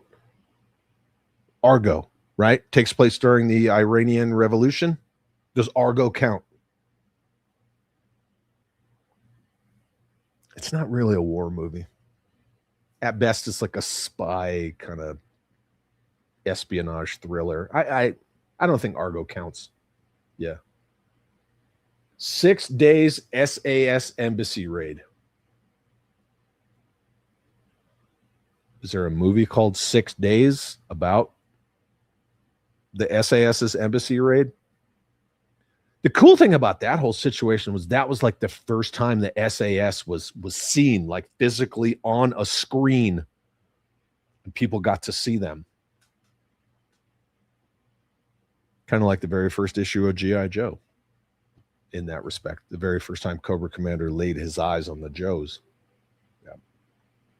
I was kidding with Dog Soldiers. Yeah, I know.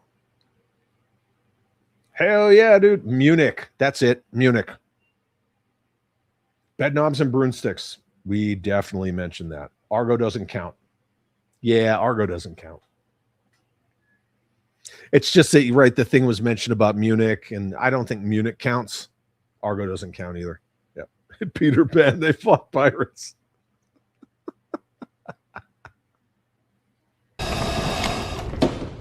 How about new, you crazy Dutch bastard? Don't look anything else up, and you'll be golden. I won't look anything else up. Ladies and gentlemen, I have caught up to the chat. 4 hours, 18 minutes, and 9 whopping seconds. No thanks to any of you with all of your U571 mother bullshit. I'm a big deal.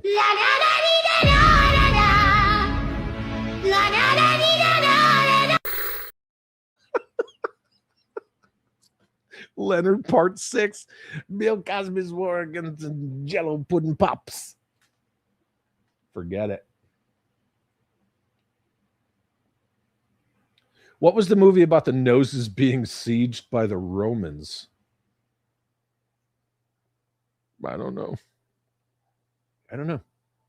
I'll tell you what, it was really cool to be in Jerusalem and see the original Roman roads. That shit was fucking cool. And the Tomb of Christ was awesome as well. But to see the original Roman paved roads, I was like, fucking shit. Yeah. WrestleMania 7, Hulk Hogan versus Sergeant Slaughter in the main event. Are you asking if that's a war movie? No. Again, sit on your hands. Welcome to the future.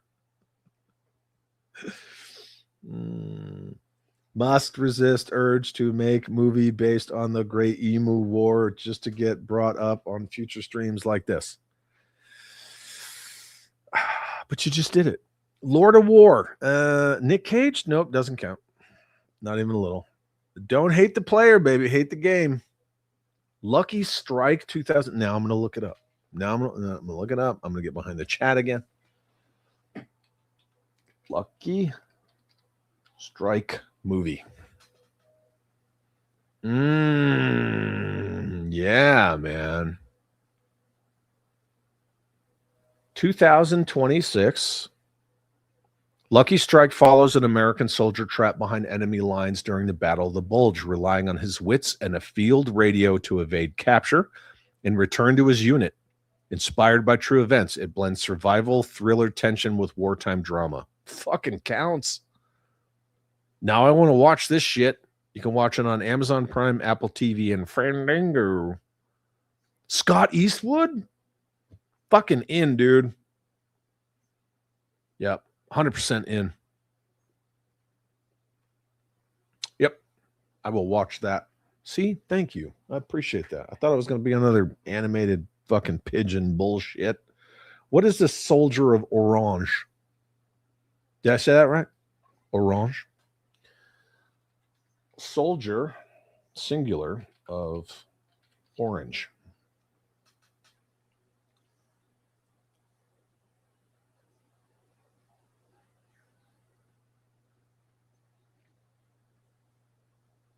Mm, 1977 Dutch romantic war thriller. Written by Paul Verhoeven. What the fuck? During World War II, a group of students in the Netherlands collaborate while others join the Dutch resistance. Yeah, I guess that counts. We're going to say that counts, man. Yeah, Dutch World War II resistance. Put that on the list. Fucking shit, man. Hey, everybody. Our good friend HGC says, what about that one movie with the submarine, you know, that has a vowel and some numbers? Fucking shit. We got to get out of here. We still got 62 people watching this bullshit. No, it doesn't count. No, it's fiction. Raiders of the Lost Ark does not count. No matter how many of them he punches. Hey, did anybody mention Black Hawk Down? Yeah. Did you miss the point where I told my little experience with that? Mm-hmm. Hit it with that bush Wookie, boy. I already did. I did that.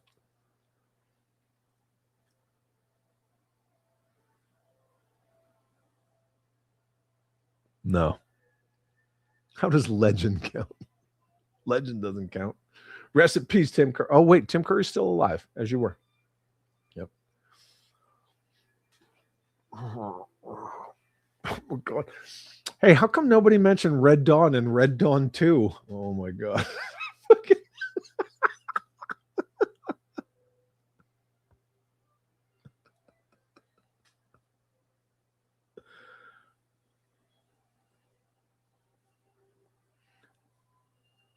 The base atop Mount Herman. I went to the cemetery over there. What base? What are you talking about? The base of Mount Herman? I don't know what you mean. Ooh, Blood Diamonds. Isn't that plural? Blood Diamonds? Leonardo DiCaprio? I don't think that counts. I don't think so. I've always wanted to see the Dead Sea Scrolls in person. Wind Talkers absolutely counts. Mention that. Thin Red Line. Yep. Why are we're regurgitating stuff? Lucky Strike just came out on VOD. Yep. Mad Max does not fucking count. It's post-apocalyptic fiction. Dreadnought K6 says some asshole crashed into my buddy's fence. Gonna round up some cows. Make sure you watch U571 later. Lotto says we still drive on Roman roads here in England. Feels like it anyway. Into the Sun?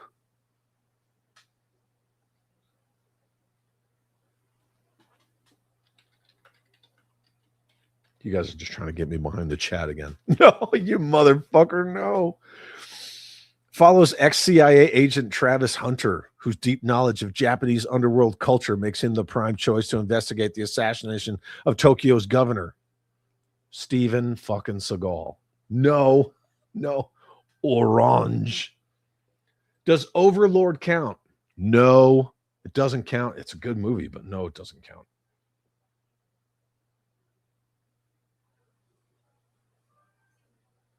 The movie's called The Old Testament? Okay, I'll check that out. The A-Team movie. No.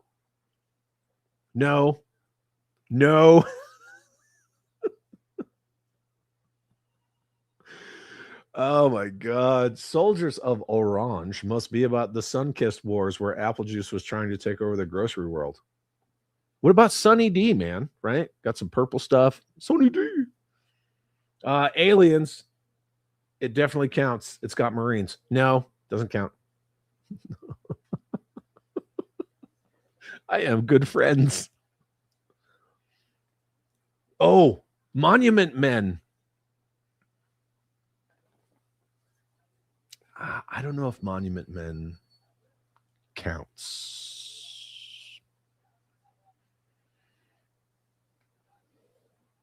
Anybody? I don't know if that counts.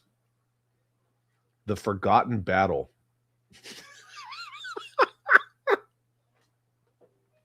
Anybody ever seen this movie?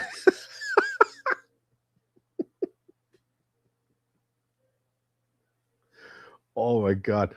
Gerard O'Connor says Romans took one look at the Irish and said, "Nah, leave those lunatics alone." What's on the agenda for tomorrow's mandatory fun? You see, I like what you're thinking. Tomorrow's mandatory fun is tomorrow's Woden's Day. Fucking Sasquatch. Tomorrow we are squatching it up, kids. You guys all wanted to talk about cryptids and cryptozoology, so tomorrow we are talking about Squatch. The Squatch. The Yeti. Whatever. Red Dawn with Thor? No, not that Red Dawn remake. CJ says, I came in late. I missed your Black Hawk Down experience, but you can tell me, come on, do it. Do it for Johnny. No, I was just saying, like, I got there a couple weeks after that operation, and it was just not good. No. It's +1.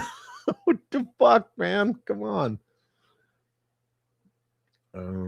That's the one where Han Solo captains a sub. Yeah, where he's supposed to play a fucking commie, right? A Russian. Bill and Ted should count for their war on homework. No. Yes, mention that. InfoWars. Isn't that Alex Jones? Right? Tears of the Sun does not count. It is fictional. Nope. Attack of the Killers Tomatoes does not count. Bridge on the River, Quiet. Yep, 100%. Driving and texting. You are an outlaw. Are you driving and watching U571 though? Yep. No.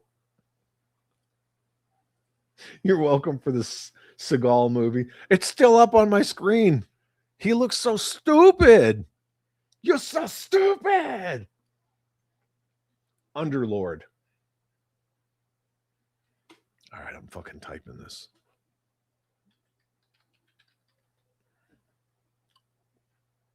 I see Overlord, which there was some graphic zombie stuff in that movie. I don't see an Underlord. Journey to Shiloh with James Caan, Harrison Ford, Jen, Michael Vincent. Worst fucking Civil War movie I've ever seen since Gods and Generals. But it still counts, doesn't it? Zero Dark 30. Yeah, 100%. Fuck yeah. That movie's solid. Monuments Men definitely counts. Okay. No.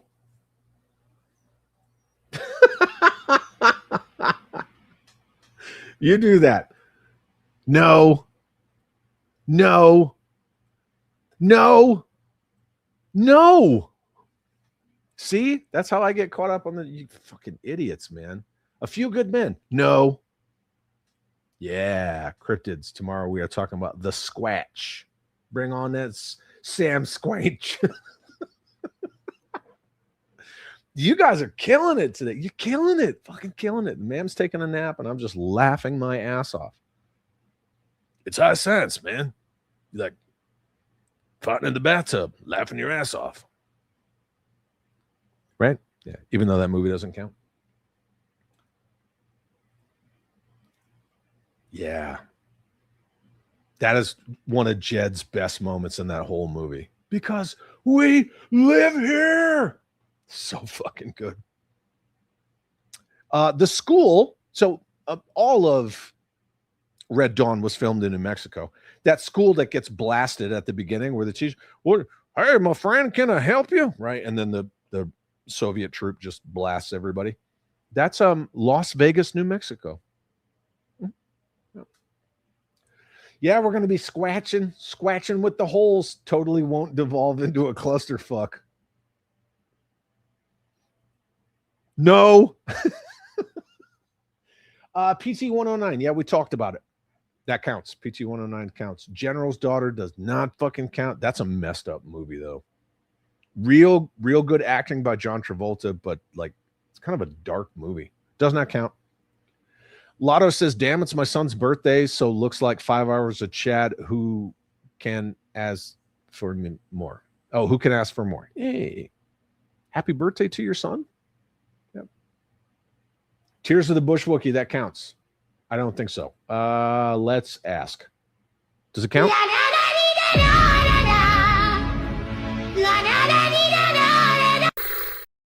Yep.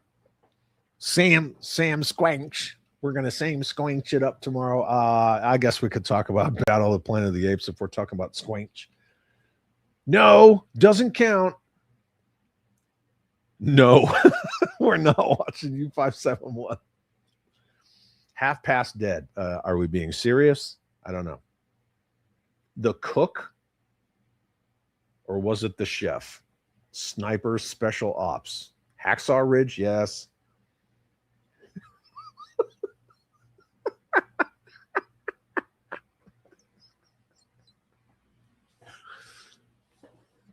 Okay, one, the U571 joke, great. 867-5309. Jenny, I got your number, and then you add Forrest Gump. Perfect. Perfect joke. No. Double no, doesn't count. War Machine, no, doesn't count. When we talk about science fiction war movies, yes, you can bring that in.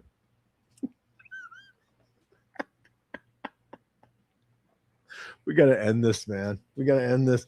Y'all know that song from U2, All I Want Is You 571. Can we all at least agree that like 70% of stuff from U2 sucks? I don't know. What about the TV show or the 80s TV show phenomenon North? Was it North and South? Yeah, it's a TV show. Doesn't count. Hurt Locker mentioned it. Armageddon, no. War against a Armageddon was a asteroid, and Deep Impact was a comet, right? Yeah, still doesn't count. No. Yes, a million times Casualty of War was mentioned and it counts. Spies Like Us, no, fuck no. Doesn't count. War Games doesn't count. No. Warfare, 100% mentioned that. Yes. Oh, good for you. I still need that. I need to get that sound clip. No, Terminator Salvation does not count, even though that was filmed here in New Mexico in Albuquerque. Yep. Most of it was filmed down by the Rio Grande. Battlefield Earth, fuck no. Not even a little. Shockwave says, I just realized how many movies I've watched on one subject, which is war. That's a lot of time. It's a good topic, right? It's a good topic. Absolution. Oh, I'm going to look it up.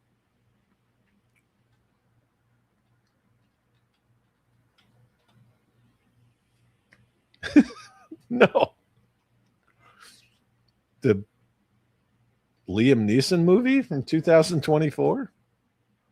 Aging Boston mob enforcer? No, not even close.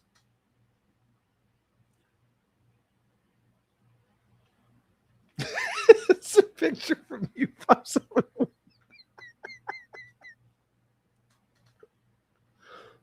Hey, you guys see Mother Slug's profile picture? Weird. Weird, huh? Weird. I need to get that too. No, does not count. Universal Soldier does not count. Terminator doesn't count. Navy SEALs does not count. It does not take place during a war. Now we need to do a mandatory group watch of U571. No fuck, no dances with U571. Doesn't count. Commando doesn't count. Hell yeah, Wolverines. You know what? Here. Wolverines! Hell yeah! Short Circuit 3, Johnny Five's Revenge. Nope. End of a Gun.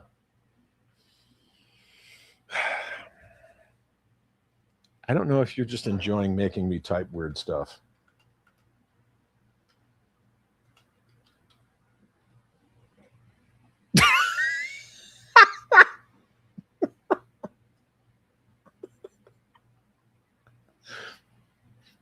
Um, 2016, End of a Gun. Follows former DEA agent in Paris who, after rescuing a woman from an assault, becomes entangled in a dangerous scheme to steal $2 million from a drug lord. The film stars... Anybody want to take a guess?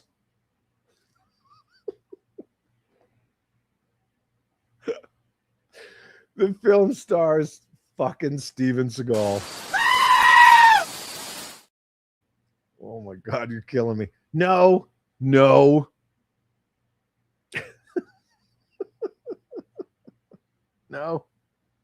Guns of Navarone, yes. Absolutely. No, V does not count. Stripes does not count. It's a comedy. What's the difference between Bono and Jesus? Asked Gerard O'Connor. Jesus doesn't actually think he's Bono.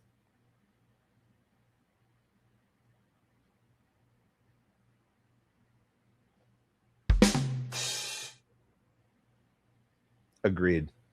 75% of Chuck Norris movies are fucking awesome. Come here, Callie. 30% of the people that saw 100%.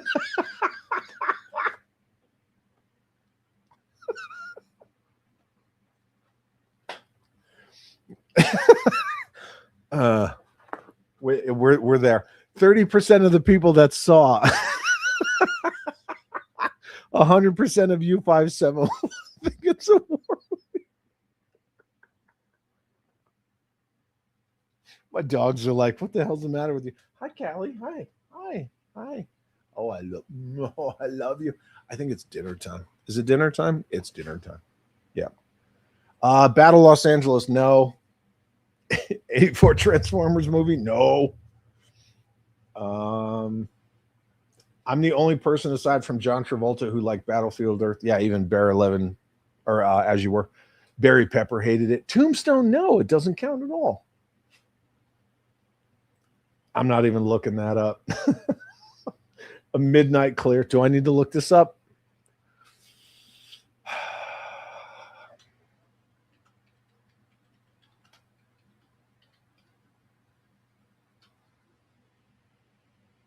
Okay.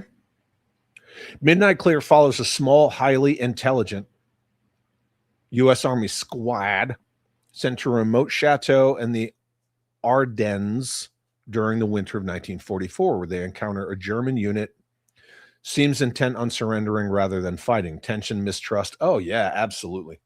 That absolutely counts. See, there you go. Midnight Clear, that counts. Green Berets counts. But Michael Biehn and Charlie Sheen's action hair 100% count. Okay, their hair counts, but the movie doesn't. It doesn't take place. It's fictional. Yeah. I have a feeling that U571 is going to become a running joke around here. Yep. You, Johnny 571. Do you guys remember the running joke for a while? Everybody missed Fat Chad and Skinny Chad killed Fat Chad.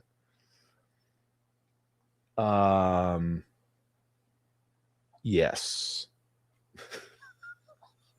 No. No. 100% no.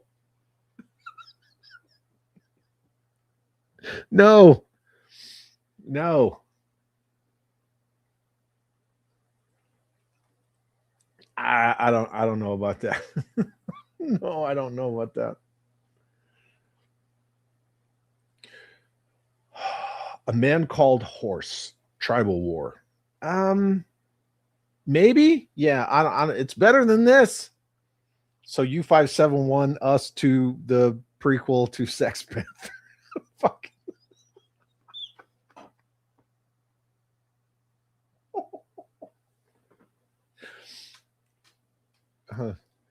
Hey, CJ forgot about U571, kids. Yeah. Oh, she's the best, right? She's right behind me. She's literally right behind my chair. I know, punk bitch. Yeah. Sharp's Rifle with Michael Biehn TV movie series? Sure. Counts as far as TV goes. Correction, over 100% of Chuck Norris movies are awesome. Anyone who says less is gay. Like this. I don't know, man. Seems kind of gay to me. No. Why not? I don't care.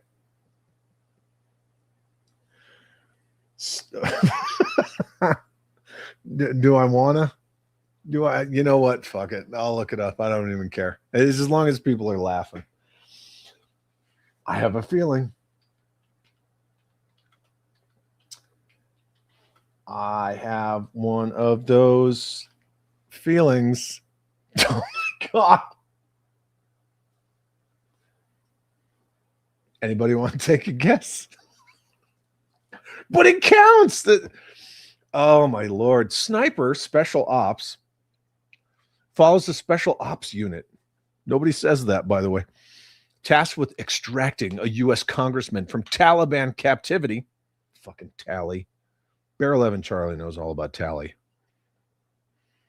In a remote Afghan village, only for 2 snipers to be left behind and forced to survive until rescue.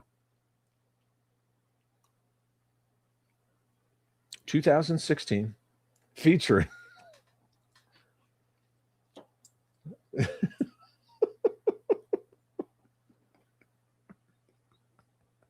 featuring Steven Seagal. But it counts. I hate it. It fucking counts. There's no way. Guy's like 60, weighs like 300 pounds. Fuck no. No, doesn't count.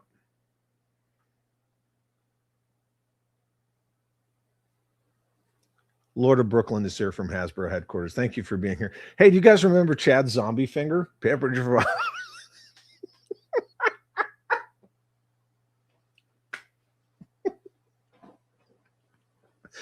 Not only does Pepper Schwabs remembers, but so does U571.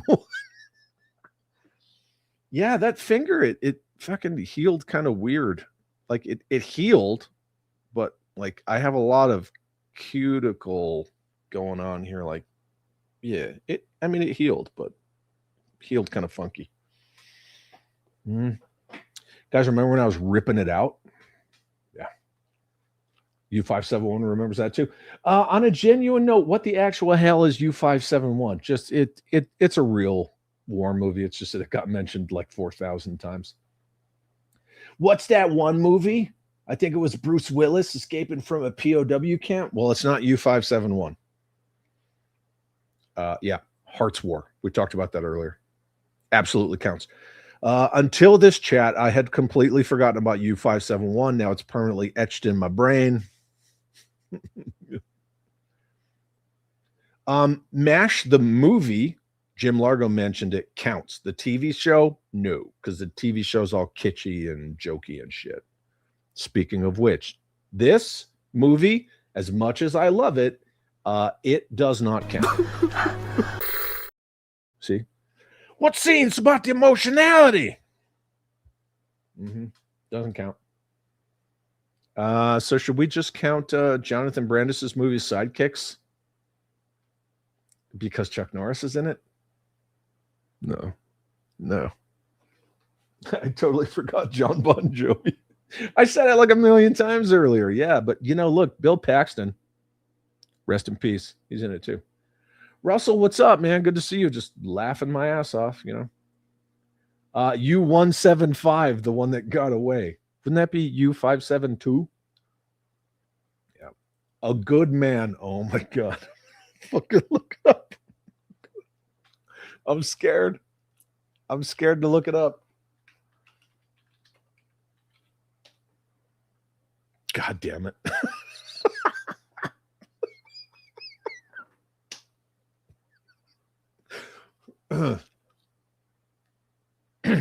2014's A Good Man.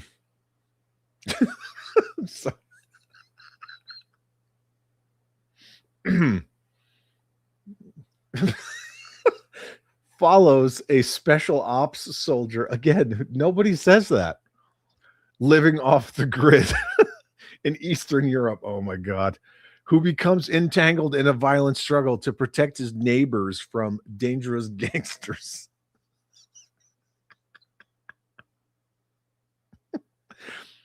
The action escalates into a battle involving Chinese and Russian gangs. Starring Steven Seagal. Doesn't count. It doesn't count at all. It's not a war movie.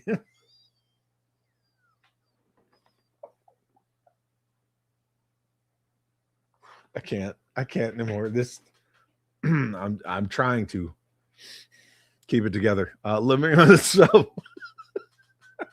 Woo woo. Sink the Bismarck counts. Yep. Mother Slug says, I'm not really into war movies, even though you have that picture. But closest thing to a war movie that I love is 2001, The Last Castle. Never watched it. Write it down, and I watch it. Robert Redford, James Gandolfini. There you go. Okay. Is that the one where Seagal does all his acting in a roller chair? Oh my God. Captain America Civil War? No, doesn't count. All right, I'm going to look this up. Heroes of Telemark. Oh my God, I hope this isn't.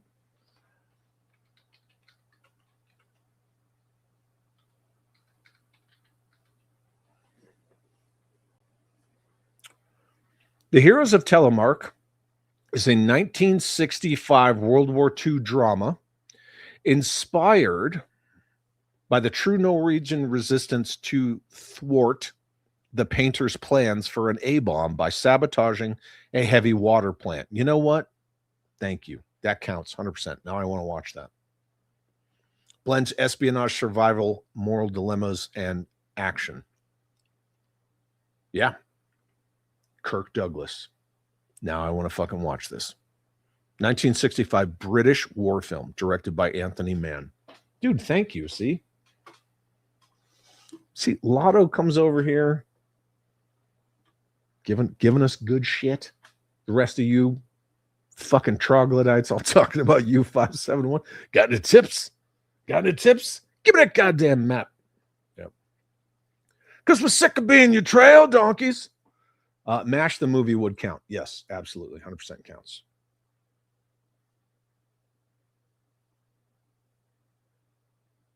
Yeah.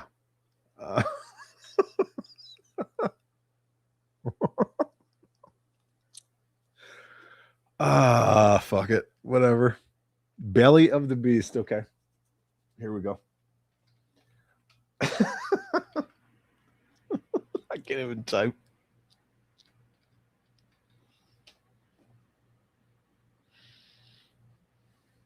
Oh. Belly of the Beast 2003 follows retired CIA operative Jake Hooper. I'm gonna look. Let me share this screen because this is why at first I looked intrigued.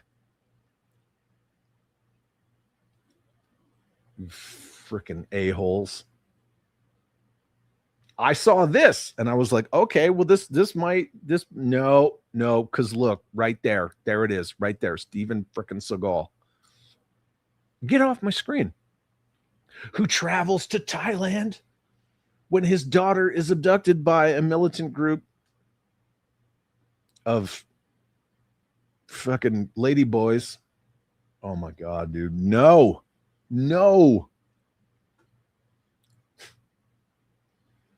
Russell says, I have a good movie in mind I'd like to see. I hear it may be happening soon. Yes, we talked about that earlier too. Oh man. Look, Russell, I said this earlier in the stream, like 5 hours ago, that they need to close the main gates, Fort Hood, and they need to do it right outside of the main gates. 100%. Let everybody see it. The Star Wars is based on real events. Well, yeah, Sand People, right? You guys saw that. All right, let's do it. We're gonna do it. What the fuck is it called? General Commander?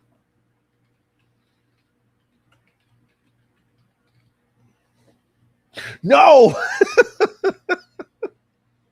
General Commander 2019 follows CIA operative Jake Alexander and his elite team as they go rogue to take down a notorious arms dealer tied to illegal organ Oh, fucking Steven Seagal again. Doesn't count. Gorlock the Destroyer counts. She absolutely counts. Yeah.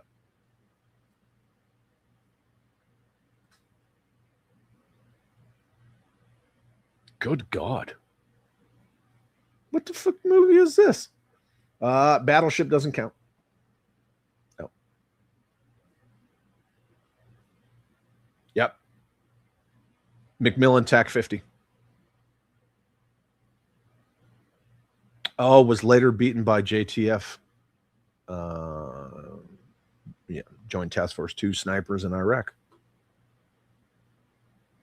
Yeah, I just remember the guy who made the McMillan TAC 50 shot in Afghan. The Ascent.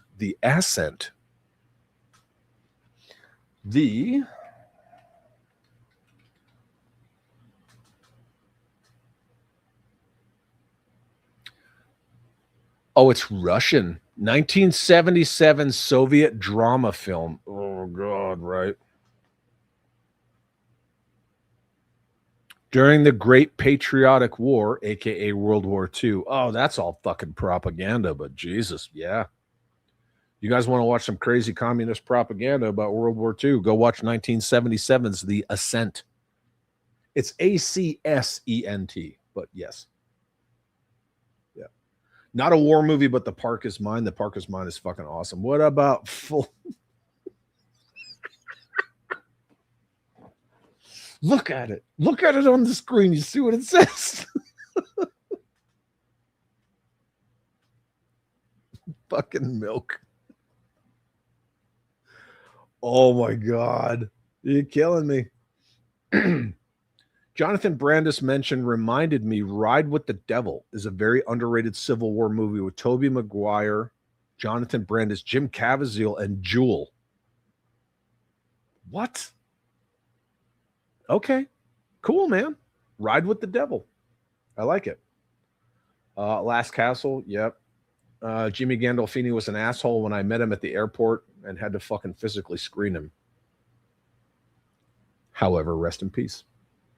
Yep, Last of the Mohicans 100% counts. U569. Yeah, Schindler's List counts. We talked about that. Yep. U572, the sequeling, that counts as well. Chad flips us off whenever he does sign language anyway. We're used to it. You mean like this? When I go like that? Yep, that's true. Timeline by Michael Crichton. I'm going to say that's science fiction. Light Horseman.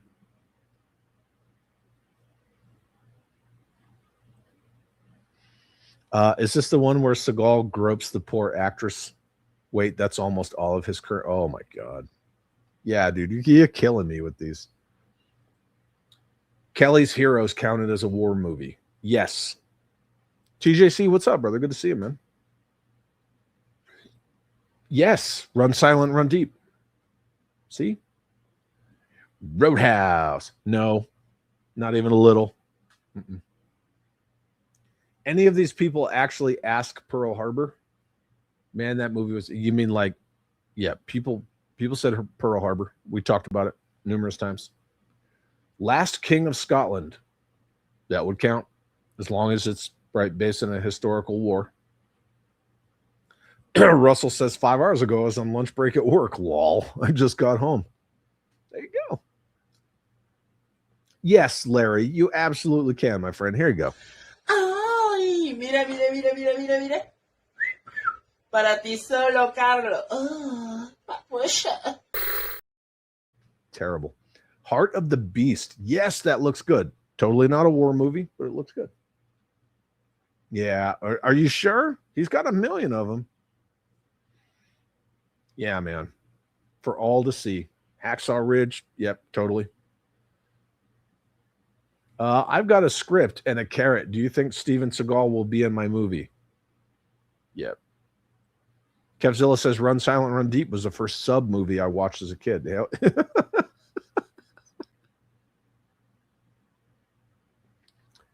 The Crying Game. I don't know, man. Seems kind of gay to me. No. Even though I love Nicolas Cage and Firebirds, I don't believe that's based on a historical war. I don't believe so.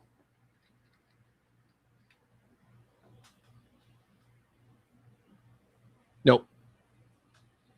Joins a joint task force with the goal of dismantling a powerful South American drug cartel. Doesn't count. Patton totally counts. Sean Young in Firebirds. No. Executive decision.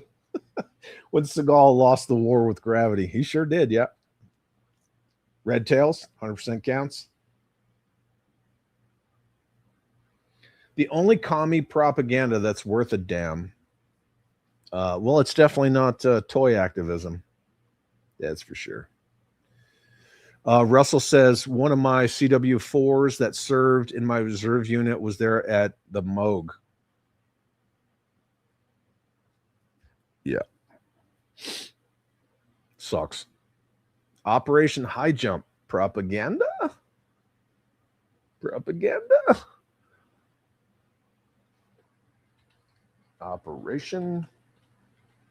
Oh, are you talking about where that Ruski just fucking jumped out of? Is that what you're talking about? The Ruski that just did the high fucking jump? I think that's what you're talking about. Ride with the Devils is a very good movie. I've seen it multiple times. Awesome. Cromwell. Ride with the Devil is based off of a book. Don't look up the accent. No, God, don't. Deer Hunter's a classic. Doesn't count. Yep.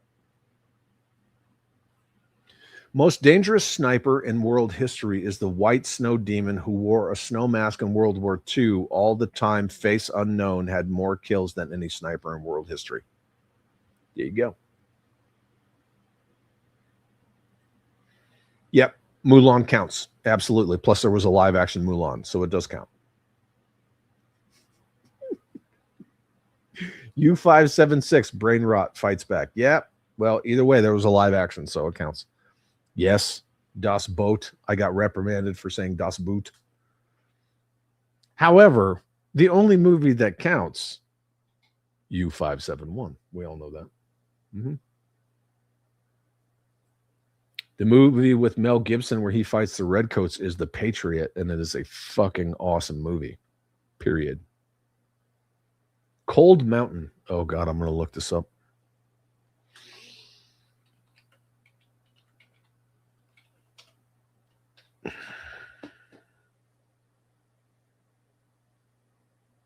Maybe. Ooh, it won Best Picture of the Year. Nicole Kidman, A. Oh, Cold Mountain follows a wounded Confederate deserter's arduous trek home during the American Civil War. Yeah, it counts. During the American Civil War. Totally counts. Oh, fucking Jude Law, huh? And Renee Zellweger. 2003, Cold Mountain. Counts. Mm-hmm. Action Joe Figs, what's up, man? We've just been talking shit for 5 hours. Scarface, no, does not count. Chucha says, okay, really have to focus on work. See you all tomorrow. Always a pleasure, my friend. Greyhound, absolutely counts. Kind of a slow burn, but I liked it. Casablanca counts. Yep. On Deadly Ground, no. No, if that's what I'm thinking about, that's a fucking Seagal movie. Right? Son of a bitch. Specialist firefighter in Alaska who turns against his corrupt oil company employer. No, doesn't count. Mother Slick says, fun fact, I tried to get into the submarine service in real life, but my height kept me out. I was 2 inches too tall. Womp womp. I'm sorry to hear that, dude. High jump is the trip to Antarctica. Oh, I'm sorry. Okay. No. First sub movie I saw was The Hunt for Red October, shown to me by my now semi-famous director, Michael Flanagan, in my basement as kids. Has like a creepy undertone, but right on. More American Graffiti. Summersby. First submarine movie I watched was 20,000 Leagues Under the Sea. Hey, kids, you remember that ride at Disney World, 20,000 Leagues Under the Sea, before they turned it into fucking Nemo? Pepperidge Farms remembers. Operation High Jump is the Antarctic expedition by Admiral Byrd, and they run into the Nordica. Gotcha. Tracking. I said Cold Mountain already. I don't know if that counts. I don't think so. Lord of Brooklyn says Dolly Parton movies are the only movies that count. Rest in peace, 9 to 5. Don't watch the one with her and Stallone, though, please. Yep. What the deuce? Look, that's all you people. What do you mean, you people? Yeah.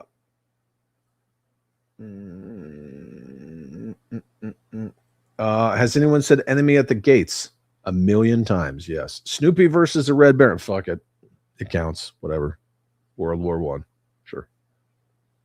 Action Joe Fix. I will be having my first live stream on Thursday on my channel talking 12-inch Joe. Dude, send me a link. Send me a link on like Instagram or Facebook so I don't forget. Please. Right? Just so I can set my notification and I will freaking be there. Gone with the Wind. No. Yes, no. No. No, I don't think, no, because then the Sound of Music, right? No. Yeah. Pepperidge Farms and I remember 20,000 Leagues Under the Sea. That ride was so fucking cool. No. No. No. Mm-mm. Jay Vincent, Geronimo. Yeah, don't watch Rhinestone. No. Geronimo. Hey, do you guys remember when Geronimo was the code word for once they turned UBL's head into a canoe and then a bunch of crybaby, sissy, woke leftists were like, that's racially insensitive. How dare... Shut the fuck up. I remember.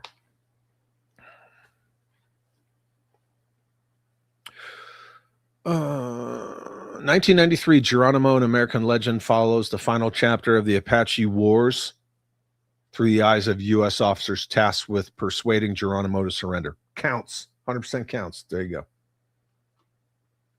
Tyler says, Chad, I might do my first stream tomorrow or Friday. Fucking do it, man. Let's go.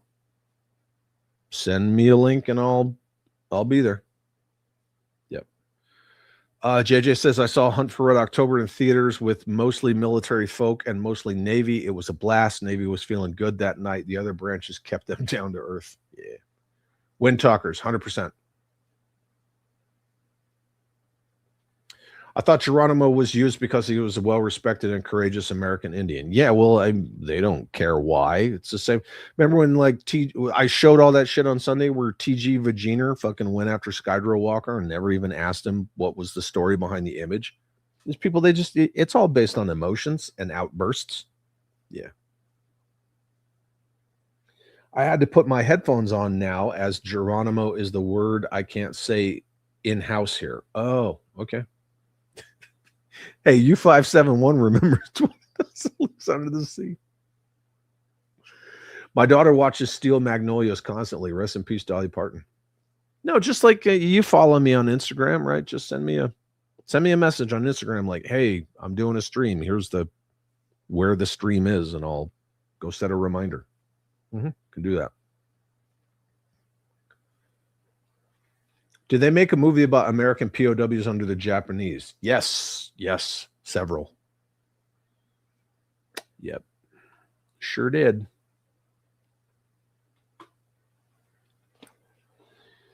Milt Connor says, any chance you've got 2 seconds to check your Instagram? I sent you something about this topic. Jesus, man.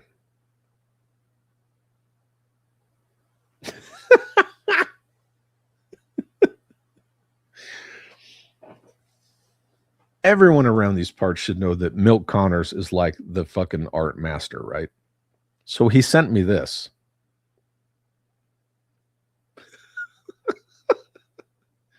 Can you see it? Can you pick it out?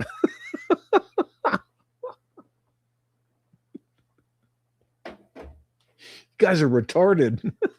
I love it. Oh my God, it's so awesome.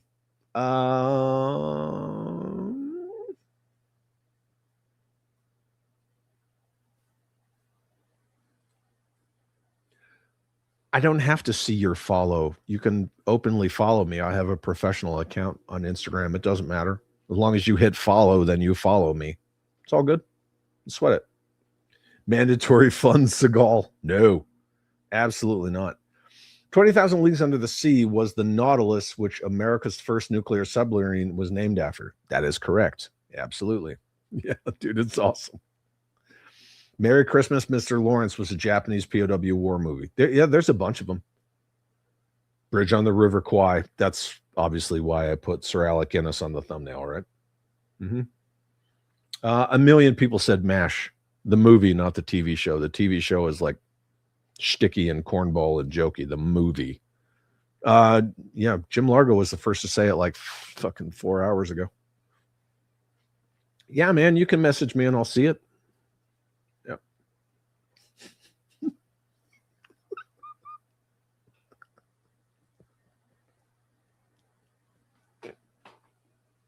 Just read it. Just read the screen. Fuck! All of you! If you 571, you got to 57 them all. Oh my God. Yes, Unbroken. Not Unbreakable. We went over that. Do you remember when Steven Seagal was a cop, like a real cop? No. No. What was that movie with Beau Bridges and the Vietnamese soldiers? I don't know. I do not know. Holy God, I'm at the bottom of the chat.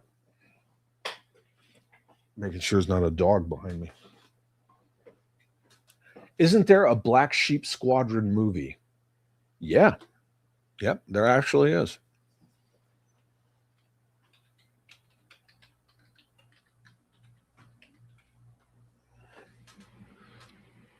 Yep.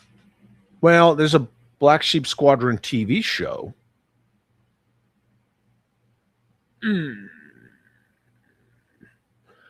there's another TV series called Baba Black Sheep. So there's Black Sheep Squadron, Baba Black Sheep. There's a 1976 movie called The Flying Misfits. Mm-hmm. Yeah. Flying Misfits. There you go. No, I don't. No, I don't. I don't.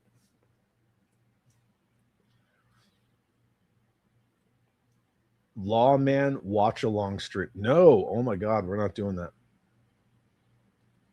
Can we conquest? Can we conquer California? I bet you we could. Mm-hmm. Have you seen the movie Untouchable, starring Tappy Tappy?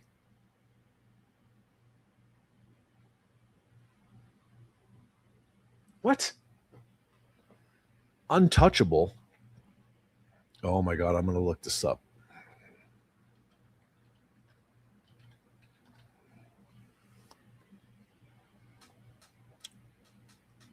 When I put in Untouchable, it brings up The Untouchables, right? 1987, De Niro, etc. Scarface, Al Capone. Yep. Tora, we mentioned a bunch. Would that be like this, right? U788. I see what you did there. Dick Sargent. Sergeant York. Yeah, U788 is not a tank. No, it is not. Sergeant York. Let me look that up.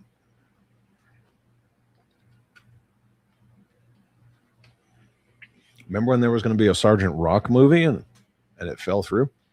Sergeant York follows a poor Tennessee farmer and expert marksman who, despite deep pacifist convictions, is drafted in World War I, must reconcile his faith with fighting. Gary Cooper. Hell yeah, dude. Great. I love it. 1941. Wow. I don't think Forrest Gump counts. Yeah, we talked about that a whole bunch.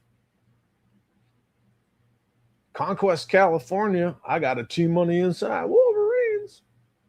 Battle of the Bulge. Revenge of the Gorlock. Different topic, but a movie you might like. It's called Vern Miller.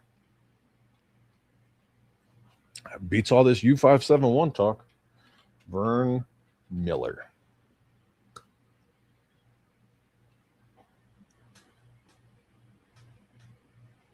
Hmm. 1987 Gangland starring Scott Glenn. Is that the one? Okay. I like Scott Glenn. Yeah. He was fucking awesome in Backdraft. You guys remember Backdraft? Milagro Beanfield War. I want to say no. Heartbreak Ridge, 100%. No, that one might count. Might count. I was thinking about something here in New Mexico that really doesn't count. Hard to Watch was the documentary about Steven Seagal's film career. Seriously? Is that an actual thing?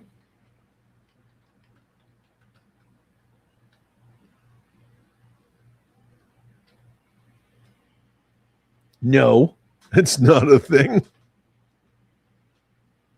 Lies. Liar. Because I would have watched that just so I could laugh at it. Yep, Scott Glenn was in The Right Stuff. Yep, he's 100% freaking awesome. Yeah. Yeah, no, I was thinking about something else. I was thinking about some land grab bullshit that happened in southern New Mexico. It's escaping me right now, but yeah, totally different.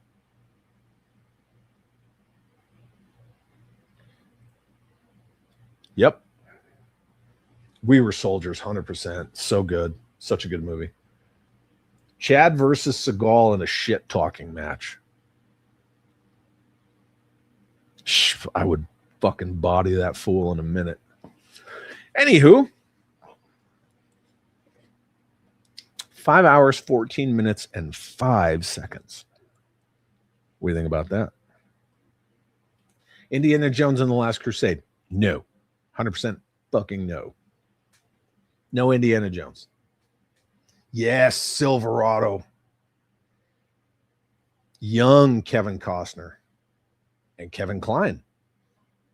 Yeah, Silverado's such an underrated Western.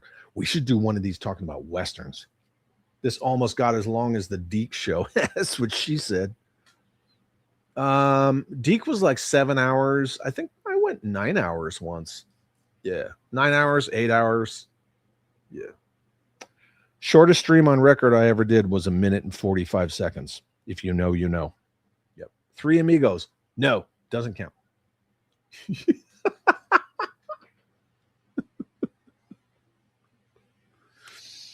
You 571 hour stream. No, people think a lot of things. About what? Jeffy. All Chad has to do is call him fat and tell him he runs like a 10-year-old girl. Easy win. Oh, Steven Seagal? Officer Village and We Were Soldiers reminds me of where I grew up. Really? That's Fort Benning. Yep. That's the old Commander's Circle in Fort Benning, Georgia. Yep. What if they did a new Indiana Jones with Chris Pratt? What a decent script. Would you be interested? Maybe. Maybe. Jonah Hex is post-war, right? It's post-war. I don't think that. Plus, it's completely fiction. Nah, I don't think Jonah Hex would count. Didn't he like come back from the dead? No. Valkyrie, yep, we talked about it. No, fuck no. Nope. A show about Western shit, I'm there 7 frickin' hours. We should do one about Westerns. Yeah, we should.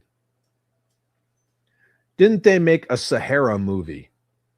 The Matthew McConaughey Sahara? Is that the one you're talking about? Yeah. Same architecture on Governor's Island. It's all post-World War II construction. There you go.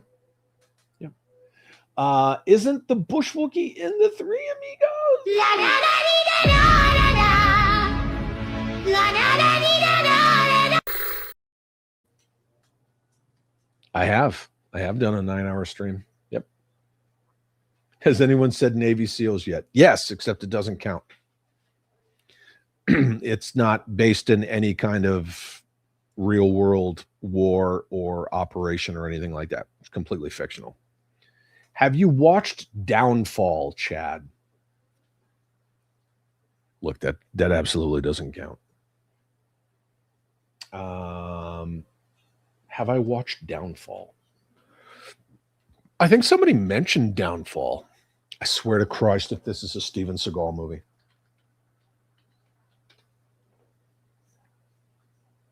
No, but yes, this was mentioned, and I do plan to watch it.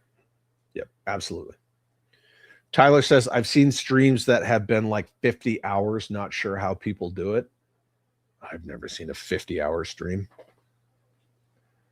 Tombstone doesn't count either. Nope. HoloNet, Civil War. Maybe it started with the Civil War. No. No. The Sahara movie with Matthew McConaughey is kind of like, yeah. It's a little more like Tomb Raider-esque. No. Yeah, when Dobby got messed up, I did a 22-hour stream. Sci-Fi Swampman says, I was stuck at the base of the bridge when Sheen jumped out of the Jeep. Dude, Buffalo Soldiers. Yeah, Buffalo Soldiers.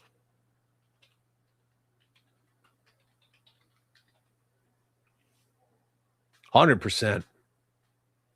Buffalo Soldiers follows the true story of all-black U.S. cavalry troop Hotel in 1880 as they protect Western territories and pursue Apache warrior Victorio while confronting racial prejudice and misconceptions about their foes. Danny friggin' Glover. Hell yeah, dude. 1997. That's what I'm talking about. But does he say I'm getting too old for this shit? I fucking love Danny Glover. Yeah, that absolutely counts. 100%. Gone with the Wind. No. Mm-mm. You want a war movie? Just visit a modern high school. Fucking forget it. The Tuskegee Airmen. Yeah. Wings of War. Winds of War. It wasn't a movie. Yeah, we might do series down the line, and then we could do like sci-fi war movies and all that stuff. Good to see you, Bear 11 Charlie. I love you, dude. Yeah. Yeah. Justin Booth says, I remember that. Jeff, you looked miserable around the 19-hour mark. Carlos has got to go too. You know what? I think we all got to go. It's almost 5.5 hours. I got to feed my pets. They're getting restless. I mean, that's one hell of a mandatory fun stream right there, kids. That's all thanks to you, 100%. And that's why I wanted to do these weekday shows, just for the chat, just for the people who show up and have fun and engage and all that stuff. That's what it's about. Appreciate you all very much. Tomorrow, mandatory fun, 2 p.m. Eastern, 11 a.m. Pacific, we will be talking Sasquatch, the Yeti, the abominable snowman, Bigfoot, whatever you want to call him. Yeah. I don't care what version of, a cryptid Bigfoot type creature, whatever. We'll get into it tomorrow. Have an awesome day. Remember, tribalism is bullshit. Watch out for echo chambers. Avoid all the communists in our hobbies, please. They are nothing but soul suckers. Have an awesome day.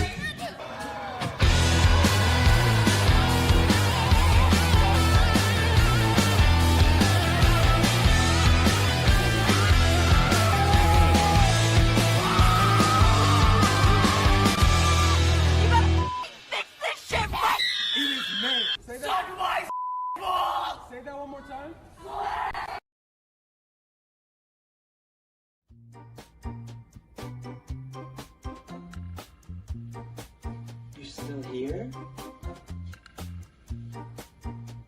It's over. Go home.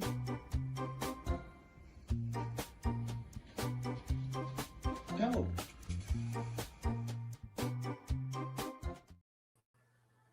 See? Never ends. Let me get there. That's what she said.